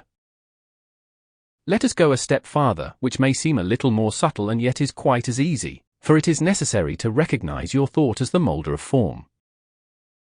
If living in the racial thought has permitted or caused the form to express age or infirmity, an inferior expression of that mighty energy, then we know that it has the power to build the form into beauty and symmetry, and to build the perfect brain activity for expressing the highest intelligence. It is vitally important for students to recognize the difference between intellectuality and intelligence. They must understand that the great intellectual development, which some acquire and are often so proud of, is but what they have gathered or accumulated from without, and it does not have a firm foundation. However, the opposite of this is God's mighty intelligence, which they receive from within. It is the fountain of eternal truth and has at all times an unshakable foundation. The brain or intellect is but the vehicle that this mighty inner intelligence uses. It may be taught through conscious action to express only this inner intelligence. As individuals of free will, we choose which shall act for us, the gatherings of the outer intellect or the mighty intelligence in its full capacity. The outer or human has a peculiar subtle faculty, borrowed, of course, of using every opportunity to cause a leak in the great reservoir of divine energy. For instance, mankind are condemned for the loss of energy through gratification of the sex pleasure, but I say to you, one may lose it just as easily without the outer gratification, where the thought is allowed to dwell upon the idea. It has been said that thought is the cause of all outer activity. I say to you, beware, for a picture of the lower desire may be placed before an individual, and the picture will cause the thought to act. This shows the necessity of the control of the vision as well as the thought. The vision is one activity of the attention. Important, in the coming marvelous period we are just entering, there will not be permitted a single negative picture of any kind, which would be in any way suggestive to call forth the lower activity of thought.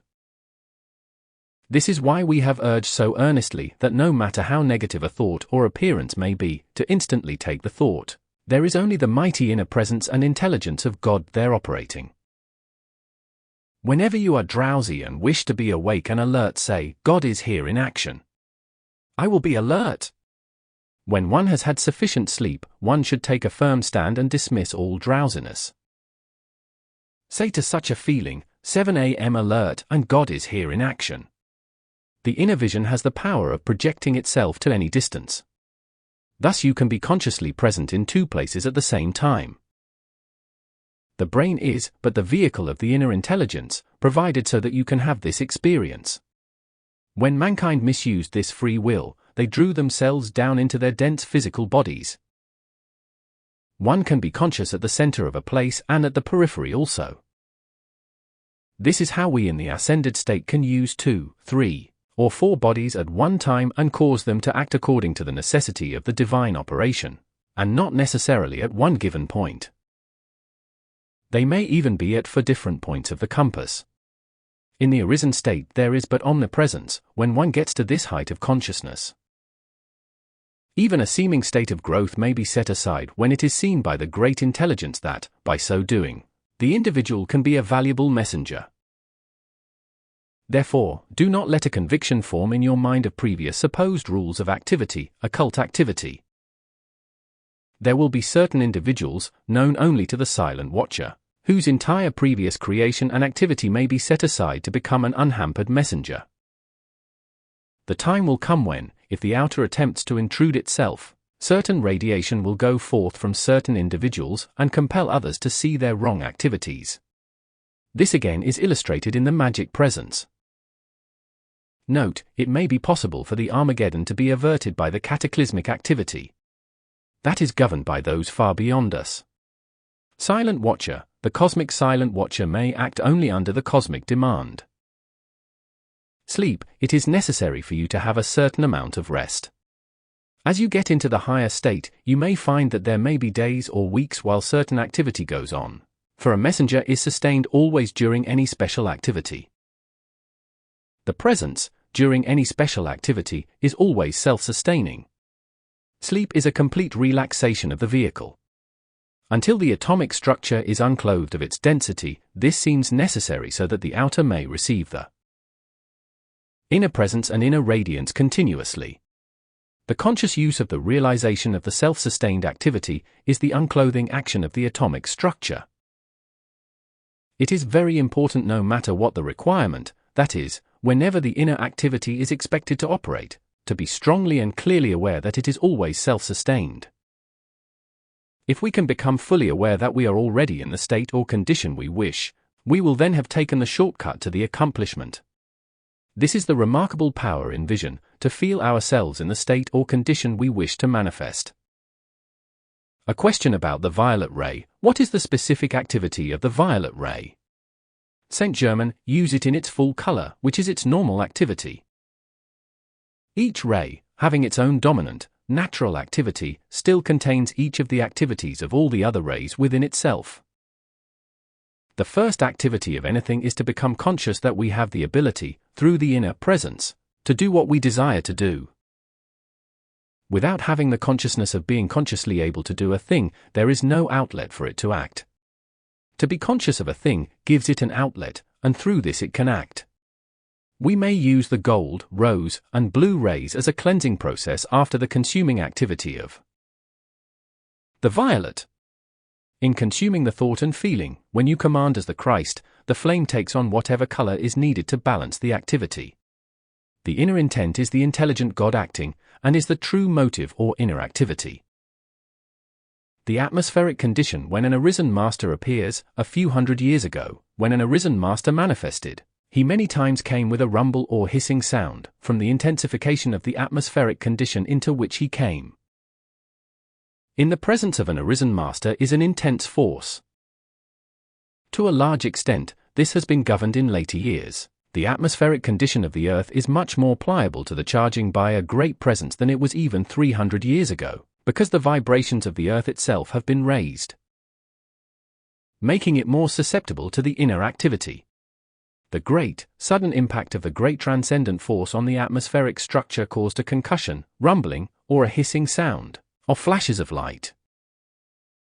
The cause of a cyclone is the impact of the hot and cold atmospheres upon each other. This impact causes a whirling vortex to ensue, and the duration of the cyclone is in accordance with the force of the impact. The impact of one force upon the other starts a whirling action, for there is more or less an activity of passing each other, and this sets up the whirling motion.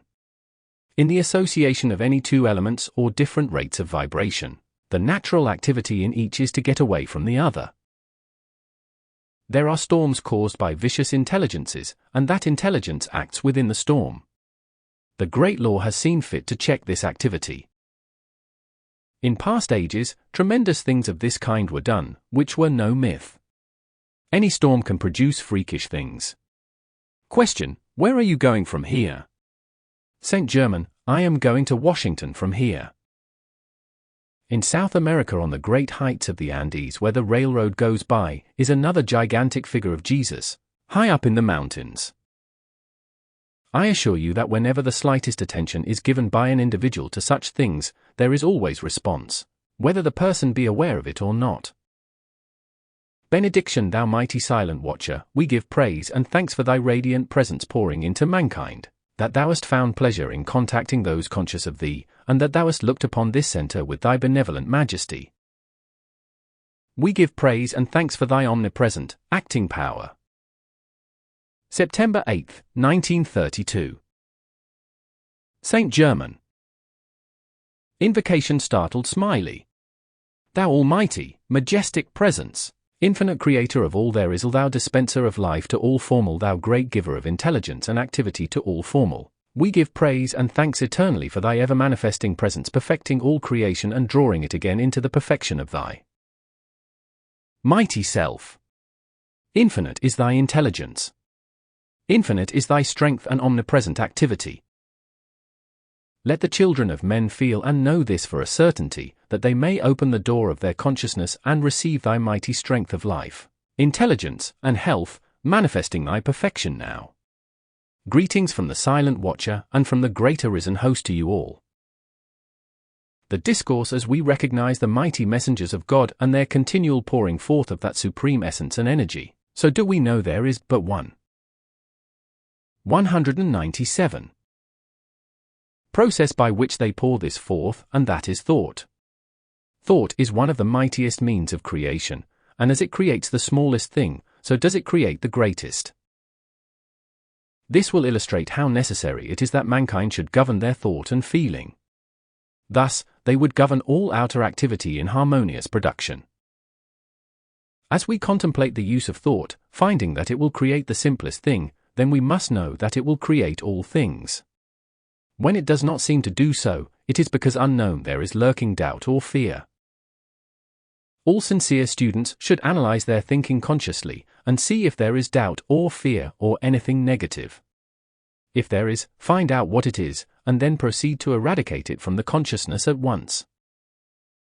As students of a mighty truth, if we have become aware of the slightest fundamental principles of life, then we have learned that our thought, when held on the awareness of God's acting presence, creates constructively with a majestic dominion.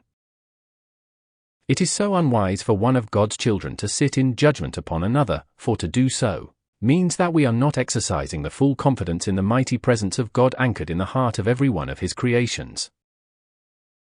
For each one to talk to the mighty presence in the other, asking it to perform and manifest its great perfection in all outer activity, would be the ideal way and the correct usage of our thought, and would bring forth greater results than the outer can possibly comprehend.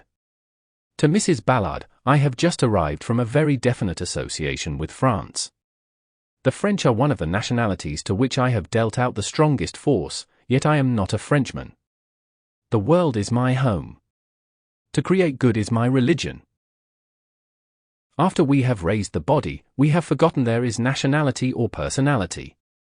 Nationality represents to a nation what personality does to the individuality. We but see where the great light is needed most and endeavor to radiate it there, if not through speech, then through thought that carries the mighty radiance to its destination. If students will not take the necessary time to be still and feel the great God presence filling their minds and bodies, then they have no one but themselves to blame if they do not receive as much of the God presence as they desire. The student, having free will, through determination will always have whatever time is needed to still the outer and receive the majestic splendor of that mighty inner presence. If one who has been physically laboring feels the necessity of rest, that one should first sit in a comfortable position and, entering into the joyous recognition of God's mighty energy, feel it flowing through his or her mind and body like a mighty cleansing stream. If the students would practice this simple exercise daily, they would shortly come to the place where they could call forth a mighty stream, so that in 3 to 5 minutes they would feel entirely refreshed. The assertion may sound absurd to you, but I assure you the sense of growing tired from outer activity is but a lack of joy in the thing you are doing. It may be something from racial thought or something from an inharmonious condition in the individual. Knowing the body of itself cannot grow tired, then we know the sense of being tired is a lack of joy or harmony in the consciousness somewhere.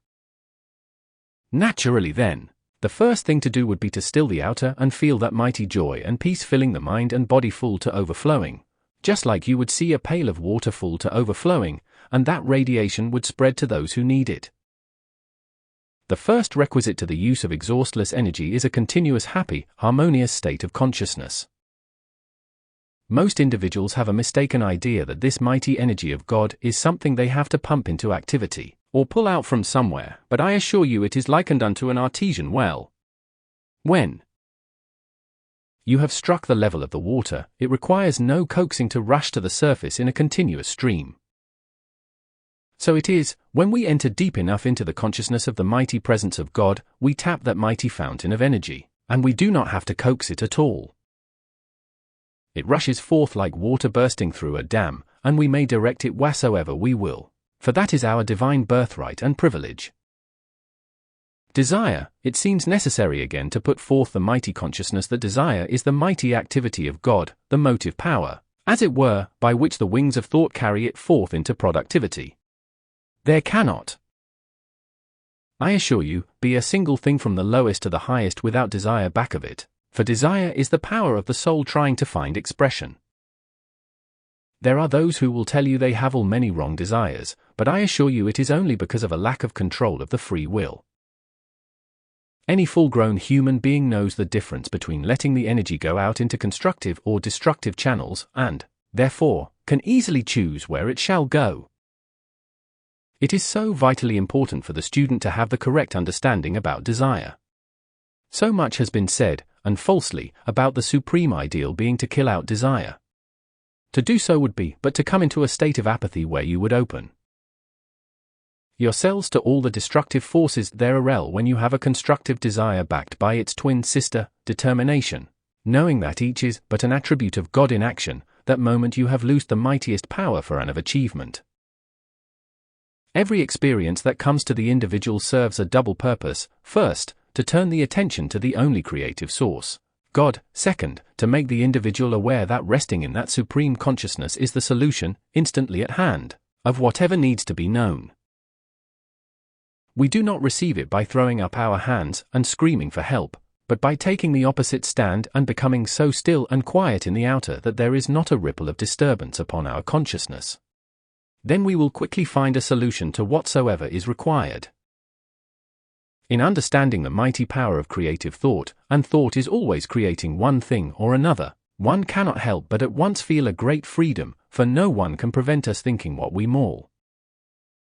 In the sincere recognition of the great intelligent God Self, we remove the possibility or power of the outer self of anyone to say or do anything that would be disturbing to us, for so long as we are resting in this supreme presence.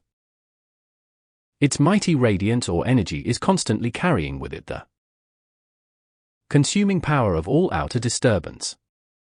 It is only when we allow the attention to begin to be held on an expression of the outer, that we give it power to disturb us.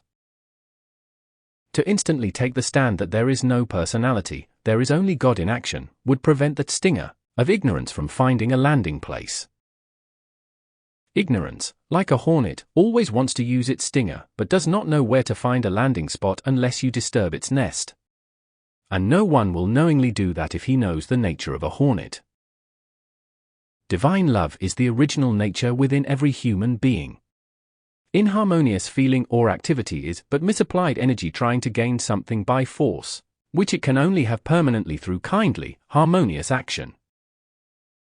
Love, if individuals could only recognize that God's love is the natural motive power of their being, they would see at once how their attempt to use energy not qualified by this mighty power of divine love must necessarily bring them just the opposite results from those which they wish.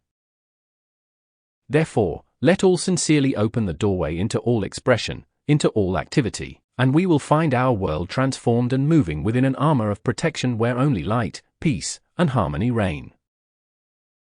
The first simple essential to the constant use of the mighty constructive energy is to determine to move within the sacred, charmed radiance of your mighty God presence. We have often seen, through many lesser experiences, that we can do what we are sufficiently determined to do. In the determination to use the constructive power, which is God in action, then we have loosed the mightiest power in the universe to act in our behalf. The moment we become conscious of God's energy, we set it into motion. In its infinite state, it is static. Consciously directed, it is dynamic. This is the reason for the demand for the conscious use of understanding. This is the subtle point where individuals fall into a state of apathy, and it should be avoided as you would a poisonous serpent. The silent watcher, the radiation of the silent watcher takes on the quality that is needed at the point to which it is sent. To Mrs. Ballard, let me assure you, you have accomplished a wonderful thing in receiving these words to the song, The Silent Watcher. It has drawn his current of mighty creative power, and he will use as his messengers, the gracious cherubim and Deva. For the classwork, the silent watcher pours his radiation direct. His radiation at the home of Mrs. was both consuming and energizing. The divine flame, to some natures the sense of warmth, is disastrous to keeping awake. The mentality should become alert and awake with very great vividness as the consciousness is held more and more on the divine flame. Do not let the seeming lack of anything find a resting place in your consciousness. Take your stand that you are free right now, and feel it. When we love God enough, it causes us to enter into the present sufficiently so that whatever we wish is forthcoming. The most important service, the first and most important service of every human being should be his or her devotion to the great light.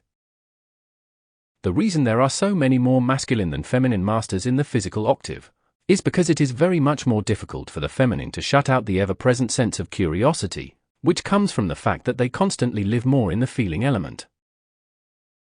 Therefore, it requires a much firmer hand and much greater determination to govern that than what the masculine has to contend with.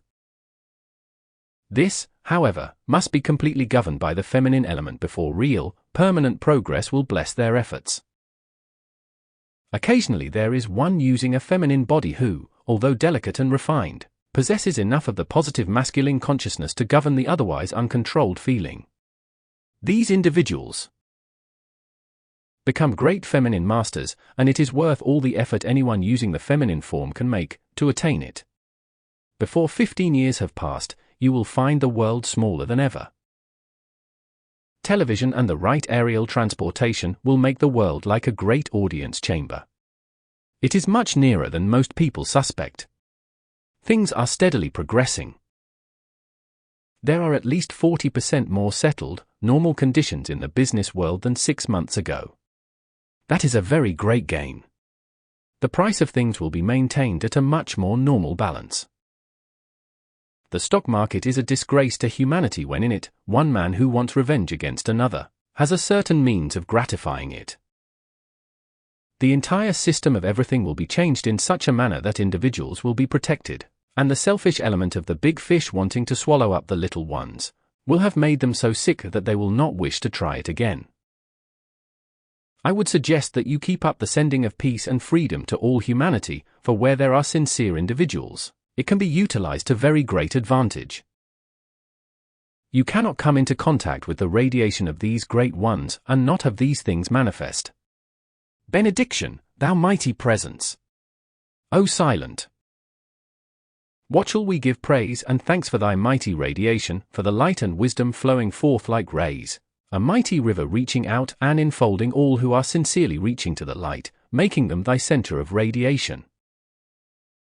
Strengthen thy great and loving messengers to go forth, conquering victoriously in the spreading of the great light to mankind. Draw to them those who can give them great light and the students who can receive that light. Thy love enfolds and thy peace sustains all mankind forever. September 12, 1932. Saint Germain. Invocation startled Smiley. Mighty presence, we give praise and thanks, and rejoice in thy mighty radiant presence, that thou hast come forth to clothe America in thy mighty radiant presence and shed thy splendor o'er humanity. We rejoice that the cycles of time have moved forward, and this has enabled thee to come forth from thy secret chamber in the temple of light. Mighty One, in the majesty of thy splendor, peace, and power, look into the hearts of those who sincerely look to the light. Strengthen them or give them courage. Enable them through thee, mighty God within, to hasten and come forth and be the messengers of the mighty God light. Speak to the hearts of the children of light. Strengthen them to stand and be sustained in thy great splendor. I bring you greetings from the great angelic being who has been caused to look upon this humble effort to give forth light, and who extends. 208. Personal greetings to you all. The discourse with the entrance of each great cycle there come certain presiding beings of great import. You will know this presence as a being of great majesty, power, and light, through whom, at the height of all civilizations, has come the power of precipitation of jewels of all kinds and of liquid gold. This presence represents the all-seeing eye to the earth. Your request to know more of the great being has been granted. It was through the action of this great being and one from the Jade Temple whom you shall later know, that there was cause to come into form the Jade of Arbor. Another such twin of the great Jade will appear in America. It will be publicly known of at a later period. This entirely depends upon humanity, how soon they will turn, and where, to the great light. Beloved children of the light'll fix firmly in your minds, all of you. Fix within your consciousness that the mighty presence of God in and about you is the only intelligence, presence, and power governing the universe. With this staunch, firm recognition and adherence to the great light, there is no height you may not reach, no great service you may not render through this great acknowledgement. It is your right to command and compel the outer to accept the full significance and magnificence of this great opportunity. You have reached a point where you can compel the outer obedience to the great light. And at this time, I say for the benefit of all students who will take their stand and determine to serve the great light to the fullest of their ability, that they will receive a mighty sustaining power, aside from their own effort to hold themselves steady in the great light. It is so foolish and childish for anyone who is sincerely interested in serving the light to say that he cannot control his thought, feeling, and spoken word, for where the sincere effort is maintained, the greatest assistance is sure to be given. I congratulate you most sincerely in having drawn the radiance and attention that is now, and will henceforth be continuously manifest to you. It is important to compel the feeling to accept the great truth of this, that it may not at any time waver and wonder how this majestic truth can be true. The accumulated good of centuries of effort is being stirred into activity in many sincere individuals who are determined to serve the light. The words "I can't" or "have not" are to be forever wiped out of the vocabulary of the earnest students of the light. When they once know the mighty living presence of God is the life energy flowing through their minds and bodies, they must know that there is no longer any excuse for the use of such words. These words are simply concoctions of the outer human self to try to justify itself when, by its own acts, it has shut the door of light to itself and its world. Having arrived at the full stature of manhood in Christ, we should be able to put away all childishness of doubts and fears, and leap into the arms of that majestic conquering presence in the life of every individual, and accept its full manifesting presence. The unwavering acceptance of the limitless presence and activity of God, manifest in your outer experience, is the miracle-working power, and has long been waiting to pour forth its great abundance into your use. All human doubts and fears are fast being consumed and eliminated, and that makes it possible for this great inner abundance to rush forth like a mighty stream, bearing in its embrace the fullness of the God presence into your use and experience. Consciously give full power to this feeling with all the joy at your command. How true and wonderful it is now, in my life and world. This is an illustration of what tremendous things can be done, and what it means where one will make the sincere effort to maintain peace and harmony in the consciousness. If each of these individuals can and will feel the full import of this great truth, marvels can take place in their experience, and will take place with this full acceptance. This is not a wish to intrude anything upon the free will of the individual, but is a statement of facts and the eternal truth concerning these higher manifestations.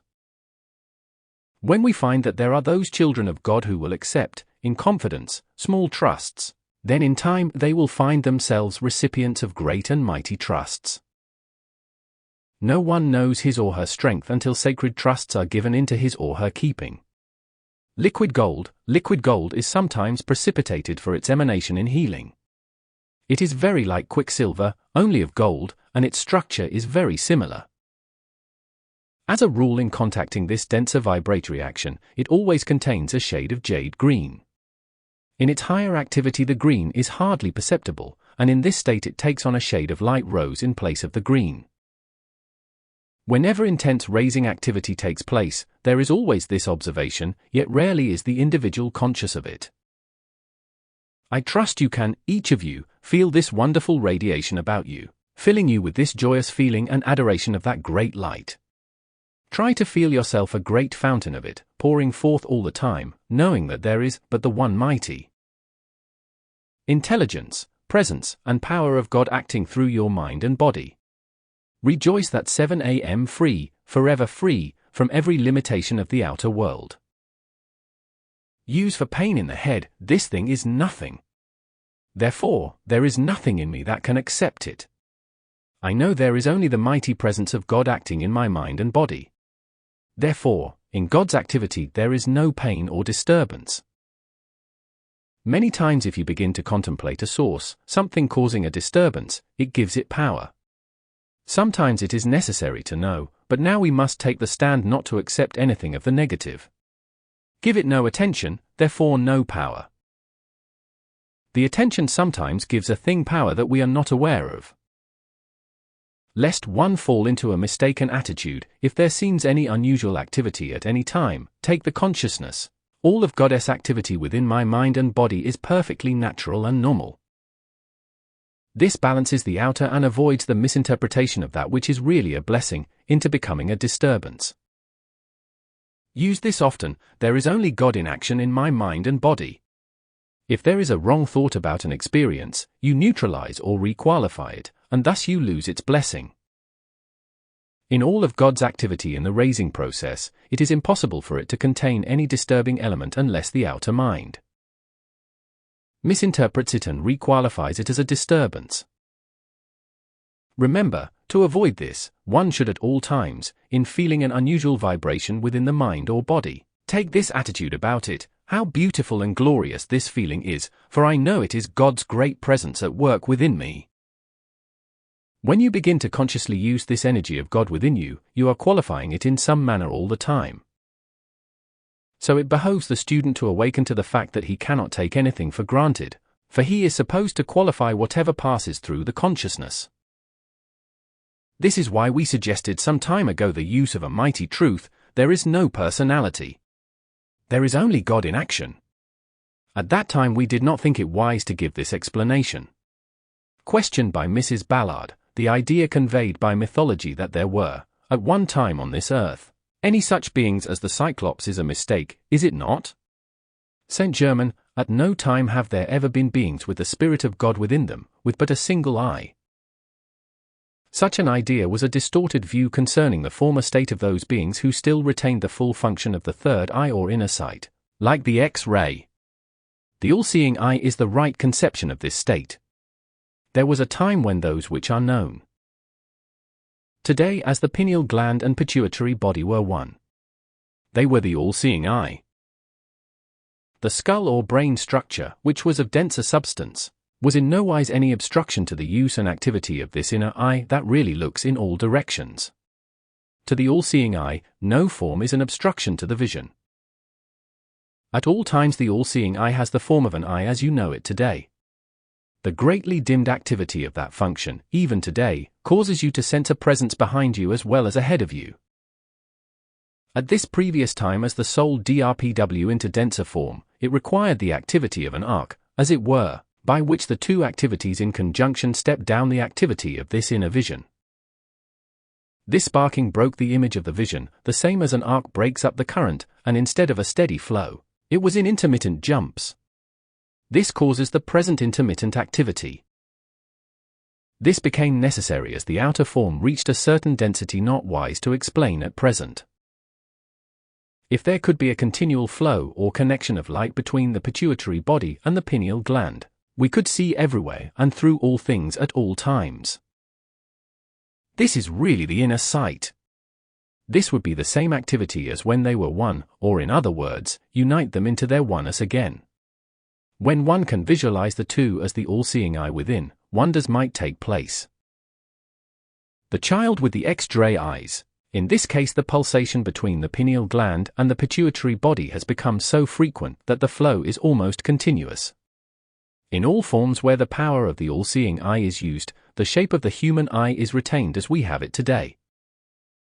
In any thought of this, think of it always as the all-seeing eye, complete, in the top of the head, taking the place of the pineal gland and pituitary body, or as having these two organs within it. In this eye within is the perfect, eternal sight of Almighty God. A mental picture of anything, with this power back of it, must be propelled into outer form because it is God power moving through it. This is how the images we see with our physical eyes are registered on the brain. Therefore, make your pictures within. Your eyes are the camera of the soul. The activity of the vision in the mind acts just the opposite of the activity of the eyes, or physical sight. The secret of manifesting things into the world without is in using the spiritual power to take this picture. Then the great silence precipitates it into form through the visualized picture. Through the activity of visualizing, you print the form or picture upon the great silence, and the great silence, which is the greatest power in the universe, propels it into outer expression and experience. Now you can understand how impossible it is for a picture registered on the inner silence not to come forth. It is the business of the intellect and will to hold the picture steady until the impression is taken by the great silence. If it is not held steady, the result is the same as if you moved your camera while taking an outer picture in ordinary photography. This is the power of true precipitation. You do have all power within your consciousness to mold your mind and body or any of its parts or attributes into anything you wish. Meditate on this incessantly. Contemplate this matter of vision often enough to set it in mind, in action, and use it. This release of truth and conviction is tremendous. I'll never forget it. I use it more and more all the time. This is the inner power that knows its own and is waiting to do these things for you all the time. A tremendous power has been generated here today. This conviction you now have, you can use with great power. Warning: after I have given the explanation of the law and you have received the inner power and conviction, do not discuss it, for you scatter the power which would accomplish the full manifestation. You have the vision, the power, and the ability to apply this. Now do it. The power of precipitation is one of the mightiest activities of this wonderful presence who is radiating to you today. You have been shown how precipitation through vision takes place. Use great presence, completely and entirely reveal this activity of visualization and precipitation into physical form to me now. Teach me all about this, and see that I always use it to fulfill the divine plan, to the glory of God and the blessing and service of all His creation. Benediction, thou mighty presence, we leap forth to thee in great devotion and recognition of thy presence with us. We know, feel, and have the full conviction of thy presence eternally with us, and that thou wilt teach us the fullness of thy activity manifest in form. September 15, 1932. Saint Germain. Invocation, thou beauteous, overshadowing presence, as thou hast come from the secret channel, wilt thou touch that secret place in the soul, in the heart of each of God's children. Strengthen, encourage, and lift them into the embrace of their own God-self within, who through the centuries in infinite patience has watched over them, sustaining the outer form, which is gaining its great freedom from personal limitation. We give praise and thanks for thy overshadowing presence in America, governing everyone on its surface and holding thy children in its embrace, making each one thy great messenger, to heal, to prosper their own world and America. O thou precious jewel on the brow of the great God presence, may thy scintillating, prismatic colors shine forth like the mighty rainbow of promise in the sky, filling the children of men, causing them to stand to the light eternally and be bathed in thy lifting radiance. 219. Greetings from the great HBST, from the great radiant presence, Cyclopeia, watching in his mighty transcendent power, lightening the burdens that otherwise would rest upon some of the children of men in the coming readjustment of things. The discourse that individuals might center within and feel that great presence, the giver, the preserver, the solver of all things, that they might consciously anchor within that great presence with such certainty and assurance that doubts and fears could not beset them, enabling them to steadily rise in that great eternal victory which must sometime, somewhere be accomplished. I thank you exceedingly for the two pieces of music that are most useful to us for the attunement to the great height, and for America whom we wish to bless. I would be pleased if those who are in complete harmony with you would hold that the individual who can best serve the Christ alone will be made president of the nation. As this work goes forward, we wish each individual to feel his or her part in the great victorious activity, that they are as important to the working out of things in the universe as the petals of a rose are to its beauty. There is constant opportunity for those who have a joyous attitude toward this effort to be channels of outpouring of this mighty radiation. The student who is sincere and is with great intensity reaching out to the light need never worry about making direct contact with the ascended masters, for it is not the student alone who seeks the master, but truly the master who seeks the student, because there is always great need of messengers of the great host of light, who are staunch, trustworthy, and willing to serve. Such may never doubt for one moment their eventual contact with the visible presence of that great ascended host, not only with one but many. We have no desire to intrude this work, which we know to be a mighty truth, upon anyone, and anyone who cannot feel within the heart the truth that we give forth to strengthen and to cast out doubt and fear. should either wait or seek other channels with which they can feel perfect accord and harmony. This work shall go forward without interruption or interference and, as a mighty magnet, will draw to itself its own. No one can go beyond the point where their understanding carries them. Our only desire is to bless, to strengthen, to enlighten all who come within this radiation. We seek no one who does not come with a joyous willingness to put aside all personal things and rejoice if the great activity of the mighty inner presence of gold, of which we are but the messengers. Those whom we contact through the radiation are always free, and they alone must choose whom they shall serve. How strange it is that enlightened students will discuss individuals and activities of the truth, and allow doubts and fears to beset them, which sooner or later make a barrier between them and the great beauty of the light they might so graciously enjoy. We or our messengers have no thought or feeling of criticism toward the individual who cannot come with us, and to all such, we give our great love and blessing. But this work we are doing must stand free from criticism, fear, and doubt, in order that what we are accomplishing may be done with the least outlay of energy and without unnecessary strain upon our messengers. Students, through the drawing power of the outer, allow themselves to discuss this presentation of the truth with those who know nothing about it, many times causing an obstruction to their own beautiful acceptance of this expression of the light.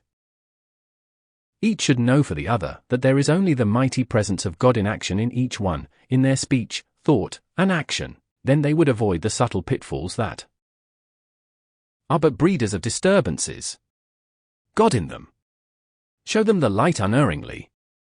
You might also know concerning the political activity that God's mighty love governs every channel of activity in this coming election, and God's mighty presence silences all outer action and expression, allowing the truth to manifest in its fullness.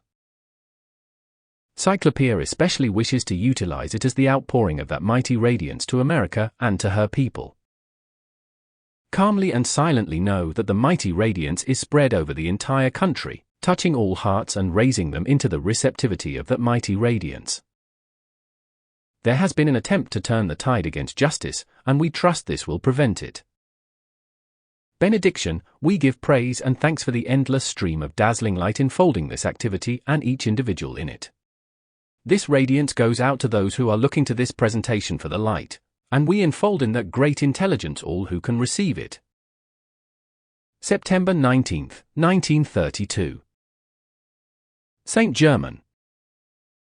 Invocation, O mighty luminous presence, from out thy secret place thy radiance shines brighter and brighter, and as thou dost encompass America and humanity in thy great loving presence of light, so we give praise and thanks for the privilege of being thy messengers to carry forth thy thought, thy work, and thy word into the various parts of the earth, there to be blessed by thy beneficent presence.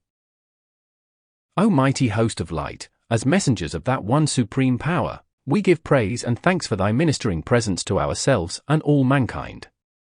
From out thy great wisdom comes the solution of all things.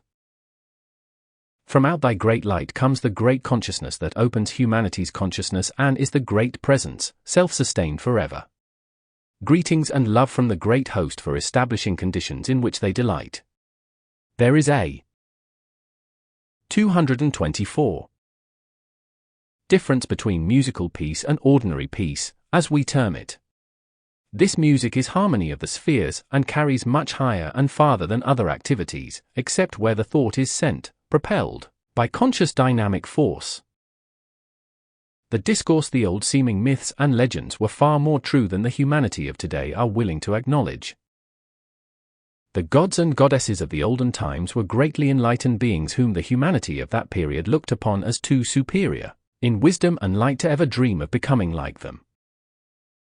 However, the children of light today, through the inner, propelling power of the individualized Christ force, realize that there is no height, no matter how great, that one may not reach, and there, be forever self-sustained.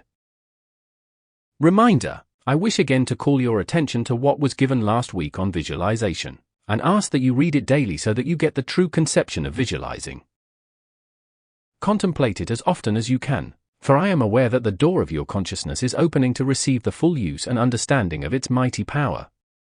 The quickening of the understanding established last week is leavening the whole loaf, as it were, and with your cooperative conscious effort in contemplation of its great activity, you will come more and more into its tremendous use and possibilities. The activity of the light is consciously drawn about you, and the radiation that goes forth is reaching a point of saturation, chemically speaking, at which its radiance runs over, as it were, like a pail of water filled to overflowing. This becomes a fountain of ever-pouring light, illumination, substance, and power governed by wisdom enfolded in its cloak of divine love. Thus is there no uncertain activity. Be conscious of the overflowing substance and power flowing forth to wherever you are conscious of a need. This will become so tangible and so potent in its operative power, that ere long it will stand ready and dart forth like a ray of light wherever there is a call or demand. It is well to be aware that there is no limit to this outpouring.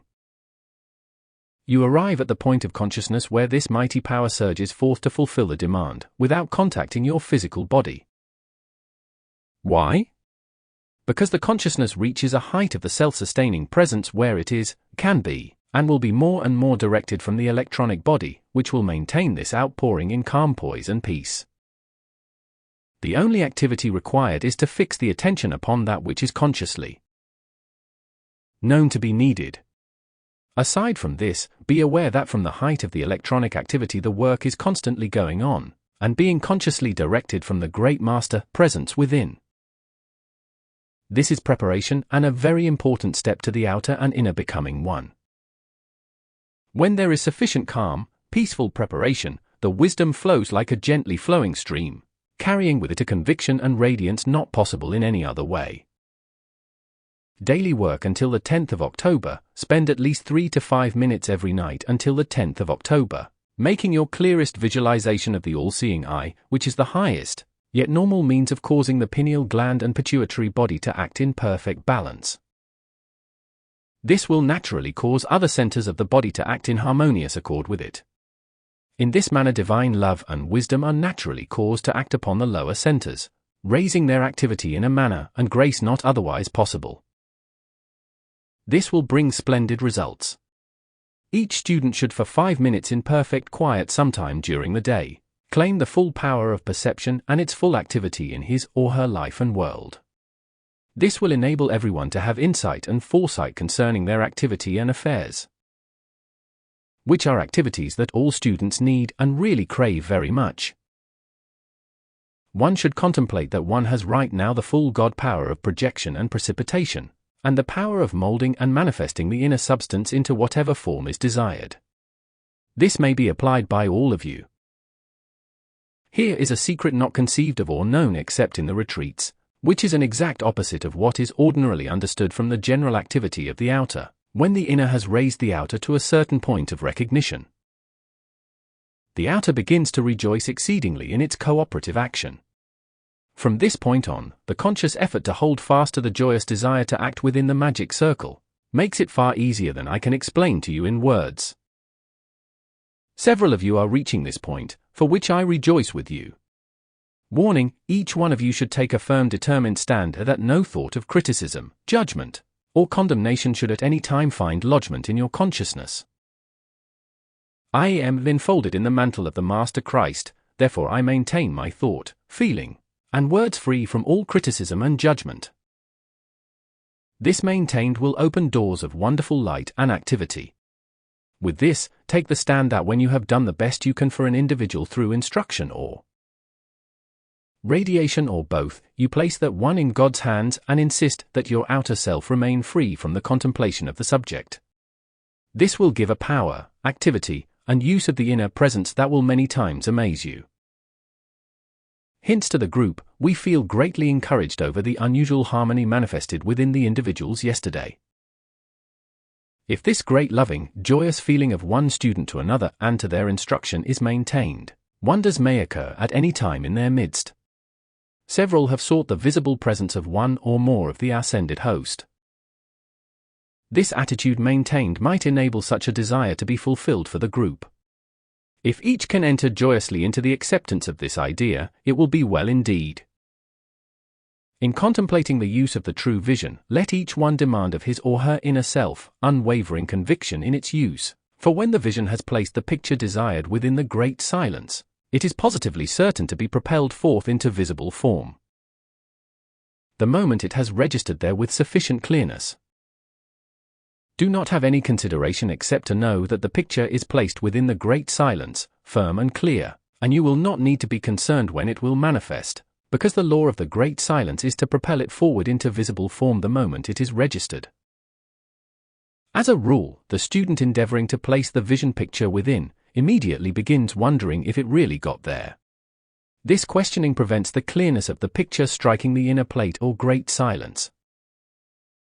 When the picture is made, the only office of the outer is to know positively that it is registered in its full and perfect clearness, and then rest in that. The wish has gone forth. Know that it has gone forth and brings its visible action. The disappearance of animals from Earth, one of the most amazing things perhaps, in all manifestation, is the tremendous power that the love of an individual has to lift the consciousness of an animal, as is so beautifully illustrated in Unveiled Mysteries. It is a beautiful illustration of how the intense love of mankind for animals will soon remove all animals from the outer expression.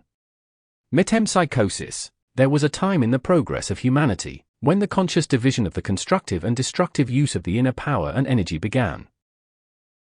Through the power of black magic, or misuse of the one energy, sometimes a soul was driven from its body by another, and a body of an animal was built up, and the soul was compelled to use it. It was from this condition that the legend of the transmigration of souls came. There has only been one period through the centuries at which this occurred. The ascended host consumed and dispelled this activity forever.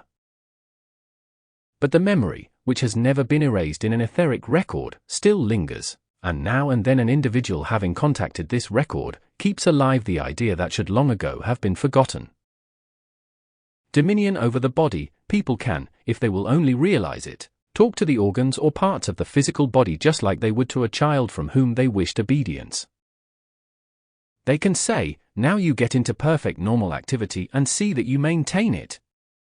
During the time that the life is maintained within the form, there are innumerable little workers whose duty it is to rebuild the atomic structure of the form and maintain it in perfect order. Again, one can say to that part of the life activity, see that my body is supple, perfect in form, and beautiful, that my hair, eyes, and every part of me glows with the light of the inner activity. The fact and eternal truth is that the consciousness is absolute master of every activity of the body, and can mold it into perfect activity and form. The only reason those who know this do not get their manifestations is because they do not stay on the job. If a disobedient child were destroying something beautiful and valuable in your home, you would certainly put a stop to it. The time has come for you to do permanent work on your bodies.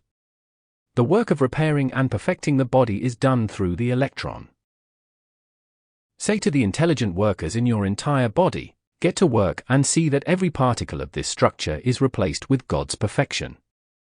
Do this especially at night before going to sleep.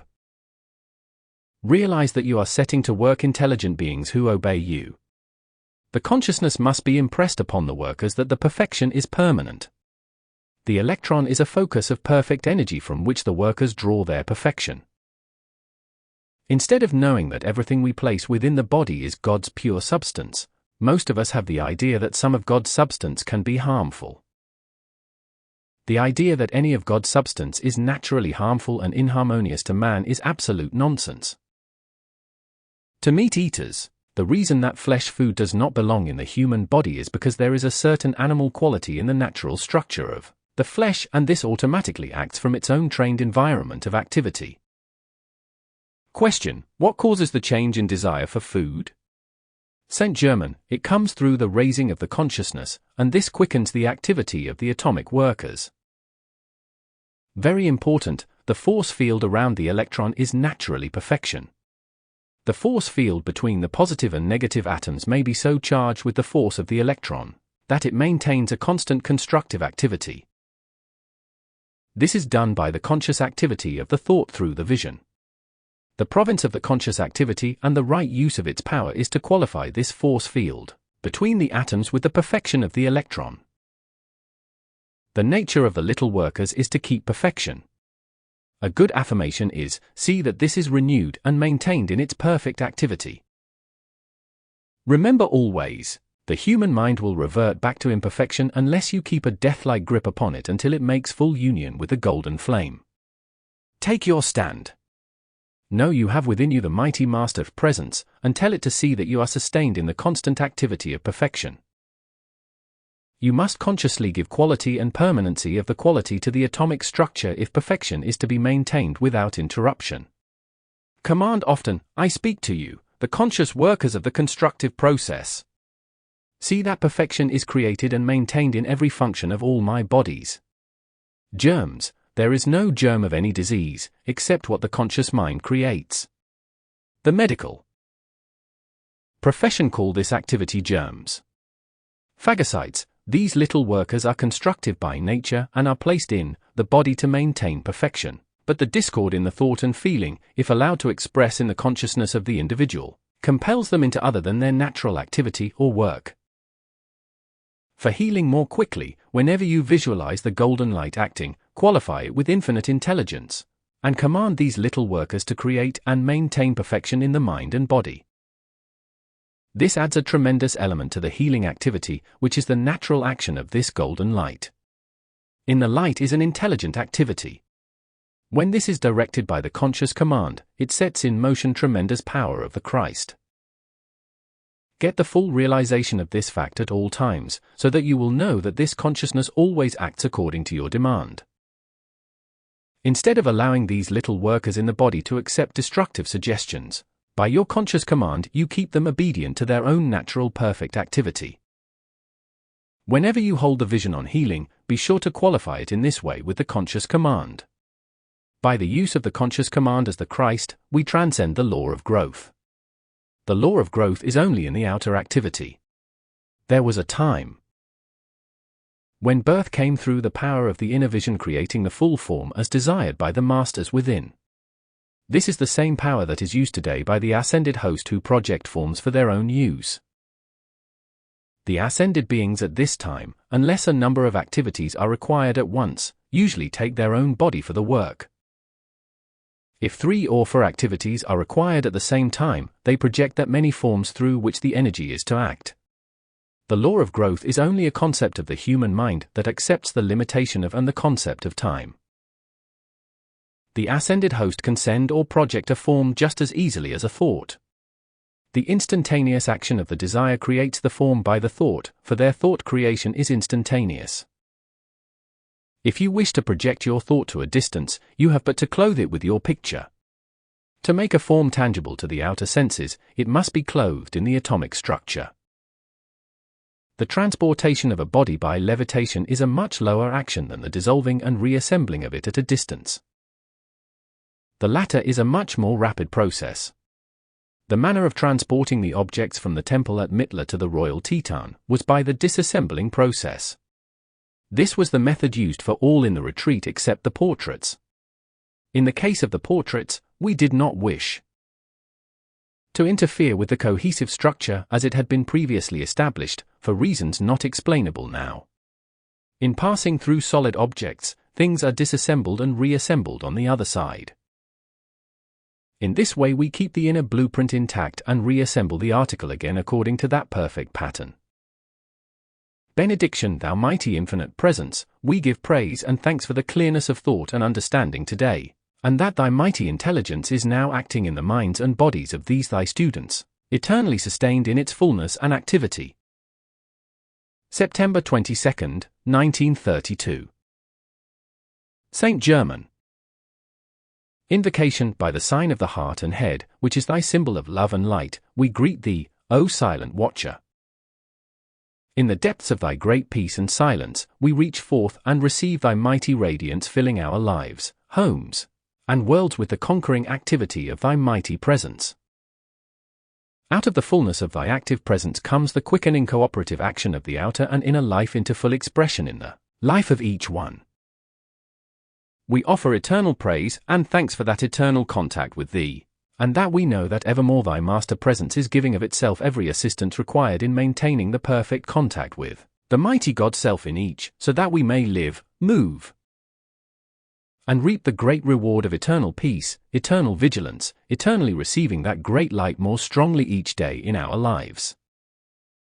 The discourse within the consciousness of each one is that eternal vigilance on guard, which warns the outer to refrain from anything that would create destructive activity, if the individual will only listen to its prompting. For any student to yield and lower himself to vicious gossip is a violent retarding process to his or her growth. It matters not what may seem to be the appearance, no one shall sit in judgment upon another. They who yield to such childishness open their doors wide to forces more destructive than the boa constrictor of the jungle, or the tiger that would tear them to pieces. That would but destroy the outer form, while gossip, criticism, and condemnation build within the mental bodies the destructive element which takes them many embodiments to rid themselves of. If students receiving these instructions cannot resist the vicious onslaught of these accumulated elements, they should withdraw from the classes until such time as they can conquer themselves and are able to send love, peace, harmony, and goodwill to one another. Students should understand, in entering into the conscious action or stream of life, that they are or have entered into the sifting process, wherein they either rise on the wings of eternal love or fall by the wayside and are swallowed up by the dragon of the outer forces. The students who have entered upon the conscious path and wish to proceed and be blessed by that wondrous and mighty light anchored in the heart of each one, should turn from criticism and judgment as they would from a poisonous serpent that would strike the poison of death into their flesh. The students should understand that in allowing themselves to fall into this most undesirable habit, they but injure themselves. They cannot harm another who is filled with love toward everyone and all things, because the consciousness of the activity of divine love in the individual's life builds a mighty armor of protection that naught of the outer can penetrate, for God is love and always protects his own. The students who have had difficulty in controlling their thought and feeling harmoniously should understand that when they have entered this radiation every faculty of their beings is quickened tremendously. Therefore, they are more sensitive to the undesirable as well as to the good and desirable. But I cannot stress too strongly that everyone, having free will, has the power to govern and control how they shall think and feel. They should at all times keep this truth before themselves. The one who spreads gossip, true or untrue, not only injures him or herself, but often shuts the door for those who unfortunately accept the gossip and dwell upon it. So, anyone who yields to it should understand how far-reaching it is in the injury they do themselves and their acquaintances. The conscious pouring forth of divine love into all situations will enable anyone who is addicted to such a habit to find quick and complete release from all such conditions.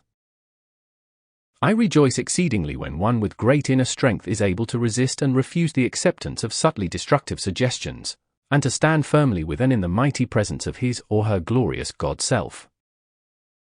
Keep it up, dear ones, and you shall hear the bells of freedom, of liberty, chiming to you in the great rhythm of eternal light. The classes, we see and know the beauty of soul of everyone in your classes. They have been brought to you through the mighty presence of their own divine selves. It makes the heart ache to think that anyone might shut the door to the great blessings and light on their threshold. However, God alone is great and holds within his hands eternal grace. And as we stand strong and firm, we will see God face to face. A volume is really in these 4 lines. When it is said that we see God face to face, it is an actual fact that hundreds of staunch ones have experienced, for the God governing the universe is one and the same as your own mighty Master God Self. It is time that sincere students should understand that their own mighty God Self, ever pouring its energy into their use, is the He who created all worlds and brought all substance into form. I admit that this is a stupendous thought, but it is true, and they who will meditate upon this simple yet mighty truth will find the highest door of their consciousness opened, and they will be able to accept and utilize this eternal truth. It is the unfortunate teaching through the centuries that has caused mankind to look away into some distant place for this mighty presence of God. It is a misstatement that no one may look upon the face of God and live, for I know hundreds of students of the light who have seen their own God Self with the same clearness and assurance with which you look upon each other in your outer experience. The God Self in you is the same God that is at the heart, at the helm of the universe. The pity is that students think or feel this too stupendous a truth to be realized in their individual lives. But I assure you that according to the intensity with which they recognize this truth, anyone with unwavering determination may see the radiant face of that mighty God presence. These statements are neither myth nor imagination, but tremendous truths that the students can grasp, comprehend, and utilize with everlasting blessings in their outer experience. It seems strange that many students who have studied, and to a large degree earnestly and sincerely, do not awaken to the fact that self-correction of the outer is the simple, yet mighty activity that must be used. The outer self of each one must be conquered, and there is no escaping this fact. This is what mastery means, and there is no mastery for anyone without it. Those who are earnest and determined will naturally receive great assistance, but those who will not make the sincere effort will find the door shut to their further progress. May God bless them and show them the way. The help that has been focused upon the earth of late, through the effort of Cyclopeia, the Silent Watcher, the Cherubim and Devas, and the highest influence from each of the 7 planets of this system, has been caused to focus that power upon the earth, making the earth as the hub of a wheel. Symbolically, there are those in your classes who will see this activity, and I call the attention to it because it will help those who may see it. The province of the students of light, the real province of the sincere student of light, is to be able to know of the outer destructive forces generated by mankind, to look into them and see there, active, the mighty presence of God, consuming everything unlike that glorious presence. He or she must be absolutely fearless about destructive forces or what seem to be disastrous reports. Your visualization, as the sunrise of a brilliant morning absorbs, as it were, the morning dew or mist, so will the visualized presence of God, held firm within what seem to be destructive conditions, have a similar effect. Thus, it is seen what tremendous blessings to humanity may be brought out of seeming chaos, for it should be at all times remembered that the outer is but the changing, shifting quicksand of man's outer creation. Therefore it has no permanency, and it is the privilege of the students to become wonderful messengers of the light. Some will say, but how do I find time to do this with all the outer activity about me? I say to you that anyone who will try to, will find day by day more leisure time in which to do this great service. Newspapers, if every newspaper in the land would start printing in great letters across the first page of their newspaper, "Rejoice, all God's loving peace and prosperity are here," in 7 to 10 days, the transformation would be complete. However, I believe that the Tribune of Chicago and the Denver Post may be yet inspired to some such fearless activity, and they would be amazed and encouraged how fast humanity would fall in line with the idea. The all-seeing eye is the presence, the radiance, and activity of the mighty God Self, and is really the silent watcher. Learn always to reverse at once everything that is contrary to the perfect activity. Nip it in the bud and say, "This is not true, I do have what is perfect." Life, love, light, and God are one and the same. These are just different expressions for the same activity. There is really never any drawing down activity onto the physical plane. The only activity is always a raising of the physical by the inner presence to itself. All activity of the outer comes from the energy given by the inner presence, and therefore, the proof stands before you that all is a raising process, and what seems to be the activity of the outer is in reality the exact reverse of the real process. By the inner presence projecting down its energy, the outer is set into motion in a spiral-like activity that draws it upward. As the atoms form the body or outer form of the individual, so do individuals form the atoms in the great body of America or of the Christ. Individuals are atoms in the body of a government or empire. Gandhi is entirely on the love ray. Encouragement. There are times when encouragement is absolutely necessary and imperative, for it lifts and carries over in certain activities. At other times all is withdrawn, and the soul is left alone to prove its own strength and reveal the impulses still within it. Know always in all trials, there is only God in action in me, and 7 a.m. sustained by that through all trials. Know also, there is only God in action in all my affairs, and I am abundantly supplied and sustained by that. Benediction. thou mighty radiance of the crystal light. As thou hast manifested through thy wondrous messengers, so do we give praise and thanks for thy eternally sustaining power, ever pouring its radiance and presence into our lives, world, homes, and experience. Into the heart of every sincere student, let its sustaining power flow.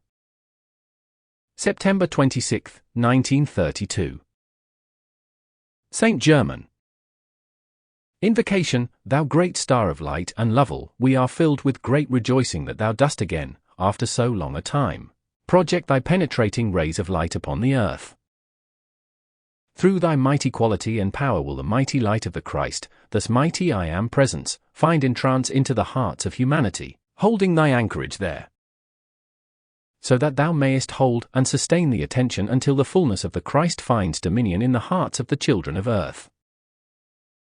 We give praise with great rejoicing, that the mighty Creator of all things and thou have seen fit to shed thy added radiance to the children of earth once again. I bring you greetings from new friends. I bring you greetings and hope from the new radiance. I bring you love and greetings from the great host of light always. 246. The discourse. One of the first things that all students should fix firmly in their consciousness is the truth that they cannot divest their thought, feeling, and spoken word of their creative quality and power. This, firmly held before the consciousness of individuals, will do much and will explain why it is so important that they control their thought, feeling, and spoken word.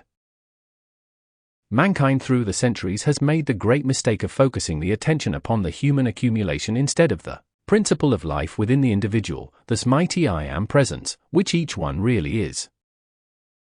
Even from outer observation, all who stop to think seriously must know that this principle of life, which we see everywhere manifest, is eternal and is the activity of God, the Creator of all things visible and invisible. Therefore, that principle of life within us is one in quality and power with the Creator of the universe. Again, may I remind you that you have for your conscious use all the qualities, power, and activity of this mighty I Am presence, the Godhead. Then never again forget your limitless possibilities. God, the mighty I Am presence, thought that which you see, into form. That same mighty inherent quality is in your thought today. It is your privilege to use this inherent quality in creating mighty perfection in your individual world. In this mighty creative presence and principle is that eternal, omnipresent opulence. By opulence I mean money, love, light, the eternal power of activity, the peace and harmony of the same quality and fullness that are in that mighty I Am presence, or heart of the great and mighty silence, the great central sun. With your mighty power of free will, there is naught in the universe as authority for what you shall think, feel, or say, or naught to prevent you thinking, feeling, and saying, but yourself. Then awake, O students of light, into the use, the conscious use, of this mighty power naturally inherent within you. There is a great mistake that mankind has long made, and in bringing it to your attention, I wish to indelibly impress it upon your consciousness. It is this: through observation, the outer consciousness of mankind has observed things, creation, from the standpoint of growth, when to the student of light, it should be looked upon from the standpoint of expansion. Correct understanding will wipe out of the consciousness this inhibition or idea of growth. Growth, to the outer sense, requires a short or long period of time, according to one's comprehension or attitude toward it. The idea of expansion will enable the individual consciousness to feel its liberty and freedom more quickly, now. It is our privilege to express and use the completed, perfected form of the object, article, or substance which we wish to use. This consciousness of expansion comes about through the recognition of the expansion of the mighty I Am presence, the all-powerful principle of life, which animates, governs, and directs the outer form. It is time now that individuals erase from their consciousness the idea of growth, which signifies more or less time, and enter into their God-given freedom through expansion. Then live, move, and be that fullness and freedom in and of all things, which is everyone's birthright. I will make a personal effort with whoever contacts this instruction, to assist all to erase from their consciousness the idea of time and growth, and to enter into the expansion of that great God Self. The mighty I Am presence, wherein all they require or wish to bring into expression and use is already within their worlds, awaiting their ability to open the door and call it forth. Everyone whom this instruction reaches will have the ability to do this, with the assistance which will be given. We must come to the point where the outer and the inner are one, and the recognition of this expansion of the God Self, that mighty I Am presence, is that oneness, or rather the true oneness will come through this recognition. There are a few individuals who have recognized in a small way that they now live and move in their own perfected worlds. The idea or consciousness that there seems to have been a past, that there is a present and possibly a future, has led the outer activity of the mind deep into the consciousness of growth. The realization of the expansion of the mighty I Am presence in the individual will enable all who understand this to enter in and use this perfect kingdom with enormously greater speed and certainty. The students will be able to enter more fully into its great use. Beloved students, try to realize with great intensity that this energy which you are using every day, even to lift your hand, has inherent within it the mighty intelligence, power, and activity of God, that mighty I Am presence. Not having been aware of this tremendous truth, you have unknowingly requalified and charged it with all kinds of limitation. Another of the great mistakes that individuals make is in taking entirely too seriously the outer appearance and, by that seriousness, giving it certain power. For instance, a seeming accident happens and the great crowd of mind says, "Oh, that is awful," when it may be the best thing on earth for the individual and all connected with him. The ideal of control would be for one to take the attitude of always living in the poised restraint of the emotions. To the one who will do this, it will be a tremendous blessing. The love star, today for the first time in 2000 years, the love star, created and sent forth to this system of worlds by the intelligence of the great central sun, has begun to shed the rays of its radiance upon the earth, and today, the first rays have touched the earth. This radiance was present at the birth of Jesus and during his ministry, and withdrew at his ascension. It has again appeared and will remain for more than 1,000 years. I assure you this is an activity the astronomers will not detect with their physical instruments, nor will there be any astrological records of it whatsoever, but it is none the less tangible in spite of that. Before, when this star appeared, it held principally or dominant in its outpouring the element of love. This time its radiance holds in perfect balance love, wisdom, and power, and this is a part of the explanation of why we have said repeatedly that the Christ power will almost seem to intrude itself, but only because of the quickening activity that has entered and will enter into the individual's consciousness. This is why those who misuse the great energy and privilege they possess will find a tremendously quick reaction. This will become so noticeable that even the newspapers will speak of it, let alone the individual's recognition of it. This which I am voicing to you today is broadcast o'er the land by our secret radio of the Middle Way. Why do I say, the Middle Way? Because it holds in firm grasp the balance of the outer and inner activities. All who grasp and make sincere effort to utilize this, will find amazing experiences awaiting them. Not for the gratification of any curiosity, but for great rejoicing that they at last recognize the use of their supreme heritage. Those who can recognize that which has been stated relating to the love star and who meditate on its mighty presence, will find themselves at times as though held in the embrace of a great individualized being. This will bring such a consciousness and sustaining uplift that many times they will scarcely feel their feet touching the ground. Do not misunderstand this statement. This will not make them less equal to cope with problems of experience, but rather the opposite, for this added sustaining power will often be of great astonishment to them. This is but a small illustration of how tremendously the power from the love star can be used to solve all things and make that solving permanent. Furthermore, when the conscious power of divine love is used to counteract and consume that which is unlike itself, it is the mighty presence and power of God acting. Mrs. Ballard, I saw the rays from a star focused upon me while resting. What was the outpouring? Saint Germain, it was a mighty reality and no mistake because of the incoming of this love star, for you had been holding fast to the activity of divine love. Mrs. Ballard, why did I receive such a strong current and outpouring of light when I was calling for divine love as the healing action, and also when I used the phrase, Venus, the love planet? St. Germain, because you had been holding your attention upon the high power of Venus, or the Great One who has charge of Venus. He already knew of this and was cognizant of the love star. For more than 50 years the planets above the Earth have been conscious of the love star, because Venus is the conscious assistance of the power of divine love to the Earth. This directing activity will affect many, many things. It will cause a dissolving of the discordant element on this Earth, and in no way will it intensify the disturbing reactions. There are those who pray, beg, and plead with God, when all about them is all His opulence to pour forth into their midst. They do not receive it because they, in their ignorance, do not know that it requires conscious preparation. Those who do not consciously prepare themselves will only receive a fragmentary part of that which those receive who have made the preparation. Mrs. Ballard, what is the color of the outpouring from the love star? St. Germain, the activity of its light is almost like the play of a searchlight, on the lens of which you place various colors. Its own individual color is liquid or molten gold, but the controlling intelligence is constantly qualifying it according to the demand in the various localities.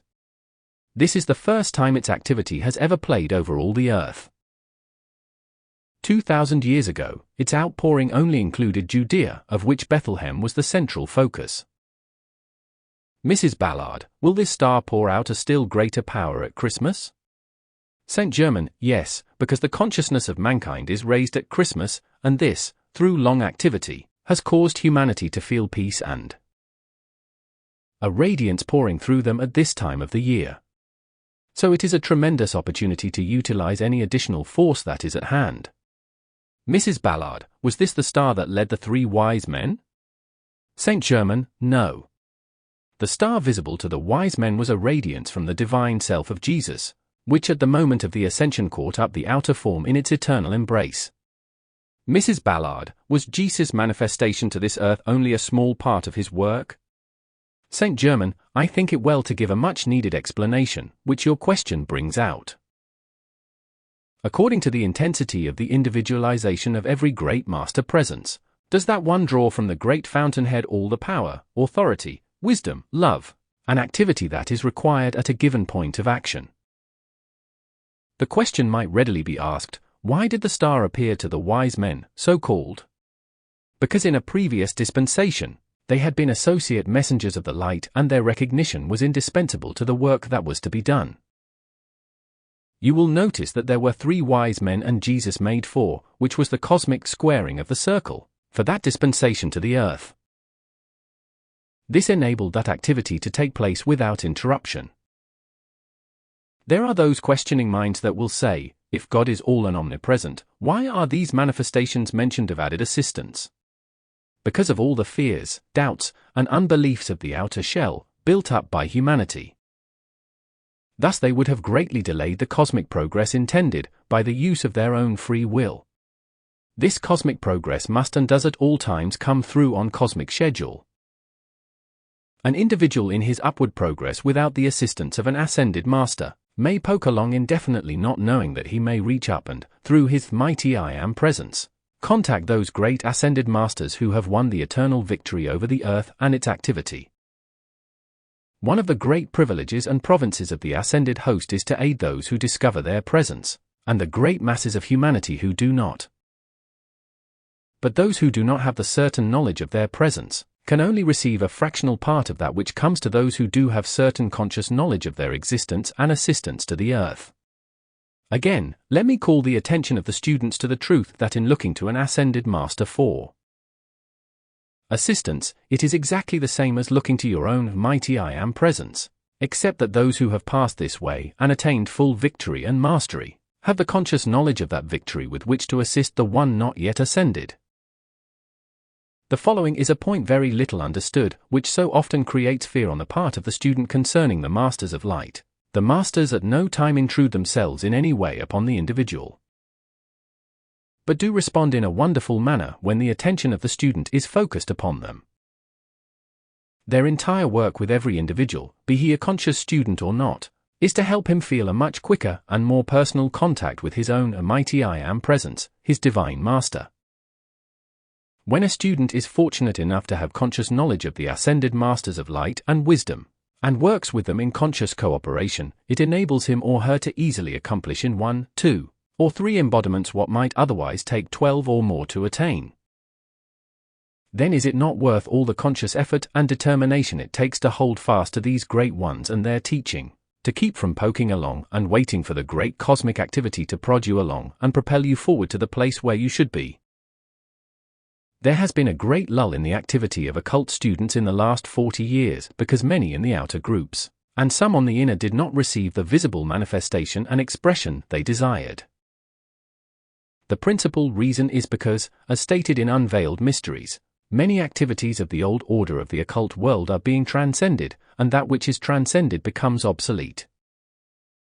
This may be a shock and cause a roar on the part of some occult students, so it is up to me to catch the roar and consume it, but that does not alter the truth. The dispensation or cycle which required the secrecy of occultism is closing, and we no longer need that activity. There was so much fear within the old activity, and the progress of the age was such that it required the closest secrecy concerning certain phrases of the law, and even then, there were those who would turn and misuse them. In the use of the rays of light, you have the power to reveal without the danger of misuse, because that which the light and the figure of the Christ show anyone, is for the blessing and service of light and love. The light reveals only that for which the individual is ready, and any other idea concerning it is but the imagination of the outer activity of the mind and is not the truth from the mighty I Am presence. The light only recognizes perfection and cares nothing about the outer, foolish activity. As the students hold themselves more and more in the activity of that mighty I Am presence, they must express more and more of its perfection. I would add that you consciously place within the radiance of this great love star every discordant thing in your consciousness and world. Be conscious that every discordant activity, individual and otherwise, is caught within the embrace of this mighty radiance, until every discordant activity is erased and consumed. Every time the thought of such activity comes to your mind, know that it is consumed and that you do not have to repeat it. Give your attention and adoration to the secret love star and the ascended masters, for you cannot help but get a response, always. Often the feeling of a band or something tight around the forehead is a cap of crystal, golden light. It is placed upon the head of an individual to hold steady a certain activity of the radiance from that one's own mighty I Am presence.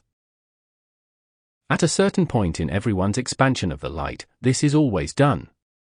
Benediction, mighty I Am presence, creator and precipitator of all manifestation, we give praise and thanks that thy mighty invincible law is now in full and complete operation in the consciousness of these, thy messengers, and that all feel the full import of this.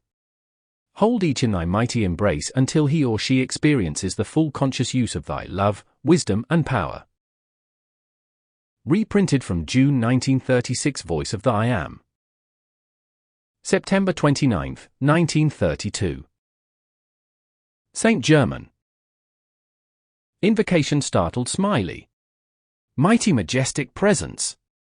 Thou mighty active principle of God, forever endeavoring to press forward into action, into expression.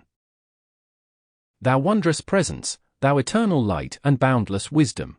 We give praise and thanks that we now and forever firmly recognize thy all-pervading presence in our minds, worlds, homes, and affairs. No matter what appears, let us stand firm in the recognition of thy wondrous presence. I bring greetings from the great host to you all. The discourse at the door of the consciousness of every individual should be engraved forever the words, be yourself. I mean by that, dependent alone upon that mighty God presence in you. No matter how wonderful the experience that comes through another channel, train the outer self to look to that deeper. 261. And truer self from whom will come that great and deeper expression, satisfying every demand. The disturbance in the outer self and world, in at least 75% of the cases, is due to consciously or unconsciously receiving and acting upon the suggestions of others. If we observe and feel that God presence within, impelling us to action, we can use suggestion many times to get advantage instead of being used by it. This reference is to the outer conditions as one moves about the world in his daily vocation. Of course, this does not apply to true instruction, for truth is not suggestion, and we are supposed to apply truth conscientiously and sincerely. No adverse conditions, be it now and forever understood that to the student or individual who has become aware of his mighty God presence within and enfolding him, there is no such thing as an adverse condition, no matter what the appearance seems to be. No matter what the appearance of anything seems to be, with the attention fixed upon this recognition, it is impossible for anything but good to come out of every condition. You can see at once how impossible it would be for God to make a condition that would affect himself adversely. No student can attain and maintain his or her freedom from limitation without recognizing and applying this simple yet mighty truth. It is so childish and foolish for one, in the recognition of this mighty presence, to continue to give power and authority to outer things. After students have entered the conscious path, they should understand that they must keep the conscious guard for their protection, their defense, their deliverance, and know positively that God in them is the one and only directing intelligence. Unwelcome thoughts, it is useless for the sincere student to say, think, or feel that he cannot govern his thought and feeling. I assure you that at first it does take determined watchfulness, but it must be done, and there is no getting away from it. If strangers began to open the door and pass through one's home unannounced and unwelcome, I am sure it would not be long until the individual locked the door and, if necessary, placed a notice outside that only those invited might enter, and none without being announced. The same principle can be applied in governing the mental world or world of thought. We can place the sign outside of the magic circle of our active life, just as tangibly as we can place it on the outside of the door of our home. The student can say with full authority, God, my mighty presence, surround me with thy mighty magic circle, that naught unlike thee may find entrance at any time. See that this is sustained without a break anywhere, and with thy invincible power and wisdom, enable me to govern and qualify eternally all thought and outer action ureth thy full dominion. Warning, watch this, my heart yearns for the illumination of the student who keeps voicing day after day, week after week, how am I to govern my thought? Why don't these affairs come into shape as I want them to? Why doesn't everything change about as it should? Dear student, let me say this, because in the first place, you have built it, created it in your world. In the second place, every time you say why, when, where, how, or what, you are giving power to the old outer momentum. Stop. Look. Listen, use the motto that has come forth in your outer expression in the signs on your streets. Stop. Look. Listen, every time you are tempted to make a negative statement, or admit things less than perfection. St. Germain's promise of help, I tell you that everyone receiving these instructions who will take their determined stand to govern their thought, feeling, and action, will be given boundless help and assistance. Of course, you will understand that thought, feeling, and action are but three expressions of the one force. Instead of allowing yourself to lament over your seeming inability to master the outer, use that energy to conquer the condition by giving it the quality you need for the solution of your problem. Say, by the power of God in me, I can acquire full mastery and do it now, and I positively refuse to give power to outside conditions, persons, places, things, or activities. I have learned to know that there is only God in my life, my mind, my body, my home, my world, and my affairs.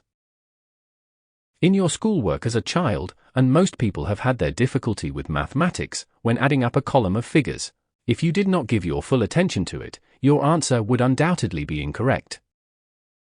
If your answer was wrong about 3 times in succession, your attention would be called to the fact in unmistakable terms.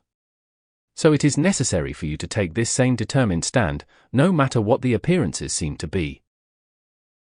If necessary, silently shout to yourself within, I stand firm. There is only God in action in everything with which I am concerned. I am grateful indeed that some are understanding the great necessity for self-correction and are determined to succeed.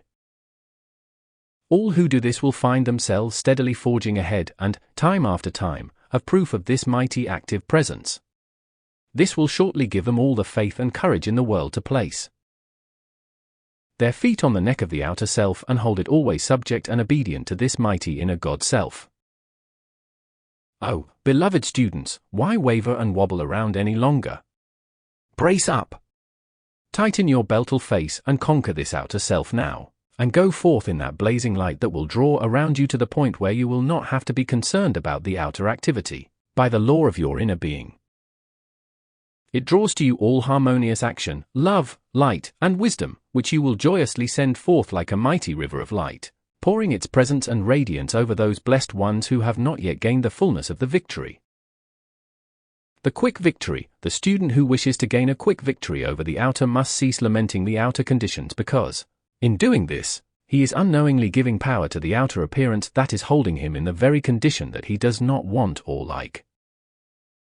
Again, let me remind you, give no power to anything but God in your mind, in your business, in your home, in your world.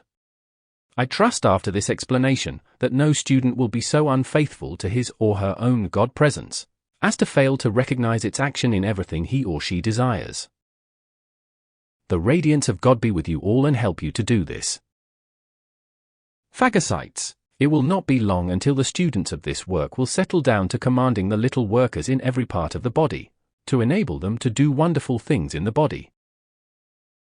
It might be a very powerful expression to use. Mighty Master Self within will command and direct the little inner workers of my mind and body, and see that they produce perfection in every organ and part, and see that this constant, constructive process is sustained and maintained continuously. Renewal of the body. With this understanding, it should be very easy for each one to experience complete renewal of the body within a year. The fact is that there is no imperfection in any part or organ of the body which you have not placed there through your thought. Therefore, you see how easy it is to stop that wrong thought activity and change it into building the perfection, instead of the imperfection. Now here we come to a most vital point. The natural, inherent tendency within the life principle of the individual is perfection, therefore constructive. So when you turn your attention to the constructive principle, you return again to the building of that perfection which you had left, and therefore have 100-to-1 odds in your favor for its accomplishment. Resentment, where there is resentment toward a person, place, condition, or thing in the outer, you are but heaping fuel on the fire and binding it closer to you. The minute people resent, criticize, condemn, hate, or blame, they are creating with tremendous speed more of the same thing to chain them that much longer in the bedraggled garments of limitation. Gossip. This is an urgent warning. I am going to say something to you, dear students, that to some may be shocking, but it must be said. Could individuals see how they clothe themselves when they wallow in vicious or unkind thought or gossip, they would scream for deliverance. For I assure you, I would not stain the consciousness of your great God presence by attempting to voice such a description. If we really know that there is only God in action in all our outer experience, we can readily see how perfectly ridiculous it is for anyone to permit the outer to lament about anything. For the real student, the blessed student who sincerely wants to know the truth, will face it, no matter what it is, buckle on his or her armor of that mighty God presence within, and conquer it, no matter how fierce the battle.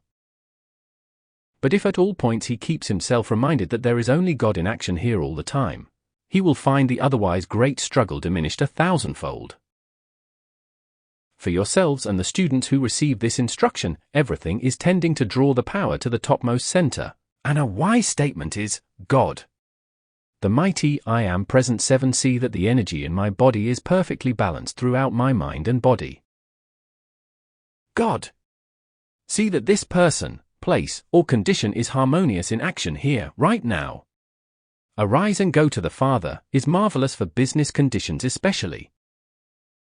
For a sense of tiredness, I absorb the mighty presence and energy of my God self, and it expresses as alertness, joy, and abundant activity in my outer life and affairs. God is my energy, expressing in my outer activity right now. All supply, if there seems to be an absence of anything, God in you is the creator and supplier of it. Instantly give the command that God does supply it abundantly right now. Mrs. Ballard, just an idea that came to me, to say, this is God's diamond palace. Now you get back to your right place in the universe and be quick about it. To Donald, it is so important to watch your feelings. I had a student once who had a similar condition, and I told him to say to everything, God bless you. He had remarkable results, for the continued use of this statement is a powerful force acting and builds a condition in which everything blesses you. Warning, I tell you, you cannot imagine until you get the freedom of the inner vision what a few moments of inharmonious thought will draw you into, in an unexpected moment. This is another reminder, say to your outer self, you know the law. This is the wrong thing to do. You must obey if you want me to help you. Often, it takes just a little encouragement and inner radiation to give the inner strength to rise out of a thing. The difficulty with students, as a rule, is that they do not grab a thing quickly enough, for the first and most important thing is to refuse it admittance. Individuals are so prone to look at the outer things as so important and tangible, when the inner things are far more tangible. The tangible presence of the ascended masters, there has been a very sincere desire on the part of a number of students to experience our tangible presence, but just because they do not see us is no reason they do not feel our tangible presence. We are just as tangible as you are to each other, but the students do not qualify the idea of us with that same tangibility. We are here, but it is your consciousness that has not yet opened the door. When you enter the conscious path, you must have more faith. You must have conscious knowing, conscious qualifying, for you are the one at the helm. Mastery, get this hint, when one feels that presence, if one would instantly qualify that feeling with the idea of the tangible, visible presence, it might do wonders. No mastership is ever gained without this. There is a constant need of recognizing that each one is the person who is qualifying this energy. Mastery means continual conscious command of perfection. You must take the reins now. There is no reason in the world that you should not all have perfection in your physical bodies, right now. For any human being on earth to think that God will intrude his perfection when the individual is constantly generating and using negative and destructive forces is perfectly preposterous. Destructive force is a form of positive force, while negative force but opens the door to some other destructive force than what one has generated for oneself.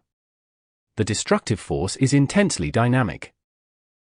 Constructive force is always dynamic and is 1,000 times more powerful, for that is its natural element and activity. This is in regard to a picture flashed to Mr. Ballard's consciousness, in which he was shown an activity that had begun at that time. The destructive activity of thought, the ascended masters have never thought it wise to give forth to. Much of what takes place through the destructive activity of thought, but I think you and your students are strong enough to withstand it, and I will say this much, you have all seen the golden sparks in the air. In a fit of anger, resentment, or intense condemnation, the thought clothes that atomic structure about the individual, and nature propels it forth with great force, affecting persons who might unknowingly have their doors open, charging conditions and things to an extent of which they have little conception. This force generated goes out, and while fragments of it may find lodgment, its accumulation, through momentum, returns and hovers within the etheric atmosphere of its creator. When the above condition is about an individual, is it any wonder that things go wrong with him? That is how some great wrong or crime committed in an environment registers there with great vividness, and is why sensitive individuals going into the place or environment often feel or see, or both, the condition left there. Mrs. Ballard, I saw Mr. Ballard on the sand at a distance, and after he had been standing still for some moments, he moved away a few steps and stooped down. The place where he had been standing was filled with a bluish-white light, which did not move over to where his physical body was until some few seconds later. St. Germain, the etheric body does not always move as quickly as the physical, especially when there is a relaxed, harmonious condition of the mind and a feeling of peace. In such cases, it is sometimes quite distinct from the physical. Mrs. Ballard, I saw a continual movement in the atmosphere as we looked over the lake. St. Germain, that was the cosmic etheric activity. The love star, you cannot give the attention to the love star or the ascended host without getting a response. Devotion is a wonderful way to reach through, because devotion is a form of intensified love. The Master Jesus and others of the ascended host, while beloved Jesus and others of the ascended host will come forth in active service, I think it more powerful for the students to understand that the coming forth of this mighty presence of the Christ, this time, is the illumining of that presence in the individual, because it is already there. Poise is really rest. The feelings should always be held in poised restraint. One should watch oneself always for poise in speech, feelings, and action. We should all learn to move quickly, without hurry or irritation. This is poise in action. All students must acquire this at some time, for they become the embodiment of controlled force. In all students' lives, there come times when an occasion demands speedy action, and if one is acting with poise, the mind does not become confused. Then the inner direction can come forth with its attendant ability to do whatever is required.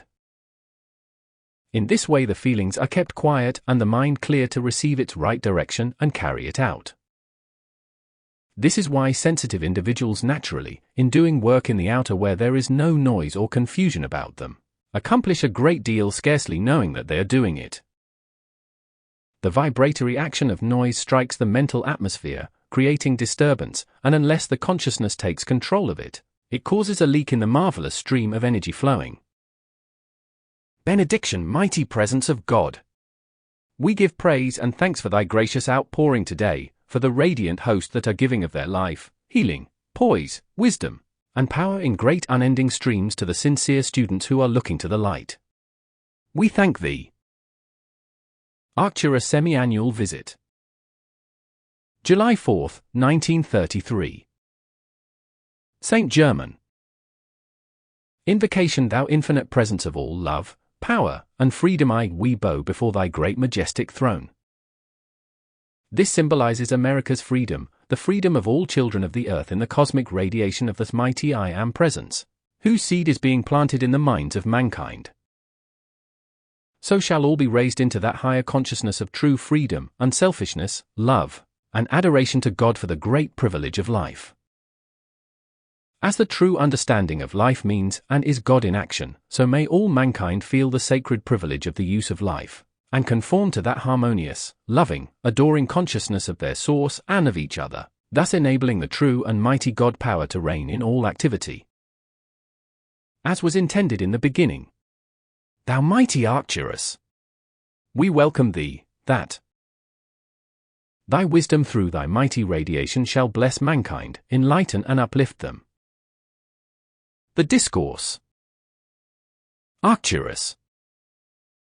In this activity that for some years has taken place for the blessing of America, we from the higher vision see the mighty changes that are taking place. While it is as yet but partially manifest in the outer activity of mankind, yet from the inner standpoint, there is the steady forward movement that means the certain release of sincere individuals from the binding power of limitation. This day there has taken place the activity of the 3x3, and of the 7x7. For 7 weeks, 7 cosmic rays will govern, consciously directed by 7 beings from out the great central sun. These will be held at various points of focus in the United States to strengthen, to bless, and to adjust that activity of mankind which is necessary to their quickening and further progress. It is not only necessary, but it is commanded to be done. 7 other rays are focused, 1 in England, 1 in France, 1 in Germany, 1 in Italy, 1 in South America, 1 in Mexico, and another in Alaska. It is hoped by this to bring about the necessary adjustment and harmonization in international activity. It is only now that those in authority in America are beginning to awaken to the fact that, heretofore, They were being made pawns of and moved about by a force they did not understand, and caused to do things that they would afterward regret. This is making possible accomplishments which we scarcely hoped for as possible. It has been most gratifying to us to have been able to use the century of progress as a focal point where all nations of the earth send their representatives. So, you will understand that the century of progress activity was not just an idea in the outer mind of a few men, but holds a deep underlying purpose that is being utilized to its utmost. Great ones from Venus, through their balance of love and power, are giving great assistance. Private, Thursday, July 3, 1933, at 12 midnight there began a great gathering in the retreat at the Royal Teton. Try to put your bodies to rest by 11 o'clock so that you may participate and witness the use and power of the all-seeing eye, which has been only put into operation once every 100 years. This retreat is the only place where this particular activity takes place for reasons that you will one day know and understand. Oh, that mankind might understand the importance of holding themselves within the harmonious activity of thought and feeling, knowing that only in this manner can the fullness of God's power act. This would hasten so much the things that are to be accomplished. To Donald, my son, as you appreciated the aerial navigation and activity yesterday, yet will you see such transcendent activity of that kind in the coming years that you can scarcely believe possible at this time. As the power of political selfishness is broken down, it will release into use improvements, inventions, and discoveries in all lines that will step up the progress of such industries from 1 to 2 and 300 years. The activity of the sinister force that spread its subtle suggestions among mankind is fast being dissipated, and we trust another war that was being contemplated will be dissipated before it can find action in the outer world. Never in the history of mankind has such power for good been placed in humanity's hands to use as the power from the mighty I Am Presence. While this nucleus of the intense activity and idea of this presence seems small indeed, yet is its radiance spreading beyond your fondest human conception. The students who with determination continue to hold fast to the presence and to its use, shutting out from the human sense all human, self-created limitation, will come to know a freedom, a power to radiate and project that freedom to bless all with its power, in such magnitude as the outer cannot yet possibly comprehend. It is only because the wheels of cosmic progress have reached a point of universal rhythm that stupendous activities for the benefit of mankind are possible. Warning: the individuals who become channels for destructive expression are unfortunate indeed, for not only do they destroy themselves, but they deceive their followers, leading them into the quicksands of misconception. I want you to know that I congratulate St. Germain on the work that he has accomplished among these few students, and upon the remarkable manner in which he has enabled them to become aware of and use the energy of this mighty I Am Presence. He said it would be accomplished, and he is proving it true. How the students are blessed who are receiving this knowledge! I trust they may fully appreciate and comprehend it. How unfortunate are those who doubt its reality or authenticity! More and more necessary is it for you to draw the seal of harmony about yourselves and your home, so that the loving harmony keeps the channel clear. Great changes are taking place within the currents of the waters of the earth, and for the first time within the history of its creation it is possible to harmonize the activity of the waters and the land. Each of these bodies gives forth a vibratory action as yet not understood, but which will ere long come to be known and utilized. And truly can it be said now, more than ever before, that all things are truly working together for good. Thou mighty 7 cosmic rays that are doing thy work within the sphere of earth.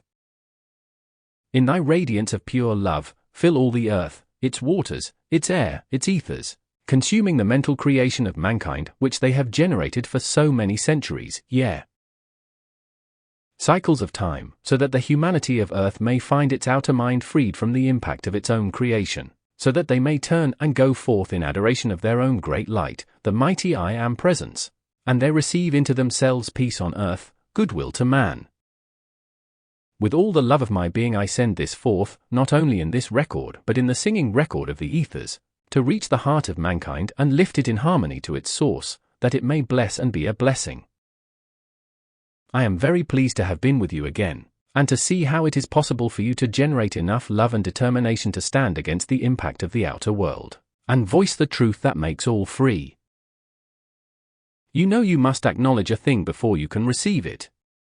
Put all doubts of the outer mind aside and whip the human into obedience, and you will see abundant progress. The outer self of human beings is the most stubborn of creatures. The human creation, by its demand for attention to the outer mind and body, holds its control, and this stubbornness has to be broken up. Each has within his or her I Am presence the power to put down all human creation and compel it into obedience to the I Am presence. I shall now turn the ray over to your beloved Master and shall be with you again the first of the year. My radiation is a balancing of the heart and the head, all love and power. It is quite similar to Chananda's. In regard to the class, my work is cosmic while his is individual. The time has arrived when the humanity of Earth must come to a greater sense of balance between those two activities. The intellect of mankind in official positions has run away more and more, shutting out the feeling of the heart that would enable them to consider it and enable greater justice to be done. Chananda's work with the students in assisting to balance this activity will enable them to become invincible against the impact of the outer world. No words can possibly estimate the value of such an accomplishment. Saint Germain. Question: what relation do the constellations have to the Elohim? Saint Germain, a constellation is, of course, much less than the power of the Elohim. It is, in other words, much stepped down from their activity. But an advanced, consciously operating being or individual from any one of the spheres of activity is consciously in contact with the Elohim. The individuals or students who will hold steadfast enough to the I Am presence will find themselves able to go forth, observe these greater inner activities, and bring them forth consciously into their use. When you see through the activity of a thing, you then have a full comprehension of it. The I Am presence has the fullness of all activity within its consciousness, but in order to bring it forth, the individual must, in most cases, have some use of the inner vision to release the fullness of its activity. Use the I Am statements of Jesus often. I am the open door to all revelation. 7 a.m. the resurrection and the life. So if I am the resurrection and the life, what else is there to take place in your life? If you can enter into this with steady, calm certainty, you will find definite changes taking place. 7 a.m. the all-revealing presence of the Great I Am. 7 a.m. the light that lighteth every room I go into. 7 a.m. the discriminating activity of the Great I Am presence. We have long since learned not to pay any attention to appearances, but to go into the heart of things and their rest. Use often 7 a.m. the ever-present healing power consuming all things that tend toward discord. 7 a.m. the invincible presence and protection about her or him, wherever the body is. I shall leave my love and blessing sizzling all about you. The all-seeing eye activity at the retreat, it is a tremendous combined activity at the retreat. You may know it is of very great importance because of the shorter length of time between the outpourings. Benediction, beloved Nada, Chhaara, Chananda, Leto, and Chhaara's mother, Metta, send their love and blessings to you and also to the class. Arcturus Discourse on the Musical Festival at Soldier Field. August 19, 1934. Arcturus. It is St. Germain's request that I voice to you the mighty accomplishment at the music festival last night. May I first refer to my own humble efforts in conjunction with those at the Royal Teton on New Year's Day 2 years ago. It was then decreed that the Century of Progress exposition should be a focus for a constructive activity, which should ever expand and increase in intensity during the next 100 years. The opening and lighting of it was the initiatory step that is to usher in the beautiful, magnificent golden age which is signalized in that activity. This has made Soldier Field sacred ground, a sacred altar of divine activity in the Western world, and so far as humanity at large is concerned, the hub of the whole of America. 285. A volume could be written on all that took place, and that which led up to last evening, but owing to the human sense of time, this must be greatly condensed and but an outline given. Before proceeding with this description, I wish to call your attention to the unparalleled number of pageants of all kinds, of many nationalities, that are being held in Soldier Field this summer. These cover the period from the ascension of Jesus down to the present time. They give acknowledgement to the ascension, which is the most vital thing and the culmination of all human experience. These pageants from the human standpoint are a calling forth of the latent memory in humanity at large, and are a raising of the essence of that activity. How easy it is for humanity to pass over transcendent activities because of their unbelief, their lack of acknowledgement or acceptance of the true perfection of life, for all life in manifestation is God in action. Unfortunately, however, it is more often colored by human concepts of limitation and destructive qualities, which, through the individual's power of free will, everyone is at liberty to do. This ere long, however, will be greatly remedied by the setting aside of the greater part of the human free will, as it is known today. This will enable much of humanity to be awakened and saved from its own destruction. Here may I say that the students who think they can play with the great law, because of their unwillingness to give the necessary self-discipline, will find themselves unfortunate indeed if they attempt it when once having entered upon the conscious path. The great law, which does not discriminate, takes individuals at their words and feelings. Those who think they can escape this are but deceiving themselves. The coming pageant of the Celts is really of great importance, for it enters into the vibratory action from the time of Jesus up to the present. The inner activity within and above Soldier Field last night was one of the most divine activities since the advent of the Kumaras into the presence of the earth. Circle upon circle rose above the surface of the earth and those seated within the field. The first circle was formed by the members of the Great White Brotherhood in their golden robes, being those whose outer forms have not yet made the ascension. Next came the ascended host of masters who have made the ascension. Then came the angel Devas and 7 of the cherubim. The circle above them contained 4 of the gods of the mountains, 3 of whom you know, the other you shall know. Around these were the archangels, of whom the Archangel Michael was the director. Surrounding the core of light within the center of the field, extending for 200 feet within the earth and to 5,000 feet above, were Saint Germain, Jesus, the tall master from Venus, and the great divine director. They were the dispensers of the mighty currents of energy sent to all parts of the earth to do their work with no uncertainty. During the singing of the holy city, the divine pattern of that which is to become the holy city upon earth was lowered into its position, where it shall remain until it becomes a visible, vibrant city of light to the westward. The exact position of this I may not disclose at the present time, but I assure you, it was a mighty activity which will become a mighty reality to the humanity of earth. During Mr. Thomas's solos, that great vibratory action was taken up and re-echoed by a great majestic, celestial chorus, whose radiance poured forth over America like a glistening shower of light to consume and bless. During the singing of the Hallelujah chorus, the entire activity was turned over to the direct dispensation of Jesus himself. I wish to assure you that the set pieces in color were not just a human idea, but those responsible for their presence were inspired by the ascended masters, principally Saint Germain, in order to establish their renewed, powerful activity, which was intensified 1,000-fold or more to again act within the life, the soul, the light, from the heart to the periphery of America and the world. The representation of signing the Declaration of Independence was to bring before the conscious attention of the earth and especially America, its unparalleled activity upon the earth, and to call it to the attention of the people of America, that they might hold close to and stand by the original Constitution of the United States, which was and is a divine creation, until such time as the complete ascended Master Constitution of the United States of America shall come forth, as the advance of the Golden Age proceeds.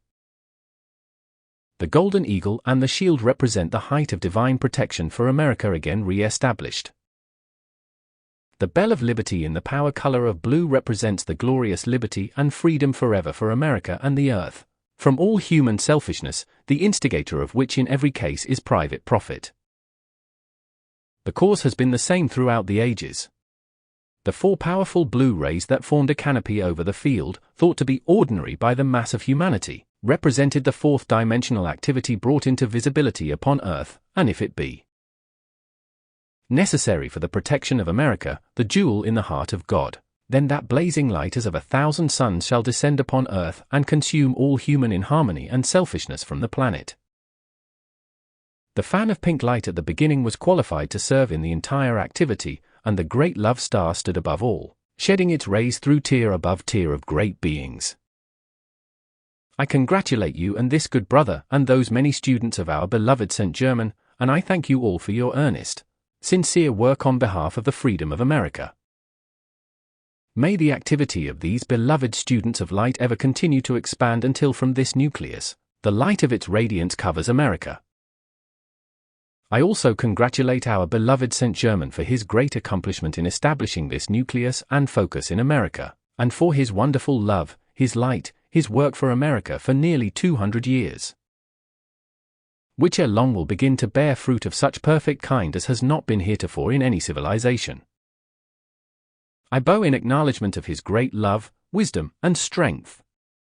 I congratulate you, my beloved sister and brother, for your love, steadfastness, patience, and activity for the students that have been, and those that are to follow. Ever know that I am the only acting presence, and you will find that all activity will conform to the perfection of that presence. I bid you adieu but not goodbye. St. Germain. Your attention last night was called to an activity of the Great White Brotherhood in which the Eucharistic Congress was used as an example, for that which may follow many times in the future. The representative of the Pope, Cardinal Bonzano of Rome, did make the ascension from Soldier Field in 1926, in a way not heretofore described. However, it is hoped that this description may be given in the next year or possibly 2 years. Cardinal Bonzano was and had been for many years the representative of the Great White Brotherhood. The golden light never affected anyone's brain except in a harmonious manner, and to illumine and perfect it. It is time to take the nonsense out of the human. There cannot be 2 masters. Always use the golden light on the brain. Everybody's brain needs a light bath every day. The average individual only uses about 5% of his or her brain. When you begin to call forth your eternal divine memory, then the vastness of infinity is in your grasp. If you want conscious association with the ascended masters, this human has to obey. You have to clean house and not give it its own way under any circumstances. You have to flay it alive until it does only the will of the mighty I Am Presence. Treat the brain for the eternal divine memory. If you forget something, it is because there is not enough light in the brain. Treat the mind for clear, calm ascended master comprehension. It is you who must take your mind in hand and tell it how to behave. If you will let it, it wastes tons of energy. Take your brain in hand and command it to be filled with my ascended master consciousness, the eternal divine memory of God. One with God is the law. Move forward and walk in it. You will have a tremendous sense of freedom within yourself if you will do this. Take about 10 minutes each day, sit down, and talk to your mighty I Am Presence something like this. Mighty I Am Presence, listen, you take out of me all criticism, condemning, blame, resistance, judging, rebellion, jealousy, self-pity, pride, selfishness, doubt, and fear. Take them out of me and annihilate them, and put St. Germain's self-control and dominion in their place. Be as faithful as you can to the healing of the distress of the physical body, but remember to spend most of your time on healing the wounds of hate. 7 of the ascended host, acting from the violet temple of light, sent forth its mighty rays, commanding obedience to the inner activity of forces everywhere acting on the physical plane. Those who can joyously accept the truth of this great activity will receive very great benefit. All acceptance of the mighty truth by the student must always be voluntary. The more intense the joyous reaching out for light and understanding, the more is it hastened into activity in the individual's life and world. The more one accepts the inner truth as a reality, the more that one can be used as a mighty messenger of the light. Much is to be given of this inner truth that will strain the credulity of even the most sincere student, so that nothing but the inner prompting of the individual's own God within will make it possible for him or her to accept it. Nothing will be given except verifiable truth, yet there will be many who will think some things far-fetched, but that is unfortunate for them. No longer in the mighty radiation of this inner presence is the growth of the individual to be considered, but the radiation will pour forth, clothing humanity in its radiation and holding even those without conscious understanding in its close embrace. When you command as the Christ, you cause the inner activity to take place which shuts out the outer. As you continue to fill your mind and body full of God, you are building an invincible armor. The radiation from the blue costumes at the music festival was very powerful because the blue ray was used intensely. The blue ray is always used to disintegrate the coarser or lower human element. Lanto is always in charge of the retreat at the Royal Teton. You will find during the next 7 years specific activity among the Ascended Masters. Those having special qualities will be called upon for specific activity because of their own natural quality. Notes to the students by Mrs. Ballard say, "Mighty I Am Presence, take me to one of the great music temples. Let me hear the music of the spheres and see that I record it and bring it back in the morning." Mr. Ballard, there is only one thing to be concerned about, know the TAM is so marvelous that only its perfection can express. With all the love of the great Am Presence I say, bless these loved ones that they may be enabled to make within their own mental and feeling world that condition which is required that will give them, if only once, a manifestation that will forever satisfy them fully. I want to say a word right here. I want to tell you, if you knew the nights that child has stayed up all night long, working for these students, pouring out the love of her being to you. When she talks about discipline, it is for us to get up and on the job. St. Germain has put her through a discipline that many of you would not be able to endure. Mrs. Ballard, don't let your mind ever again tell you about anything but the freedom and perfection of this mighty I Am Presence. In your hearts you do desire to be free. This outer self stands in the way until we whip it into shape. Anyone under St. Germain's radiation can succeed in anything he or she desires. Benediction, out of the glory of thy wondrous presence, O mighty I Am, we feel, we know the glory of thy radiance, perfection, health, joy, happiness, courage, and confidence filling the mind and body of each one of these beloved students. Filling it so full of thy mighty perfection that there isn't room for a single thing except thee, and that thy marvelous activity is eternally sustained. By the action of the mighty I Am Presence, so fix the courage, the confidence, and the power of the ascension within the consciousness, that it lifts the consciousness above the binding effect of human things and sets all free in the full activity of the mighty I Am Presence in whatever they're doing. Oh, mighty Presence, how deep our gratitude that thou art the only presence and intelligence acting. Teach each one of the students to maintain that love and peace and harmony within their consciousness, because only in that can thy perfection come forth. Teach the outer to become calm, at peace, and poised in its activity, for all eternity is before us. Let us be grateful and satisfied, and let us be patient until the fullness of that mighty I Am is manifest. Glorify these beloved ones, O great ascended masters of light, love, and wisdom. Glorify them. Enfold them in thy wondrous mantle of peace, love, and light. Clothe them with thy mantle.